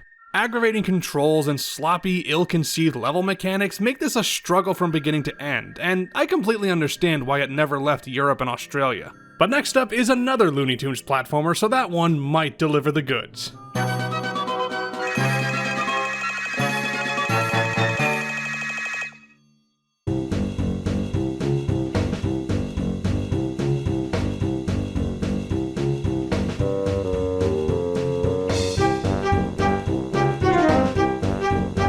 With that trip down under out of the way, let's head to the 24th and a half century to visit Duck Dodgers. This Looney Tunes tie-in was released in North America, although not Japan, and was one of the more expensive cartridges to get because, you know, smaller manufacturing run equals natural rarity. The original cartoon is an absolute classic, and this game loosely adapts its story with, of course, an actual plot that can carry for longer than 7 minutes. You're Duck Dodgers, the spacefaring mantle of Daffy Duck, sent on a mission from Dr. IQ High to explore nearby planets and stop Marvin the Martian's evil plan by, wouldn't you know it, collecting a lot of a specific item. Energy atoms in this case, which Marvin needs to blow up the Earth with his latest doomsday weapon. Just like Taz expressed before it, Duck Dodgers attempts to capture the zany Looney Tunes energy we all know and love, and I guess it does to some degree. I mean, Duck Dodgers originated from a brief cartoon that's jam-packed with jokes and fast-paced sequences of animation. The game is a multi-hour adventure on a console that couldn't handle the intense speeds required to keep up with a Looney Tunes character, or at least not for more than a couple of seconds. So the wacky stock sound effects admittedly don't work as well when the action slows down and chugs at N64 speed, and the environments don't look as good as the last go-around. The energy might not be matching, but the translation from screen to console is fine enough, and I even smiled at some of the direct joke remakes like the silly thing in reverse gag. It does fall into the trap of, if we can't get very close to fully recreating the source material, let's at least bombard the viewer with references trope one too many times for my liking, such as when Daffy starts quoting other iconic lines of his during his idle animations. Would it be too much to ask if we could make up our minds? Now, Dodgers may have an ego swollen like a watermelon, but in practice, his abilities in the field are very minimal. Besides moving and jumping, he can kick smaller enemies with this pretty dismal attack, stomp things on the ground, or sneak around, complete with classic pizzicato harp sound effects. That's pretty much it, until you pick up gadgets later on for context-sensitive special abilities. And on the basic control front, Dodgers is sluggish, but usually okay. I do take issue with the jumping though, because even in the last few stages, I was never confident that I was learning the feel and weight of Dodger's platforming capability. Some gaps are designed to be as tight as possible, and while this could just be me, I swear he sometimes jumps at 50% his normal distance for no reason, and that typically means Sayonara Spaceman. Pretty despicable. Even when the controls are in good order, the game is barely exciting with its level design and challenges. It's purely a hunt for the atoms, and they're scattered around the levels, sometimes hidden behind a puzzle mechanic or boss, so every stage is a scavenger hunt. Though one thing this game does that I'll compliment is tell you how many atoms are in an area when you enter, which you can also reference when you pause. Very helpful, considering this game is fairly obscure, and thus is also poorly documented. Arguably more so than Taz Express, at least that had a full write-up. The majority of atoms are easy enough to find, even if you've got to do some digging, and you may have to anyway because a fair few are required to finish each planet. Duck Dodgers doesn't really have fully separated levels so much as it has worlds segmented into rooms, some of which form a linear loop, but are thematically somewhat disconnected. I guess you can think of them more as short sequences, and at the very least, there's some variety here. Like using rockets to launch yourself across giant chasms, exploring an ice cavern while avoiding the tightening grasp of an all-too-familiar abominable snowman, first-person shooter segments, which are pretty out of place, and fighting these two-legged chicken robots named Egg 209. I fucking love that. There's some fun to be had even when it's clear the designers are just throwing things at the wall to see what sticks. But you need that thing throwing though, because the basic mechanics here are rather trite, and the world design hovers around the passable to satisfactory enough part of the scale. That's all to say that this game is, at the end of the day, another platformer on the N64 and not much else. Less a hidden gem, more a hidden penny. Not that valuable, but not offensive either. You pick it up, there's a brief tinge of excitement, and then you just move on with your day. It's also something I struggle to think of things to say about, because once you get past the initial allure of its recognizable star, the luster fades quickly and you're left with a decent enough but entirely forgettable game. Rarely is it ever that surprising, either in a good way or a bad way, and if it weren't for the Looney Tunes brand, I'd imagine this would be all but ignored entirely.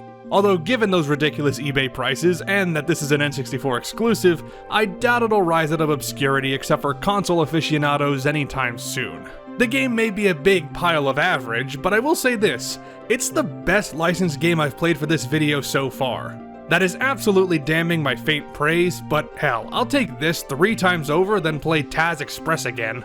There's another platformer starring a famous cartoon duck on the way though, so Daffy might not have that crown for long. Yoink! Underway! Well, let's tally up what we collected in the vastness of space. No Illudium Q36 explosive space modulator to find, but Dodgers can grab 100 atoms as our main collectible, and he also needs to pick up 4 keys. Dodgers is the sole playable hero, but in one of the final levels, you transform into Screwball Daffy from Duck Amuck, as well as a chicken, so let's call that 3 characters total. You'll venture across 5 planets and fight 7 bosses along the way. Hassan, this champion boxer who may or may not be the Crusher, Rocky, Yosemite Sam, a giant stonehead, a chicken robot who is not Egg 209, so get out of here, and Marvin the Martian. With a bit of doubling back, this game took me 4 hours, 53 minutes, and 15 seconds, so pretty short, but at least decently paced. The only thing you get for collecting all the atoms is an extended ending where Marvin agrees not to blow up the Earth,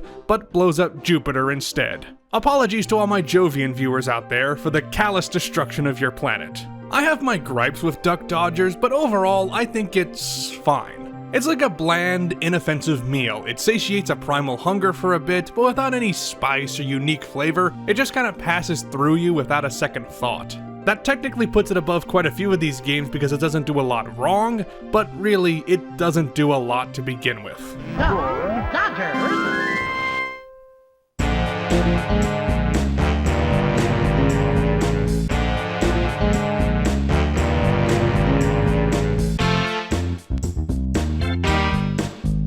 Now for the ultimate why is this game a thing game, Blues Brothers 2000. Fitting, since Blues Brothers 2000 may be the ultimate why is this movie a thing movie. The original is a classic, the sequel decidedly less so, and then there's this game which shouldn't even be in the conversation. Although the game earns its 2000 title more than the film because of its release year, it was targeted for a late 1999 release at first, and would have hit the PlayStation and PC as well, though those ports never happened. Just like in the film, Elwood Blues is out of the joint and needs to rescue his bandmates in time for the Battle of the Bands, fighting corrupt cops, gangsters, and monsters along the way. It's a baffling idea for a 3D platformer in the first place. I ragged on Taz Express for having a concept that trips over itself, but at least that idea is organic toward building a game with distinct mechanics, quality of those mechanics notwithstanding. You'd think the Blues Brothers would lend itself to a music game, or maybe one focused on car chases, not jumping and grabbing items in basic as hell platforming stages. I can't wait for Titus Interactive's 3D platforming take on Oh Brother Where Art Thou, where the Soggy Bottom Boys defeat the KKK by jumping over them. John Goodman will be there too. Now yes, the infamous Titus Interactive of Superman 64 notoriety is behind this one, although only as a publisher, as Studio Player One took the helm.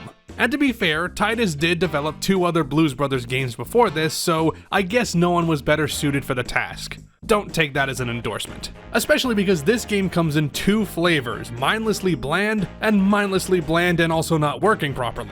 Elwood controls fine enough, although his jumping capability does leave something to be desired. His penchant for unnecessary violence has also been approved, with multiple attacks and maneuvers that, in theory, let you deal with threats effectively. Some are helpful, like Elwood's hat throw for killing enemies from afar, but they got too carried away adding stuff and cramped the control scheme as a result. Take the backflip, meant to give you a period of invulnerability to dodge attacks, but is mapped to the L button. Now usually, my left hand grips the center of the controller. I find holding the ends makes the thing feel too wide, but then my finger's not resting on the L button. Because of that, I have to reorient my hands in the middle of action just to pull off something that doesn't work half the time.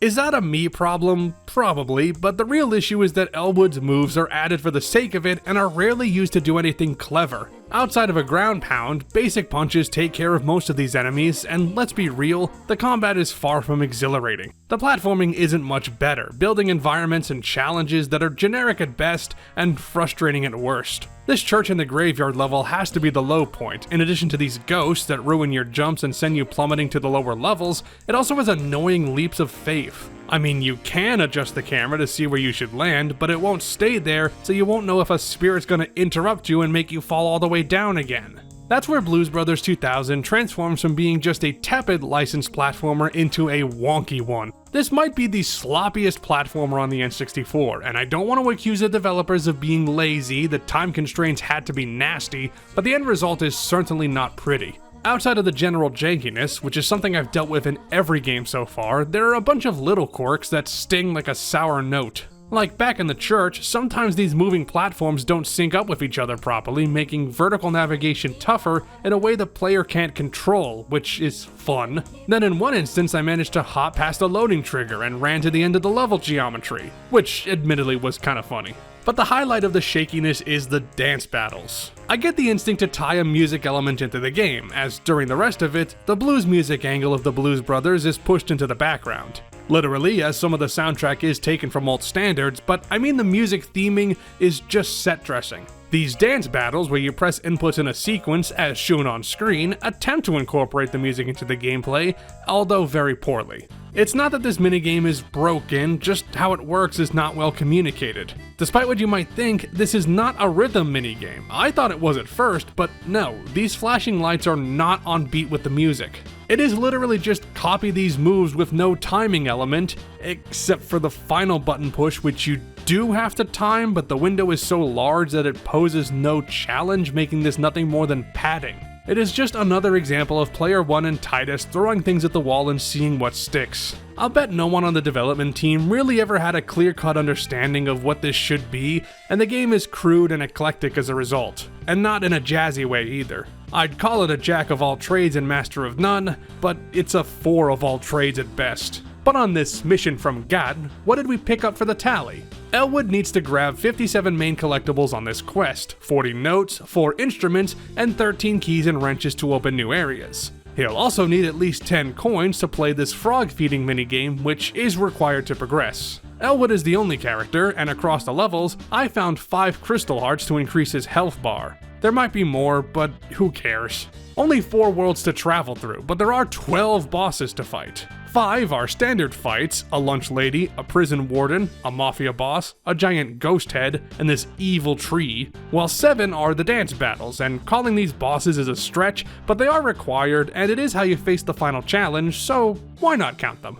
This just took me 3 hours, 39 minutes, and 39 seconds to beat, which thankfully isn't long, even if the game stinks. 100% completion is mandatory for this one, and so there's no separate completion bonus. All you get after beating the game is a brief cutscene where Elwood sings a number with a band strangely not composed of the bandmates you've been rescuing, and then it cuts right back to the main menu, no credits or anything. As such, nobody knows who worked on this game, and I'm not unconvinced it didn't just spawn into existence on its own will, and Player One is just a front. You already guessed that Blues Brothers 2000 isn't a good game before I started talking about it, and I'm struggling to think of anything it does right. Other than being very short, which gives it the edge over something like Starshot, but even hardcore defenders of the movie probably wouldn't come to bat for this. It's the toasted white bread dry of N64 platformers, and with that movie quote hastily shoehorned in, we can move on.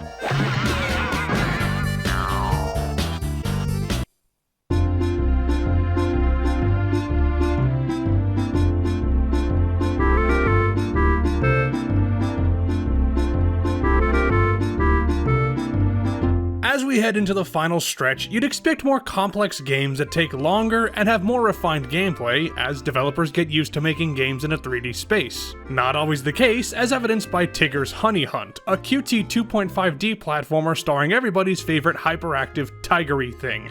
Designed to tie in with the Tigger movie, which I've actually seen, although the only thing this game shares story-wise is our central protagonist and his love of bouncing. It's Tigger who's been tasked with collecting more honey pots for silly old bear Winnie the Pooh so he can throw a party for everyone in the 100-acre wood. Straightforward plot, perfectly low stakes given the source material, and as good a motivation to collect stuff as any other. Given the main goal is collecting honey, I was initially puzzled why Tigger got top billing here, but it didn't take me long to realize why he's the playable one.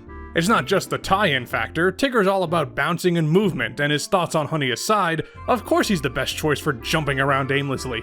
As seen by his need to start hopping and skipping after you've built up enough momentum, his fairly floaty jump, and that the only way you can deal with threats is by jumping on them. Let's just say that if you love boing sound effects, this is absolutely the game for you. Tigger's got plenty of spring in his step, but not that much pep in his step, as he's not that fast when just considering his base speed. He later gets an upgrade that rockets him forward, which is pretty awesome, as well as a fluttery guide that's helpful for taking shortcuts. But I'm getting ahead of myself. The primary goal is grabbing all that honey and making it to the end. And it is not just a matter of reaching the end, you are required to pick up a certain amount of pots before you leave, and while that never usually means scouring unless you're going for full collection, it does mean you can't leave anything in your path behind. Which was the right idea, as this game is designed primarily for kids and families, make everything obvious enough for everyone to follow, you know? It's probably the easiest game I've played for this video, although not the easiest game I've played in my life. It's comfortable to pick up and play, and given the short length of the main story, playing it was far from a chore. I mean, just going through the levels wasn't the most invigorating thing ever, thanks to slow movement and relative lack of challenge, yet I think the designers did a decent job making this worth a playthrough. What the levels lack in intimidation, they make up for in feeling so warm and inviting. It's kinda hard not to be charmed by the wholesome wonders of the 100 Acre Wood, even in a blockier 3D style without voices, at least on the N64 port, and truthfully, I think the game looks pretty dang good. The backgrounds have plenty of detail, and I especially love the use of color. It perfectly matches the Winnie the Pooh vibe, where the colors aren't incredibly bright, but are vibrant in a painterly or, well, storybook kind of way.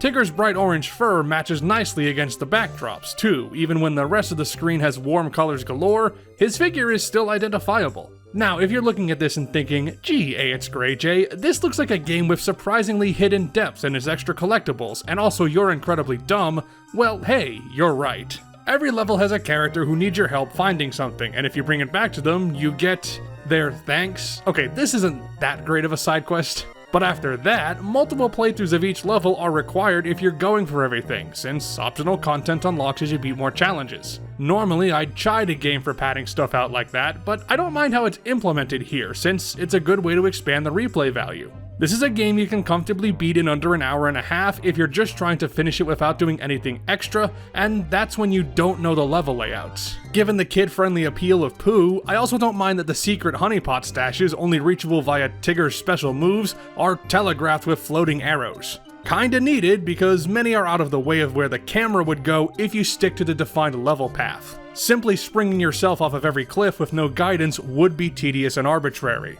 But that spring is very helpful for the game's time trials, yet another layer of gameplay to unravel. There have been quite a few time challenges in the past, but unless I'm forgetting something, this is the first instance of full-level time trial challenges, and what an odd game to hold that distinction. And dare I say it, this makes these levels pretty exciting. Tigger's Honey Hunt is pretty solid for what it is already, but the act of flying around on Tigger's tail and finding creative ways to blast forward without hitting a pit or hazardous material is pretty fun. Less so is the hunt for all the optional pictures, the last of which are only unlocked after you've beaten a time trial and collected every honeypot on a level, but still, there's plenty of reasons to revisit it if you're a kid looking for more stuff to do.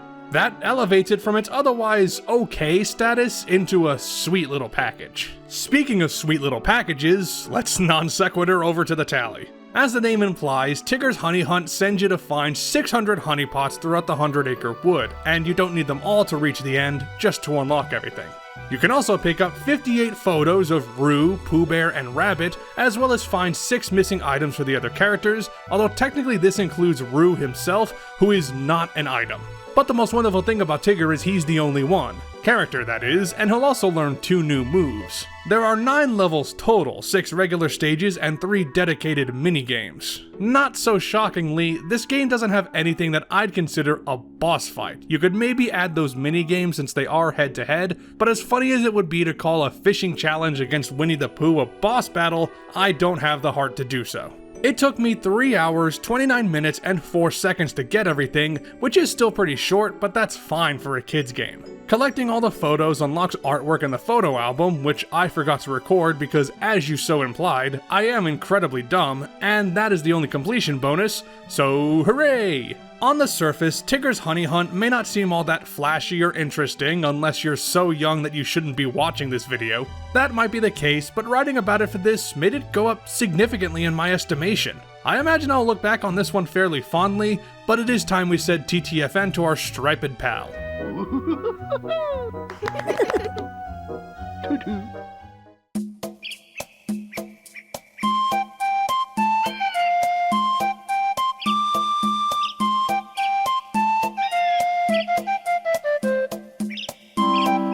Banjo-Tooie is my favorite game of all time. I played it a ton as a kid on our old N64, and I've played the remastered port on Xbox consoles many times as well, and with so many hours I put into it, it's hard for me to look at it with anything but rose-colored glasses. While I'm sure the majority would pick Kazooie over this, and I do love that one, as I said, this just holds too great a place in my heart. It's less a fairy tale adventure and more of a grown-up quest, taking place 2 years after the events of the last game. Grunty's been revived, although only bone deep thanks to her two sisters, and she's off on a crusade of revenge, destroying Banjo's house, killing poor Bottles, and plotting to set the life force of the entire ILO hags. So of course our duo sets off to stop the witch once again, this time aided by Mumbo Jumbo and his dancing skills, and new allies like Bottles' military brat brother Jam Jars, and new shaman in town Humba Wumba. I should probably start by talking about why this game is my favorite. I was playing this alongside games like Super Mario 64, Donkey Kong 64, and Bomberman Hero, all of which I've sung the praises of today, and also non-platforming classics like Ocarina of Time and Tony Hawk's Pro Skater. Why did this one become King of the Mountain? Because the rise of 3D helped platformers solidify a more explorative approach to building worlds and levels that I love. We've seen 3D games go from simple and efficient as developers dip their toes into the new dimension, to a game like Banjo-Tooie, which, at least on the N64, is the zenith of open-world platforming. There are doors to unlock, passages to open, and secrets to find, but the ILO Hags and its environs are sprawling, expansive, and for me, always a pleasure to plunder. That's not to say that I love every single level or gameplay moment because, oh no, this game has its ups and downs just like any other. For every legitimately great level, like the Ramshackle Carnival Witchy World and the Fire and Ice theme of Hailfire Peaks, you get something like Pterodactyl Land, which has far too much open space that's only transitory in nature, or Grunty Industries and its multiple floors that, unless you've played this as many times as I have, are very easy to get lost in. I think the well-designed levels outweigh the bad ones by a fair margin, and there are some classic ones here. You have Glitter Gulch Mine, a level built around caverns and minecart tracks with some very cool objectives that take advantage of your new moves. Or a level like Cloud Cuckoo Land, throwing so many bizarre things at you that it's hard not to love. Except when you're racing Canary Mary. I can defend this game all I want, but not this part. Or Jolly Roger's Lagoon, perhaps the best water level of these platformers. Not only is the rustic port town aesthetic amazing, diving underwater and revealing a vibrant, rich civilization, and especially hearing that Atlantis theme, that's such a cool moment. And these levels are not just standalone experiences either, they're all part of one giant ecosystem, something not really attempted on the console since Mystical Ninja. This isn't exactly like that game, but by this point, the shackles that bound traditional platformers are well and truly gone. Say what you will about the levels in Banjo-Tooie, but bridging them all together into a vast, interconnected world was mind-blowing to me as a kid, and I still love it now.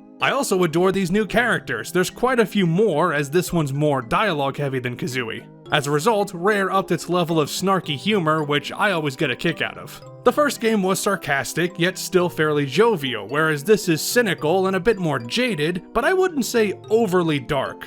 It's more self-referential, like Kazooie's reaction to Bottles' death being that he wasn't the most popular character to begin with. The game never tries to sell you a dramatic story, so there's not much for the sardonic humor to undermine. The tone is as it always was, it's just matured a little. That being said, while my love for Banjo-Tooie was instilled and stoked during my childhood, it wasn't until I played the Xbox remaster with its performance stabilizations that love was codified. That's been my default Banjo experience for years, except for a playthrough on Nintendo Switch Online, which is similarly adjusted. I haven't played this game on an N64 cart in years, and I will admit, the console can barely handle it. There have been some games that performed suboptimally with slow frame rates or spikes in lag, especially when rendering something complex. This cranks that up to 11, and with my perspective divorced from the original version for so long, it was a problem I needed to remember. This game does chug along quite a bit, and I'm willing to call it the worst performing game I played for this video. Only thing that comes close is Donkey Kong 64, and this wins that loser's bracket for sure. A bad analogy, I know. Thus, I admit that this playthrough was a step down from my usual experience in terms of quality. I guess there is an idealized version of Banjo-Tooie in my head, and while the later ports achieve it, or at least come close, the game as it was released in 2000 does not necessarily reach my lofty estimation of it, or at least it didn't this time. So yes, Banjo-Tooie, my favorite game of all time, is more removed from its platforming roots, is not optimized for its original console, and has several flaws. And personal feelings aside, I would be hesitant to claim it as the best overall platformer on the system. So what? If there are flaws in something you cherish, you don't just throw it to the wolves. You accept them, because for better or for worse, they help make it what it is. But enough wistfulness, let's just get to the tally. For this, I'm only counting what you can get on the original N64 release, so none of the added Stop and Swap 2 stuff from the Xbox version. Anyway, Banjo and Kazooie can collect 90 Jiggies and 900 notes as the main collectibles, as well as 25 extra honeycomb pieces, 25 Cheeto pages, 44 Jinjos, 2 mystery eggs, the ice key, and 29 miscellaneous items like the totems in Target Zan's temple and the burgers and fries for Baki's kids, so that's 126 extra collectibles. In addition, you can exchange 18 Globos, including the Mega Globo, for transformations and spells, and need at least 26 doubloons to buy stuff in Jolly Roger's Lagoon, so 44 currency items are required. In addition to Banjo, Kazooie, and Mumbo, I'll also count the Clockwork Kazooie and 10 transformations as characters to get 14 total. Counting the 24 Jam Jar moves plus the optional Breagle Bash from Heggy, as well as the 8 Cheeto cheats, which does include Homing, Get Jiggy, and Nest King, but not the others, which are never told to you, the double air meter from Royston, and I guess also the ability to roar as Baby T-Rex, that's 35 upgrades. There are 11 levels, Spiral Mountain, the Isle o' Hags, and the 9 worlds, and on the journey, I fought 13 bosses, Klungo 3 times, Target Zan, Old King Cole, Mr. Patch, Lord Wu Fok Fok, Terry, Weldar, Chili Billy, Chili Willy, Minji Jongo, and Gruntilda and the Hag 1. That took me 12 hours, 32 minutes, and 5 seconds, longer than usual because holy lag. Collecting all the Jiggies unlocks the character parade, which ain't a great reward, it's just the characters standing around, except for Chomposaurus, who gets a little treat. Yum yum. So yes, warts and all, I adore Banjo-Tooie. And it's not because it's the best designed game or the most important or intelligent or anything like that. It's because it's the one that speaks to me the most, that resonates with what I want to play whenever I sit down and pick up a controller. It's a vital shape in the puzzle that is my experience playing games, and for that, I have to thank a little bear and bird.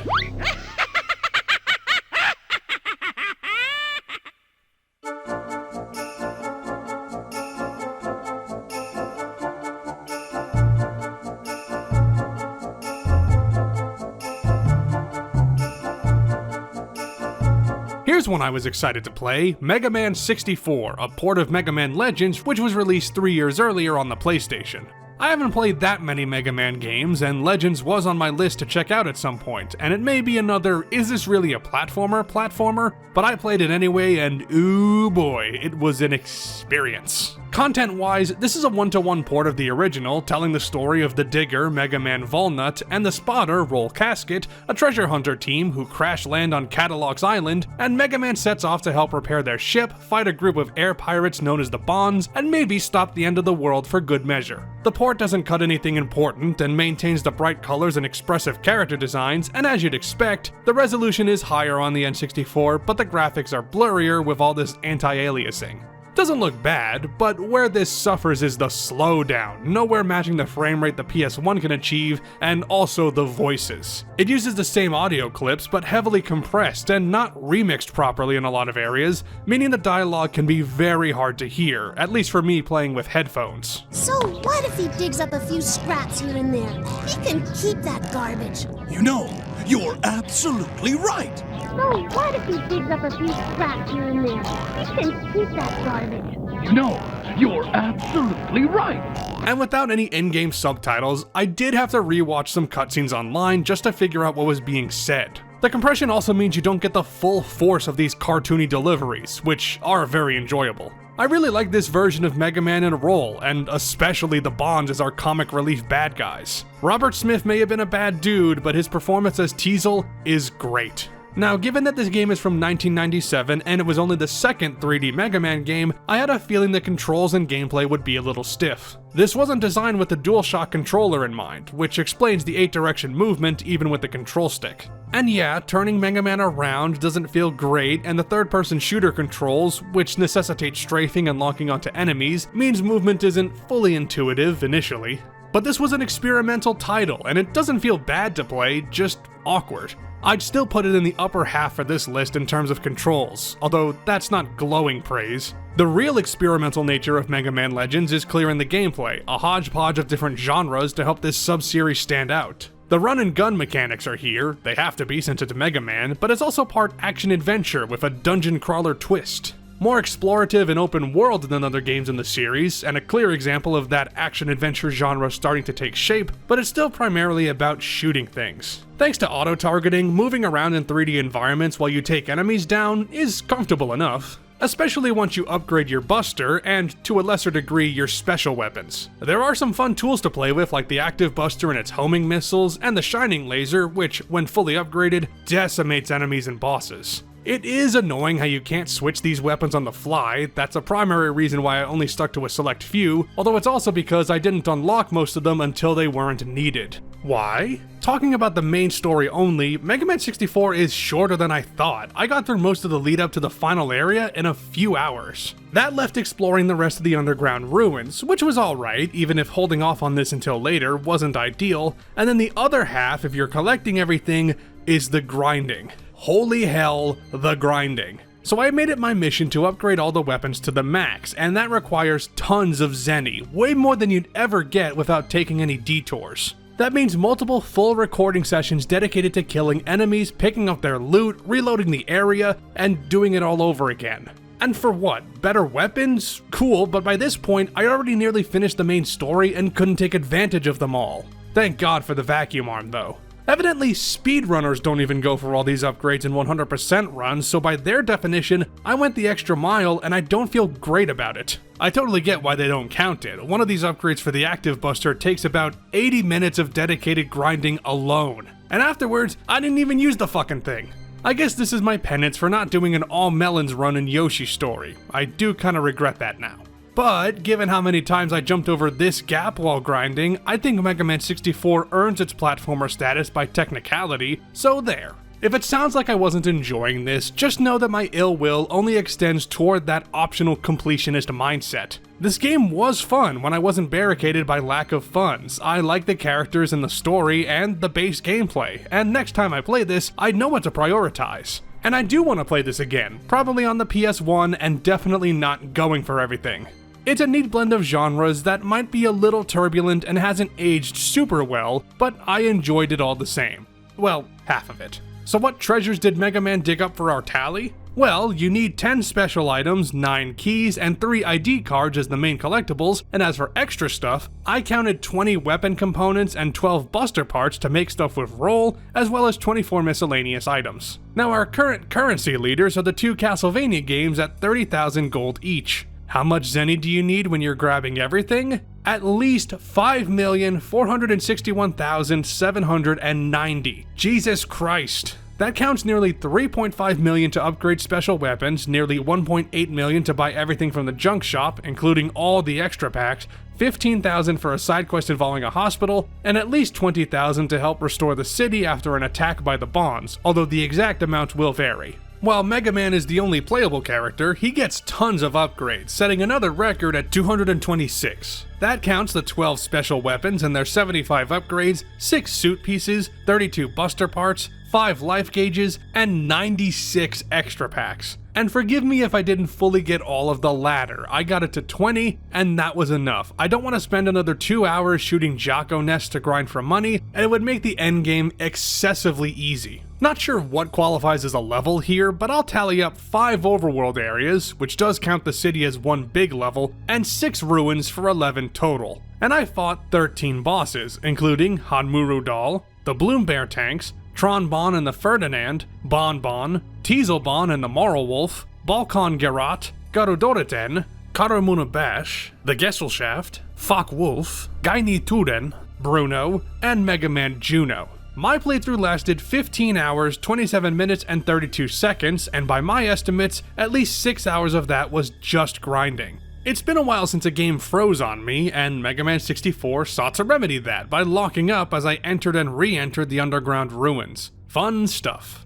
Beating normal mode unlocks hard mode, and beating that unlocks easy mode, which starts you off of a maxed out Mega Buster, so technically it's a new game plus. For all my grinding woes, the rest of Mega Man 64 was a good time despite some rough edges. Its unique take on the Mega Man gameplay is appealing, and lack of polish aside, the adventure was pretty solid. I'm sure I'll check out Legends 2 and the Misadventures of Tron Bon at some point, as well as revisiting this on the PlayStation, but with only 4 more games to go for this video, I gotta get back to digging.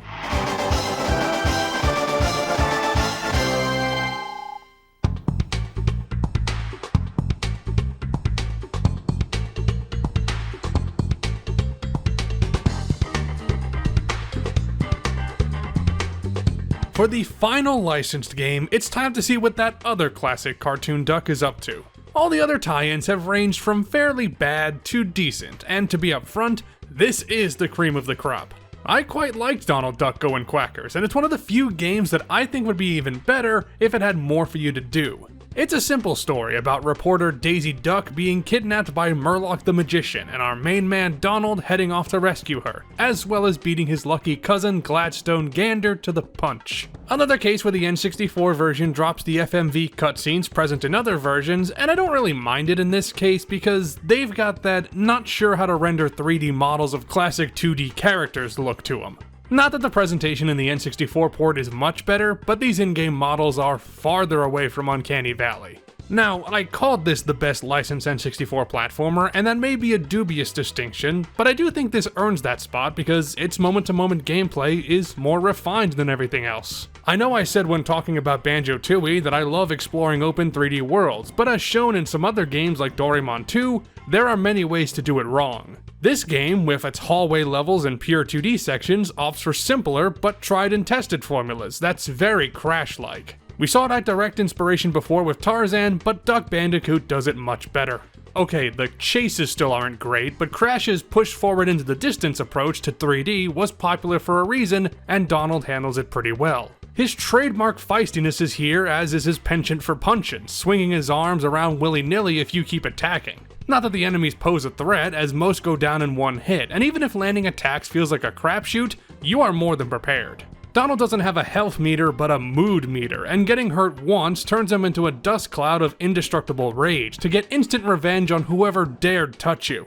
On top of that, there are bountiful stars to give you extra lives, which I stashed up considerably, and more invulnerability whenever Donald drinks a milkshake. Because as we all know, Donald loves milkshakes? Whatever, this milkshake duck bursts forward with increased speed and a constant volley of punches to make this already easy game just that much more forgiving for the hardworking player. But the easy difficulty is not necessarily a criticism. I didn't go into a Donald Duck game thinking that it would test my mettle after all, and given the target audience, I think it's fine. Other than a handful of depth perception issues, which are potentially on me rather than the game, this is a pretty pleasant time. And it is very much worth it to see Donald dropping it like it's hot. I mean, look at him go.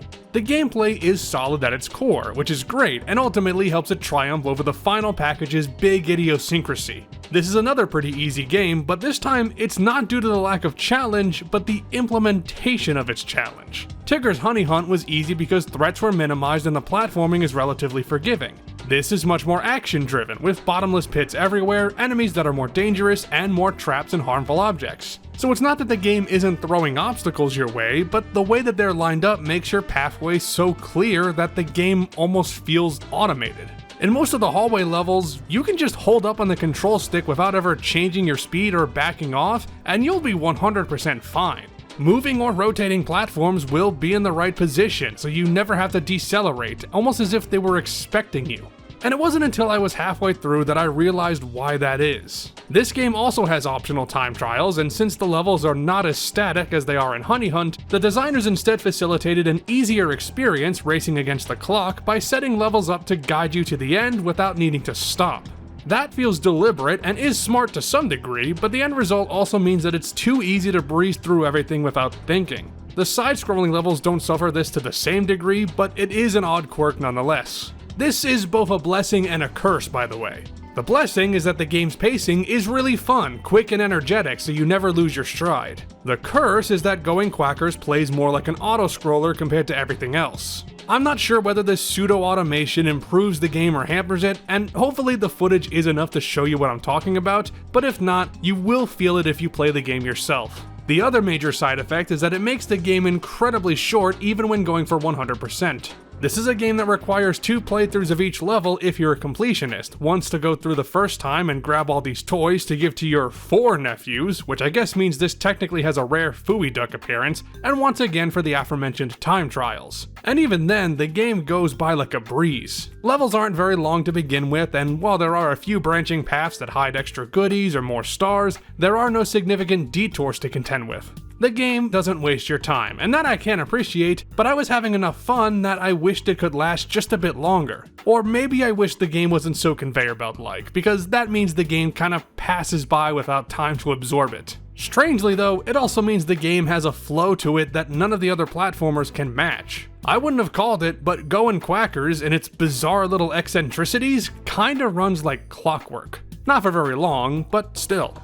Now life may be like a hurricane here in Duckburg, but this tally isn't affected much. In order to make it through each world, Donald needs to grab 16 boss pad pieces to unlock the boss fights. Other than that, there are 48 toys to grab for the nephews and 4 outfits that Donald gets as a reward for beating Gladstone's time trials. Donald is the only character, and he'll venture through 16 stages, 4 bonus levels, 4 boss levels, and I'll also throw in Gyro's lab as the hub for 25 levels total. This game just has 4 bosses: Big Bernadette, the Beagle Boys, Magica Dispel, and Murloc. Very short playthrough this time, only taking me 2 hours, 58 minutes, and 34 seconds when going for everything.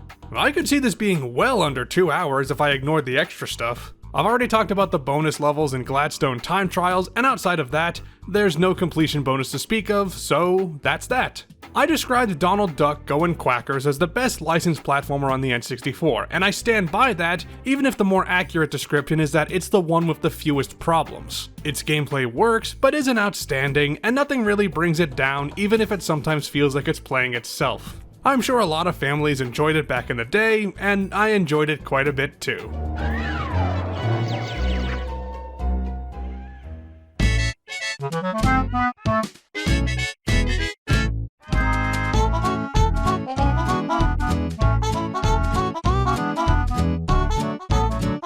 Conker's Bad Fur Day is the last platformer released during the N64's lifespan, and it sure does feel like it. Retooled from a childish game about Little Conker the Squirrel and his sweet adventure into an immature title about Little Conker the Squirrel and his sour adventure. Gone is random item collection in disconnected fantasy worlds. For now we have the story of the ex-Diddy Kong racer having one too many at the pub and stumbling his way home, inadvertently going on a journey complete with swearing, blood and gore, drinking, pissing, shitting, innuendo up your endo, movie references abound, and a whole lot of pressing B when the light goes ting. It's interesting how the N64 Swan Song became a twisted parody of everything that came before it, or at least of what we're covering today. A platformer that rejects what platformers had become, due in no small part to Rare's own influence, almost as if lead designer Chris Seaver wanted to set a new template. Given its dismal commercial performance, that didn't happen, yet it also means that Bad Fur Day does stuff that no other Nintendo game would dare attempt. I mean, what's the first thing that happens here? A warning that this is for mature audiences, the required legal text, and then Conker chainsawing the N64 logo in half. That's the tone they wanted to set, but compared to what's coming next, that's downright tame. I'll say right now, if you haven't seen or played this game yet, you should absolutely go in unspoiled by anything. Go watch a long play or boot it up yourself, because this isn't just improved by not knowing what's around the corner, it's dependent on it. And forgive me if I can't talk about every single scene and joke, there's too much to cover, and I'm sure some of you just want this damn video to end. Anyway, in every single game I've played so far, whether the platforming is ancillary or right at the forefront, the gameplay has been the main draw. This is the exact opposite, at least for the single player. It was deliberately designed to remove the wandering and item collection of contemporary platformers, which, even back in the day, many critics were getting sick of. I respect that idea, if not the execution. Control-wise, this feels the clunkiest out of all the Rare games I've played today, and it's sometimes frightfully stiff. All that binge drinking weighs Conker down something awful as he runs and jumps like he's got lead in his shoes, meaning pure platforming is a chore. Not to mention the game's later racing and third-person shooter sections that are overall pretty sloppy. This tackles a lot of gameplay styles due to its freeform nature, and none of them are anywhere near refined. The gameplay is a barrier, and it does make going from area to area somewhat of a slog, and since many of the gameplay segments are overinflated, dying and restarting, meta elements aside, is always rough. But if you persevere through the video game part of this video game, then you're in for a treat. Bad Fur Day has full voice acting, which required a massive 64 megabit cartridge, copious amounts of audio editing to disguise the fact that there's only 3 main voice actors for every character, and tons of cutscenes which know exactly what you expect will happen and do something completely different. The first mission is rescuing a beehive from these wasps, and you think business as usual, until the beehive turns into a turret gun that blasts the wasps to Kingdom Come. That's the formula for the first few worlds, just turning platforming objectives on their head, but from there, it goes absolutely bonkers Bad Fur Day. Headbutting a caveman in the nuts with a dinosaur, fighting a giant poo monster with an operatic voice, a shot-for-shot remake of the opening of Saving Private Ryan, which is done surprisingly straight. It's got everything. Hell, this is the only video game that I know of that uses the word fellatio. Don't know if that's a plus or a minus. Now, you may not like excessively crude humor, and sure, some jokes do make me groan, but I think the lack of constraints pays off in dividends as a parody of platformers and a comedy-driven game. It's baked into the game design too.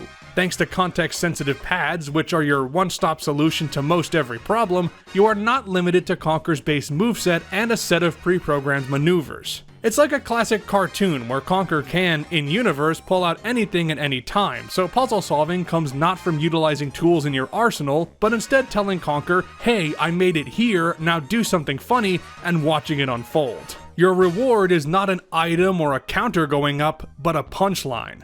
Cutscenes that are humorous, dark, or humorously dark, which give you less concrete satisfaction, but something infinitely more memorable instead. Because of that, Bad Fur Day is perhaps the best and most unique N64 platformer once, and then it becomes a case study in diminishing returns. All those cutscenes are outstanding your first time, not so much when you know what's coming.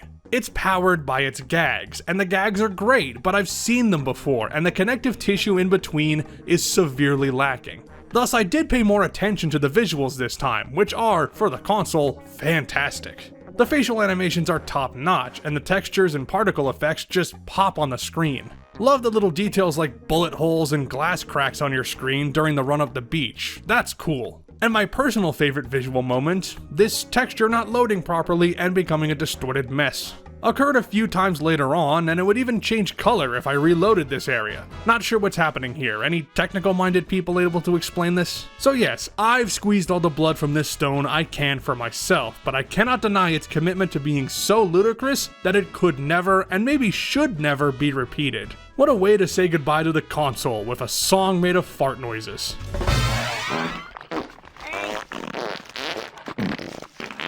Not too much to add to the tally, but I did count 48 main collectibles, 27 wads of cash, which does count the 3 you pick up in the vault, as well as 21 other miscellaneous objects like keys, cheese, and sweet corn. And yes, I know that Conker gives some characters money, but functionally, it's not currency. The game just checks if you have enough, and does not take it from you. Capiche? In the main story, alongside Conker himself, you also control Frankie the Pitchfork, Bugalug the Bull, and Fangy the Dinosaur, and since I'm counting transformations, let's also throw in Conker's bat form for 5 characters total. I didn't count every context-sensitive pad as an upgrade, just the ones that give you something at least semi-permanent like the frying pan, your guns in Spooky and It's War, and the funny helicoptery tail thing. There are 9 chapters to beat in Conker's Bad Fur Day, and 12 bosses to fight along the way. Frankie and the hay bales, 2 fights against the hay bot, although you maybe consider these 2 separate phases, Bugalug and the cows, the big bollocked boiler, the great mighty Pooh, the cavemen punks,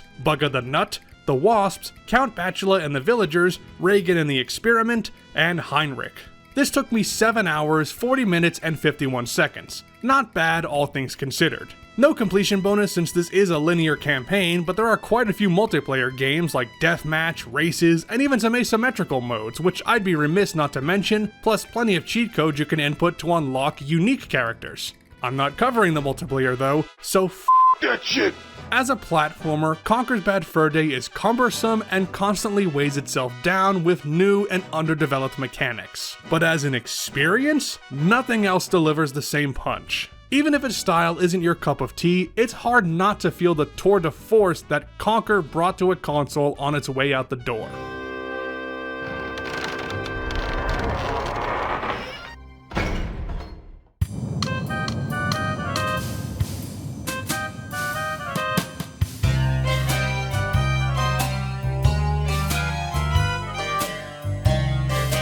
we're not done yet. In 1999, 40 Winks was released for the PlayStation with an N64 port on track for the following year. In fact, it was basically ready to ship, with magazine press coverage and even some reviews out already, and then it was cancelled, presumably due to the PS1 version's underwhelming performance. Then in 2018, Pico Interactive, who had scooped up the rights from Eurocom and GT Interactive, launched a Kickstarter for a years overdue official release and cartridge run.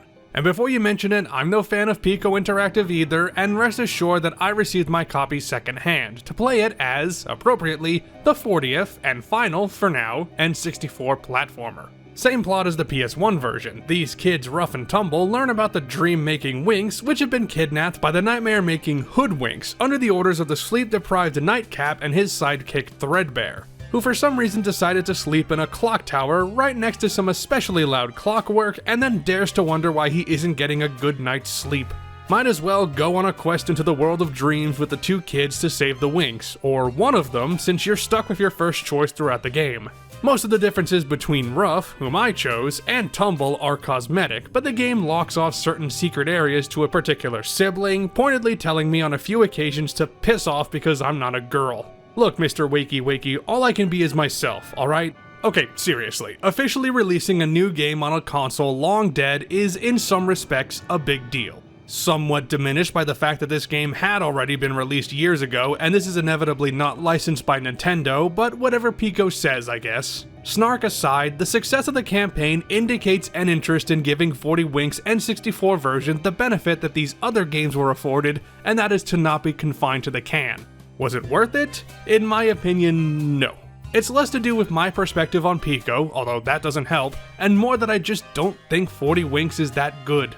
Let's talk combat first, because everyone loves combat shoehorned into their platforming games. Ruff and Tumble have a few punches and kicks, a butt slam, and a ranged scream attack to engage with enemies, but nowhere near enough skill to properly take them down. These foes are tanks, routinely taking double-digit amounts of hits to fall, and the items they drop for you to recuperate are pitiful. I don't need every enemy to take 1 or 2 hits to beat, but this is too much. The Dream Warriors can get more power with these jack-in-the-boxes that temporarily turn you into different forms, but even with the extra strength, punching enemies to death takes way too long. And there are usually more than enough of these buggers for it to be a constant problem. Avoiding them is usually an option, and thank God, because the fights are a chore.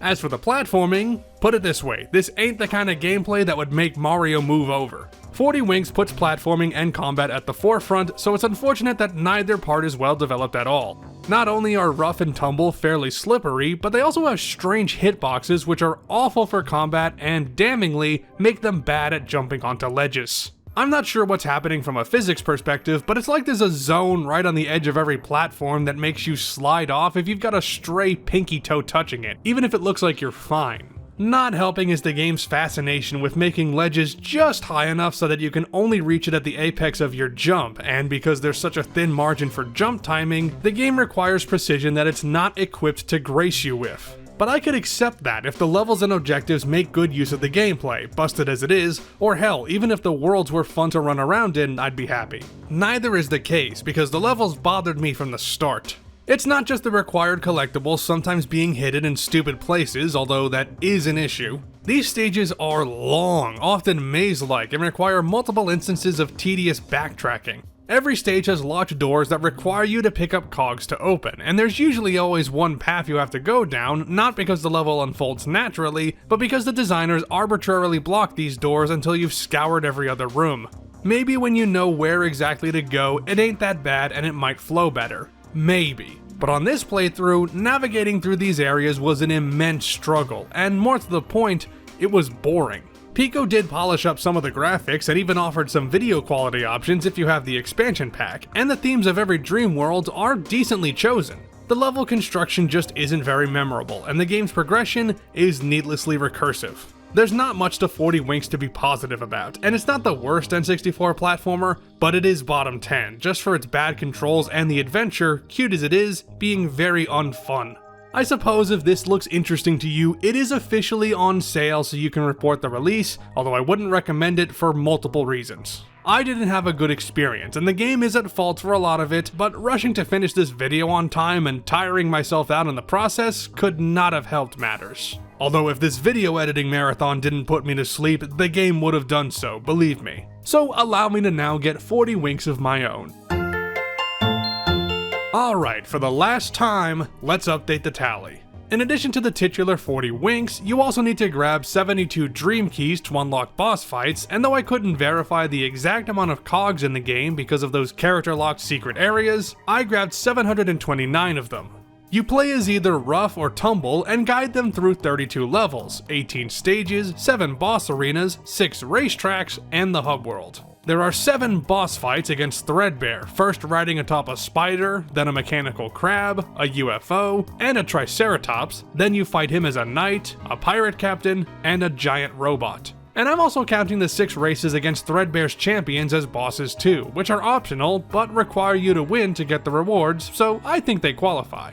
This dozy adventure took me 7 hours, 56 minutes, and 27 seconds, and I have run out of clever things to say as finishing this video has fried my brain. And as a final screw you to me for playing all these platformers, let's add one final freeze because the game locked up as I jumped onto this rope. How nice. This game requires 100% completion, or near enough for the cogs, so there is no extra bonus this time, just the standard ending. Womp womp.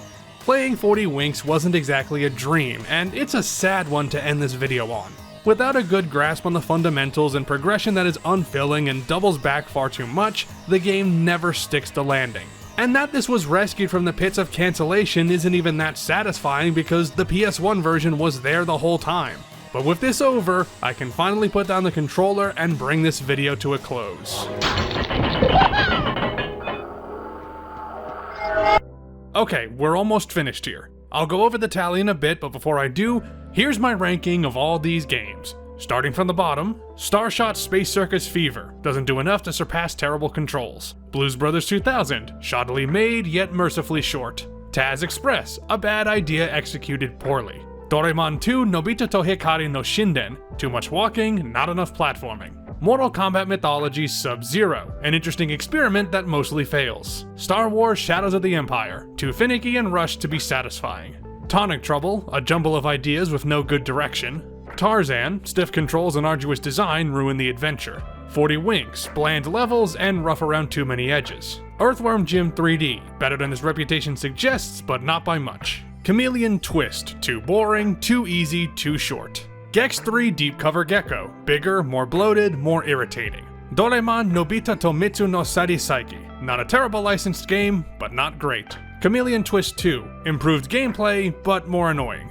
A Bug's Life, mostly inoffensive, tiring before long. Toy Story 2 Buzz Lightyear to the rescue, decent controls but lacks substance. Space Station Silicon Valley, some creative ideas but platforming suffers. Doraemon 3 Nobita no Machi SOS, good refinements, still way too easy. Duck Dodgers starring Daffy Duck, generally very average, sometimes clunky. Tigger's Honey Hunt, fine for its target audience, with some depth. Gex 64 Enter the Gecko, decent TV adventure bogged down by jank. Donald Duck Goin' Quackers, the best of the Disney games with solid gameplay.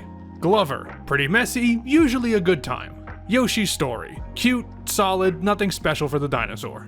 Mischief Makers, decent fast-paced action in a cartoony package. Conker's Bad Fur Day, delightfully immature and unique, not great to play. Mega Man 64, grinding aside, a solid if shaky game.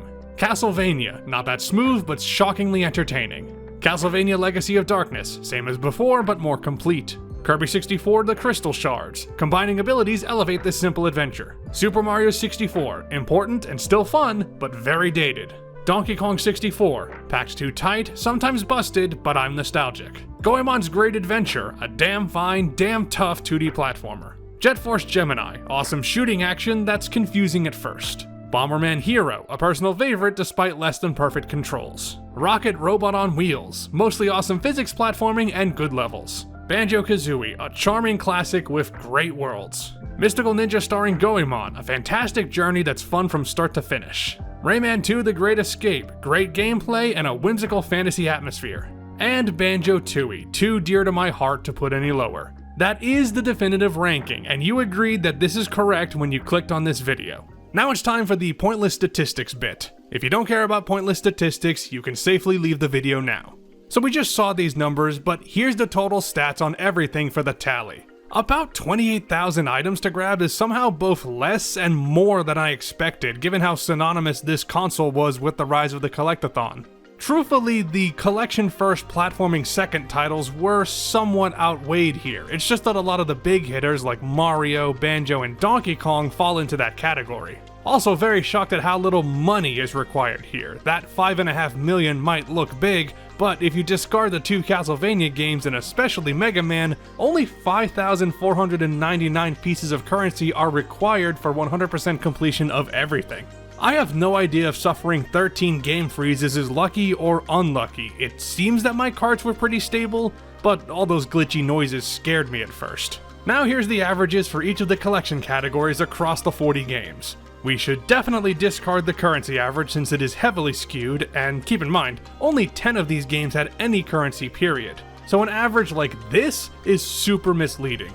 Okay, let's look at some of the top and bottom games in terms of the amount of things to collect. Counting just main and extra collectibles only, and not currency, the bottom 5 games are Conker's Bad Fur Day at 48, Doraemon 1 at 42, Castlevania Legacy of Darkness at 28, Mortal Kombat Mythologies at 23, and Castlevania at just 19. The top 5 games are Mario 64 at 1806, Gex 3 at 1860, Gex 64 at 2090, Tarzan at 2180, and unsurprisingly, Donkey Kong 64 at 4131. That's a pretty wide range, but to make it wider, let's recalculate it including currency. Those bottom 5 are Mischief Makers at 53, Bomberman Hero at 50, and then Conker, Doraemon, and Mortal Kombat, which are unchanged. The top 5 are Goemon's Great Adventure at 4185, Donkey Kong at 4291, Castlevania at 30,019, Legacy of Darkness at 30,028, and of course Mega Man 64 at 5,461,868. You can see why I wanted to separate currency. And funny how both of the Castlevania games shoot from the bottom to the top that way. Thank you, Renan. Moving on to the time it took for me to do all this. Remember, How Long to Beat estimates that it would take 462 hours and 20 minutes to beat everything, or roughly 19 days and 6 1/3 hours. My final playtime of everything was 327 hours, 45 minutes, and 21 seconds, or roughly 13 days and 15.75 hours. That means I came in just about 29% underestimate. Pretty sweet. As for the shortest and longest games, my 5 shortest games were Doraemon 3, Doraemon 1, Tigger's Honey Hunt, Donald Duck Goin' Quackers, and Chameleon Twist. My 5 longest were Legacy of Darkness, Donkey Kong 64, Mega Man 64, Goemon's Great Adventure, and Jet Force Gemini. The more action-driven stuff up here makes sense, and also, except for DK, they're all games I haven't played before. Okay, but what were my best and worst game times compared to the How Long to Beat averages? Discounting Doraemon 2 because it didn't have enough times to average out, my 5 worst times were Goemon's Great Adventure, then Taz Express, Blues Brothers, Chameleon Twist 2, and finally Mischief Makers. That last one was somewhat controller issues, I guess, and also me just being bad at video games. Oh, and my worst time that was still faster than the HLTB average was Starshot, about 4.5 minutes underestimate. As for my 5 best, that's Banjo-Kazooie, Tonic Trouble, Donkey Kong, Doraemon 1, and Super Mario 64. 3 games I've played a lot, and 2 that were relatively easy and straightforward, so not that surprising. Oh, and by the way, Banjo-Tooie was number 6. Next, I wanted to find out which games had the highest collection density per time spent playing, aka what had the most frequent item pickups. Not counting currency, the 5 least dense were Bomberman at 0.08 collectibles per minute, or CPM, Mischief Makers at 0.07 CPM, Mortal Kombat at 0.06, and both Castlevanias then tie at 0.03. The 5 most dense were Rocket Robot on Wheels at 3.85 CPM, Gex 64 at 4.18, Donkey Kong at 4.83, Mario 64 at 5.58, and Tarzan at 6.32.